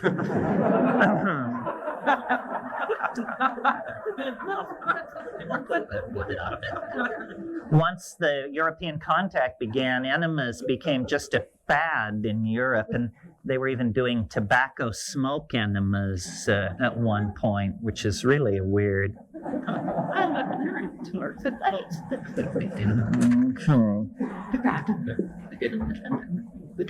Please explain, I guess it says, propagation and appropriate dosage of betel nuts and kava.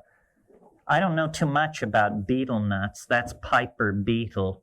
It's a vice throughout Southeast Asia. You probably all know the song from South Pacific, Bloody Mary's chewing betel nut.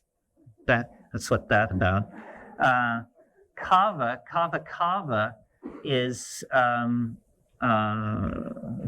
methysticum. This is a plant that occurs throughout Oceania and Micronesia, and has a very exotic chemistry. Bisnoryangonine and norbeocysteine are the active principles. These two compounds are known otherwise only from a mushroom. Kava is a kind of dreamy intoxicant. You don't feel like doing much, but you really enjoy just sitting there on the beach, and it's soporific kind of. It causes a bizarre condition, which is called crocodilianism. And crocodilianism is where your skin dries and cracks and migrates into little pyramidal shapes. And when Captain Cook landed in the Hawaiian Islands, he was, of course, meeting the high mucky mucks of the Hawaiian royalty. He thought everybody had leprosy. He didn't know what kind of a hell he'd fallen into until they put it together. He said, no, these are the royal families. All of these people are suffering from kava addiction, crocodilianism. It's not pleasant tasting. It's not a pleasant high. But recently I was in another state, and I had an errand to go. A very chance errand carried me to the house of someone I didn't know. And there on the table in this house was this huge bowl, this carved Fijian kava bowl. And I walked over and looked at it, and it was full of this milky, creamy stuff. And I stuck my finger in and I tasted it, and it was kava. And I turned to the lady of the house. I said, "What's the story?" And she said, "My husband was in the Peace Corps in Fiji. He loves this stuff." And so then I met him and talked to him about it. He said, "I'm a chronic alcoholic. I can't touch a drink. I can't touch a drop, but I drink this and I love it." And I said, "Well, do you know about crocodilianism?" And he said, "Oh, yes." And he lifted up his shirt and scratched his chest, and a huge cloud of dandruff rose. So sometimes you never know. It's the people I hang out with.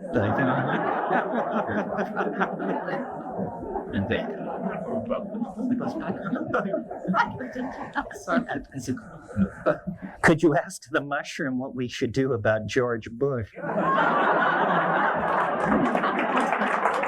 I have hope for the man. He has such a botanically promising name.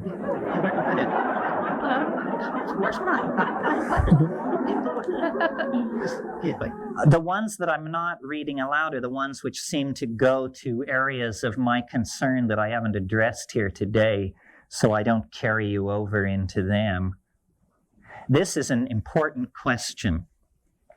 What is your view of introducing psychedelics to children and the initiation of children into altered states? This is so controversial, so hot, that other than reading the question, I'm not sure what I could say. At the Bridge Conference at Stanford a few weeks ago, there was a woman's panel. Kat was on it, Carolyn Garcia, Cindy Palmer-Horowitz, Nina Gravois, some of the great psychedelic women. And This is very important to discuss. Some of you may have read On John by Robert Bly, where he makes a tremendous case that fathers should provide initiatory experiences for their children. And, you know, we're not talking an overnight trout fishing trip here, folks. I think this definitely needs to be discussed. I'd be more comfortable with women discussing it because I think women are the caregivers and the child rearers largely. But it's really a problem. I mean, it's a problem for us that we even do these things in a climate of legal intolerance. And then, you know, to put it on to our children, to make criminals of our children. You know, I mean, you can lose your children with a stunt like that. This is very touchy, and yet I see it as a First Amendment right. It's a matter of religious conviction. And I don't know, my hope is that someday this religious conviction issue is going to collide right into the psychedelic issue, because I do not see how we can live under a constitution that guarantees life, liberty, and the pursuit of happiness, and say that psychedelic drugs are illegal. I mean, if the pursuit of happiness means anything, it must cover that. Now, I've had constitutional scholars explain to me that, well, no, you don't understand. Hamilton wanted it to say life, liberty, and the right to own property, and Jefferson objected. So they decided they'd put in language that was meaningless. So they settled on the pursuit of happiness. But I say, let's take that meaningless language in the Constitution and turn it into the greatest social revolution that's ever been seen. Children and psychedelics.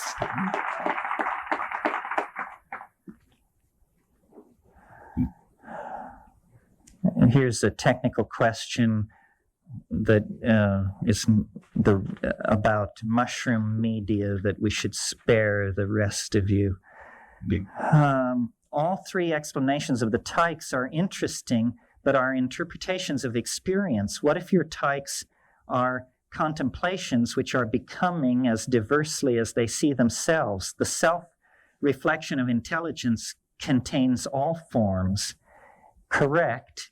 But then why these forms, and why so persistently? You know, to anybody who says something is everything devolves the obligation of explaining then why it appears to be specifically something. And I've taken lots of psychedelic compounds, and I don't get tykes anywhere else. I think this is somehow specific to the beast. Oh,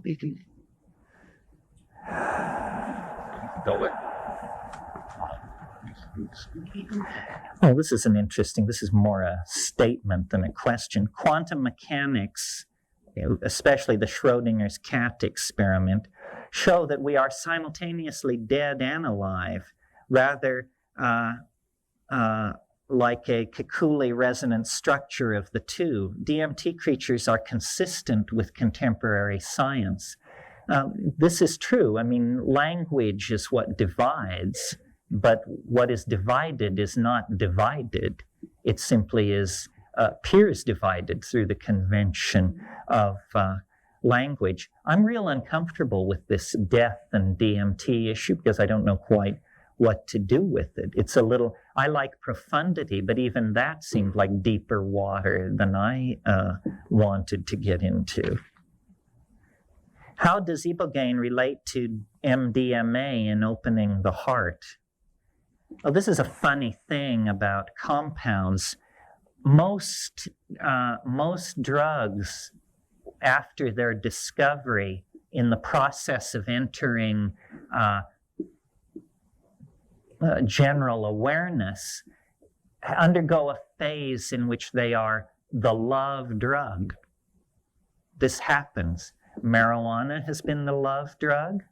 LSD has been the love drug. Psilocybin has been the love drug. A slightly different kind of love, but cocaine has been called the love drug. MDMA is called a heart-opening drug. and ibogaine, as I talked about. And then I've had tremendous heart openings on other things not related to this. And even DMT sends you down with an acute perception and appreciation of what a wonderful thing it is to be alive. Chemically, MDMA doesn't relate to ibogaine at all. I think this opening of the heart thing is something that many drugs make possible, and we just need to give ourselves permission to do it. The great power of MDMA is in what's called directed psychotherapy, where a therapist helps you sort out your problem. But we haven't seen, nor are we likely to see, any comparison studies of how well MDMA stacks up against LSD or psilocybin or mescaline.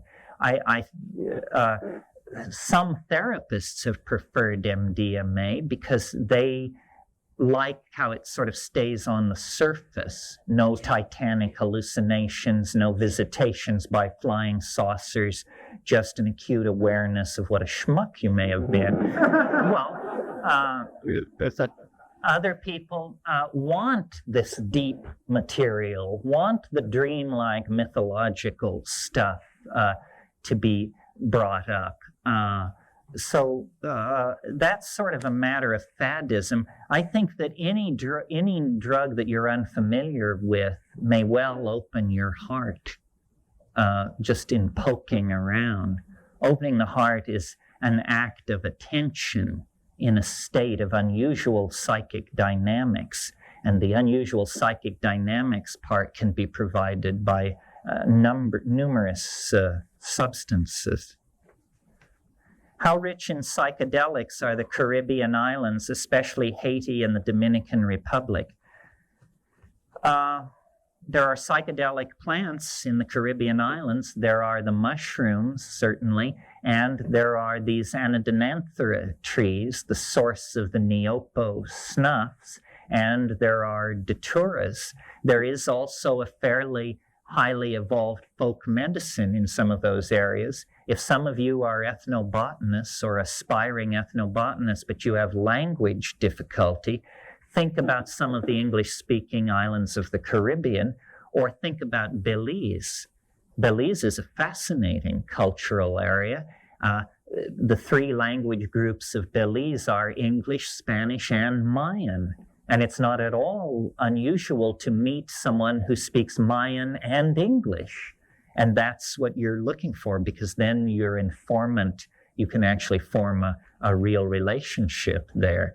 So there are many interesting plants in the New World tropics, including the Caribbean islands. Pardon me? Frogs. I don't know about Caribbean frogs, but since you raised this question, they're not frogs, first of all, they're toads. We don't want the toads to feel left out. This is a phenomenon that's arisen in the past few years. Some of you may know of it, that these large toads, Bufo alvaris toads, you can capture them out in the American Southwest at a certain time of year and take them back to your four-wheel drive vehicle and put pressure on the glands on the back of their neck and get them to squirt out 5-MeO DMT, fairly pure. I mean, it looks like it must be 70% the real thing. Squirt it onto the windshield of your four-wheel drive vehicle, and then with your frost scraper, after a few hours, you can scrape this stuff up and bag it up and rush back to Berkeley and sell it on the street for $80 a gram. Toad foam. It's interesting. Toad foam is what it's called. It raises some interesting issues because, so far as I know, it's the only animal-based psychedelic to have any availability at all. There are known animal psychedelics. The most spectacular example is a fish off the coast of Norfolk Island in the South Atlantic, and this fish contains DMT, and there are other fish with DMT in them. But this toad foam is the first example of an animal-based hallucinogen actually showing up as a product on the underground. So that Frog, well, not Peru. tree frog from Peru. This is, pardon me? That, yeah. D-A-I-N, to the Mati. Is that the Matisse word? Yeah. Well, this is all Peter Gorman's field work. And I respect Peter Gorman. He's not a personal friend of mine because I haven't spent that much time with him. But he seems to know more about this than anybody else. He's the only white person to have any information firsthand about it. His account is that these extremely uncontacted people in the Amazon have a tree frog which exudes something on its belly, and they take a burning stick and burn a hole into the muscle of the upper arm, just like you would take a cigarette and burn a hole into your arm. And then they pack this hole with this material from the underbelly of this frog, and then a spectacular trip results. But this is entirely the reports of one field worker, which it's a dream come true for him. This is what we all want to do, is go off and find a powerful hallucinogen that nobody else knows anything about, and then bring it back. So that's a case of that. Here's a question, not terribly relevant, but I like talking about my friends. Can you talk a little about your association with Rupert Sheldrake? Rupert is a good friend of mine. He and Ralph Abraham and I are writing a book together. He's the morphogenetic field man, and this is an alternative hypothesis to the scientific hypothesis. One way of thinking about psychedelics, and I didn't mention it because I didn't want to have to sketch you Sheldrake's cosmology, but since the question was asked, one way of thinking about psychedelics is they amplify the morphogenetic field. We see then what connects whatever you're looking at, then you see what is connected, because the morphogenetic field, which is there all the time, but which is sort of mitigated against by our language habits, becomes suddenly visible. And then my time wave, which I've strictly avoided talking about today, is an effort on my part to actually write an equation for the Sheldrakean morphogenetic field. And you see, Rupert's idea is not that powerful until somebody can walk to a blackboard and write the equations for the morphogenetic field. Until that's done, he's in the position that James Clerk Maxwell was in vis-a-vis the electromagnetic field, until somebody then, James Clerk Maxwell in this case, figured out the inverse square law and what the constraints were, and then wrote the equations of electromagnetic radiation. Could you elaborate further on the nature of MAO inhibitors? I will, since I mentioned it and it's worth understanding. It's that monoamines are these simple chemical compounds that are very active in biological systems, including all the drugs we've been talking about and many drugs we haven't mentioned. These are all monoamines. Well, then you have a system in the body called monoamine oxidase. The ACE on the end of a word indicates you're dealing with an enzyme, transcriptase. But this is monoamine oxidase. It oxidizes monoamines. It makes them harmless byproducts. So if you take a drug, one of these monoamines, it is monoamine oxidase that will render it harmless and shunt it to your urine. But there are what are called monoamine oxidase inhibitors. And that means that if you take the MAO inhibitor, now the monoamine oxidase can't destroy the monoamine, and the monoamines accumulate, and you get high. That's what happens. And sometimes monoamine accumulation can be a self-generated toxic state, where for some reason toxic byproducts aren't breaking down, then they will give you monoamine oxidase to oxidize these products away. But it's a reasonable strategy to try and jam the monoamine oxidase machinery to allow an exogenously introduced monoamine to then accumulate to intoxicating levels. So it's just a pharmacological strategy. Where does one obtain high-quality cubensis spore prints or cultures? Well, I mentioned my brother and I wrote a book on growing psilocybin mushrooms. You can order it out of the catalogs that are at the front. There's an ad in the back of that book for high-quality spore prints, and a company called Syzygy will send you a little plate of glass with more spore prints on it than there are people in North America. Are North American cubensis mushrooms, do they have lower potency? And can this be overcome by selective breeding? Selective breeding of mushrooms is an excruciating task. First of all, you have to be able to work with a microscope powerful enough that you can push one spore against another, keeping a third spore out of the picture.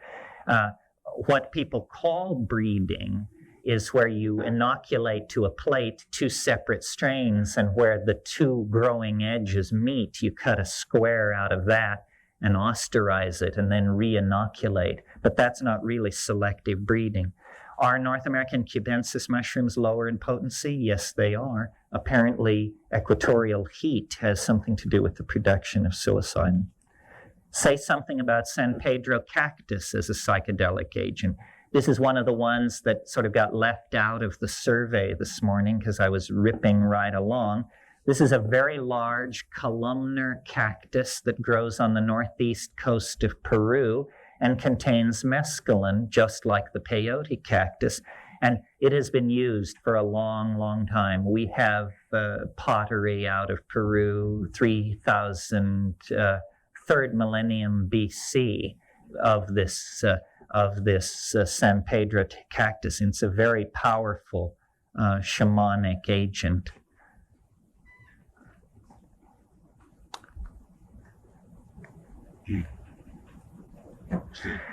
Marion Woodman, who I guess spoke to you recently, has stated one of the most noteworthy archetypes to surface in recent Malisan's dreams is the Black Madonna, a blending of mother and whore energies. Would you comment on this in the light of your psychedelic experiences and the re-emergent of the feminine energy? Well, I think, the goddess is on the move. The goddess is, this archetype is drawing energy with a fury that has not been seen since the Angevine court of Eleanor of Aquitaine. And it's a re-imaging of deity that is going on at every level. And certainly on psychedelics, you have immense moving experiences of the goddess. If you invoke the goddess in that situation, you can confront her. This is all part of this archaic return. I mean, it's happening on many levels.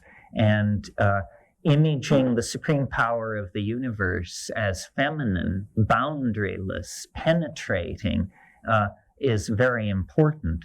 Let me say just a bit about gender politics, because sometimes people think I have no use for men.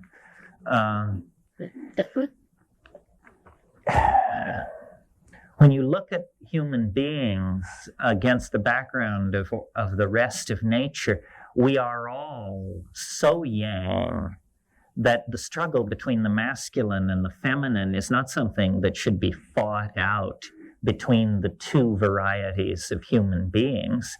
A proper reconnection to the feminine would be a reconnection to the vegetable matrix. This is the passive, enfolding, caring, bearing matrix of life on the earth.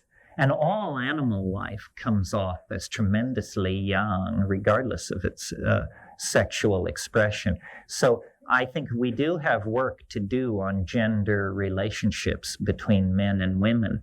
But more than that, we all have a great deal of refeminizing to do vis-a-vis the living earth.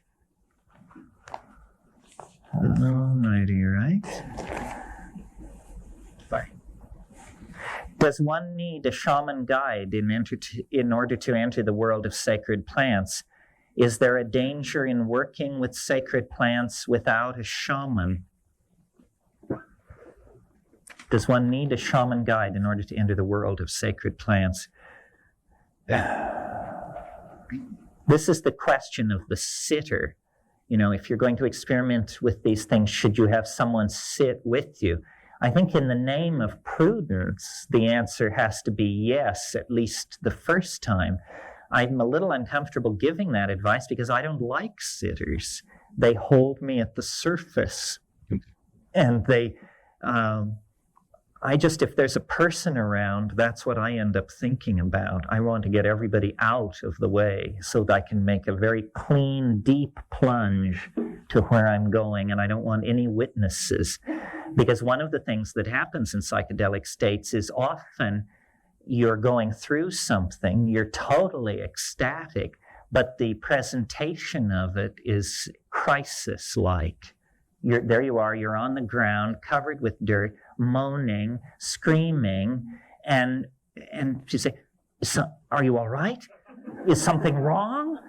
And the answer is no, nothing's wrong, everything is fine. But the person who has the expectations of the culture of what means right and wrong will bring you down with and this is why, remember in Cien Años de Soledad, when José Arcadia Buendía chained himself to the tree? This is a good technique. I've done this. I've chained myself to a tree so that I would not present a problem to myself. And then I took it with perfect confidence all by myself because I knew I couldn't get away from my tree.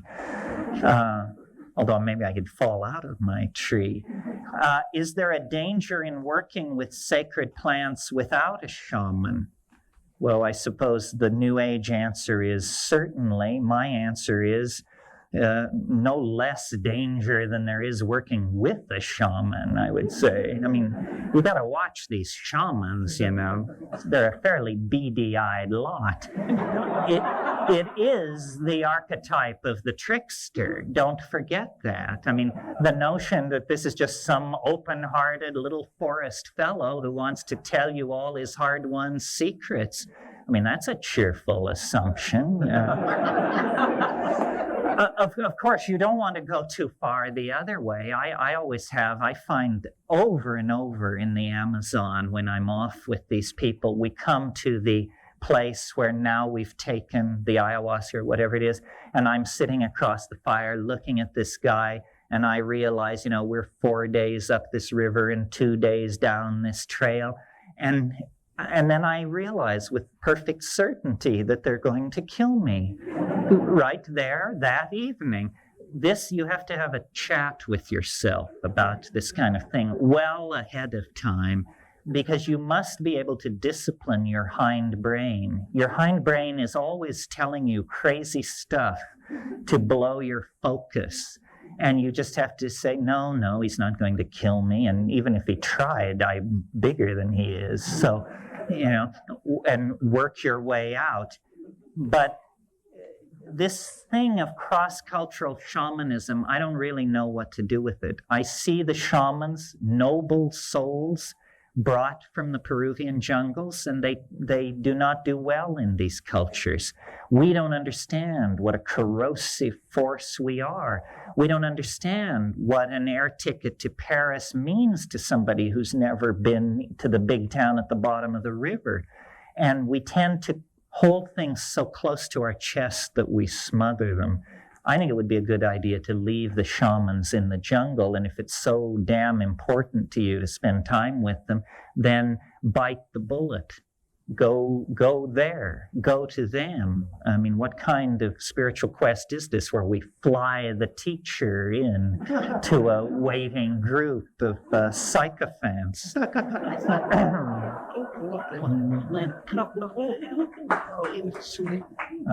are we doing? Oh, we're not doing so well. That was the last question, folks. Well, I'll smooth the gaffe by saying this is important, and it may sound like fluff, but it isn't.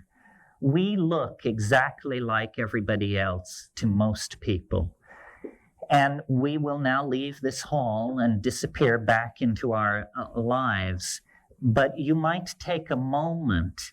This is your affinity group. It's preposterous, demeaning, and unhealthy to focus on one person. You know, the Terence McKenna, the Tim Leary, the John Lilly. I mean, hell yes, we're great people. But so are you. And this is your affinity group. Someone in this room has what you need. Someone in this room appreciates what you've got. So look at each other and pay attention. We are each like a virus, empowered now to go out in society and spread this new meme, this new permission, this new community of awareness of the archaic option. And so I think you are to be congratulated. You are what makes this all go. If it weren't for you, I would be behind bars. I don't know whether it would be a mental hospital or a state prison, but they'd figure that out later. Thanks to you, we have a movement. And this movement offers hope. And I think we need to speak clearly about this hope to people who are not aware of it. An idea has no power unless it is communicated. And we are, to some degree, in the closet. We are prudent. We don't say we're gutless. We say we're prudent. We're prudent. Say, this is no political climate in which to be X, Y, and Z. But actually, there's no better political climate than the present in which to raise these issues, because the rainforests are being destroyed, the native cultures are being destroyed, our authenticity as free-thinking people is being destroyed, all around the issue of the suppression of altered states and freedom to conduct the spiritual quest any way we want. And if we don't raise our voices in protest against this, then without doubt it will be slowly drained away, and we will be left in even more of a psychic desert than we already inhabit.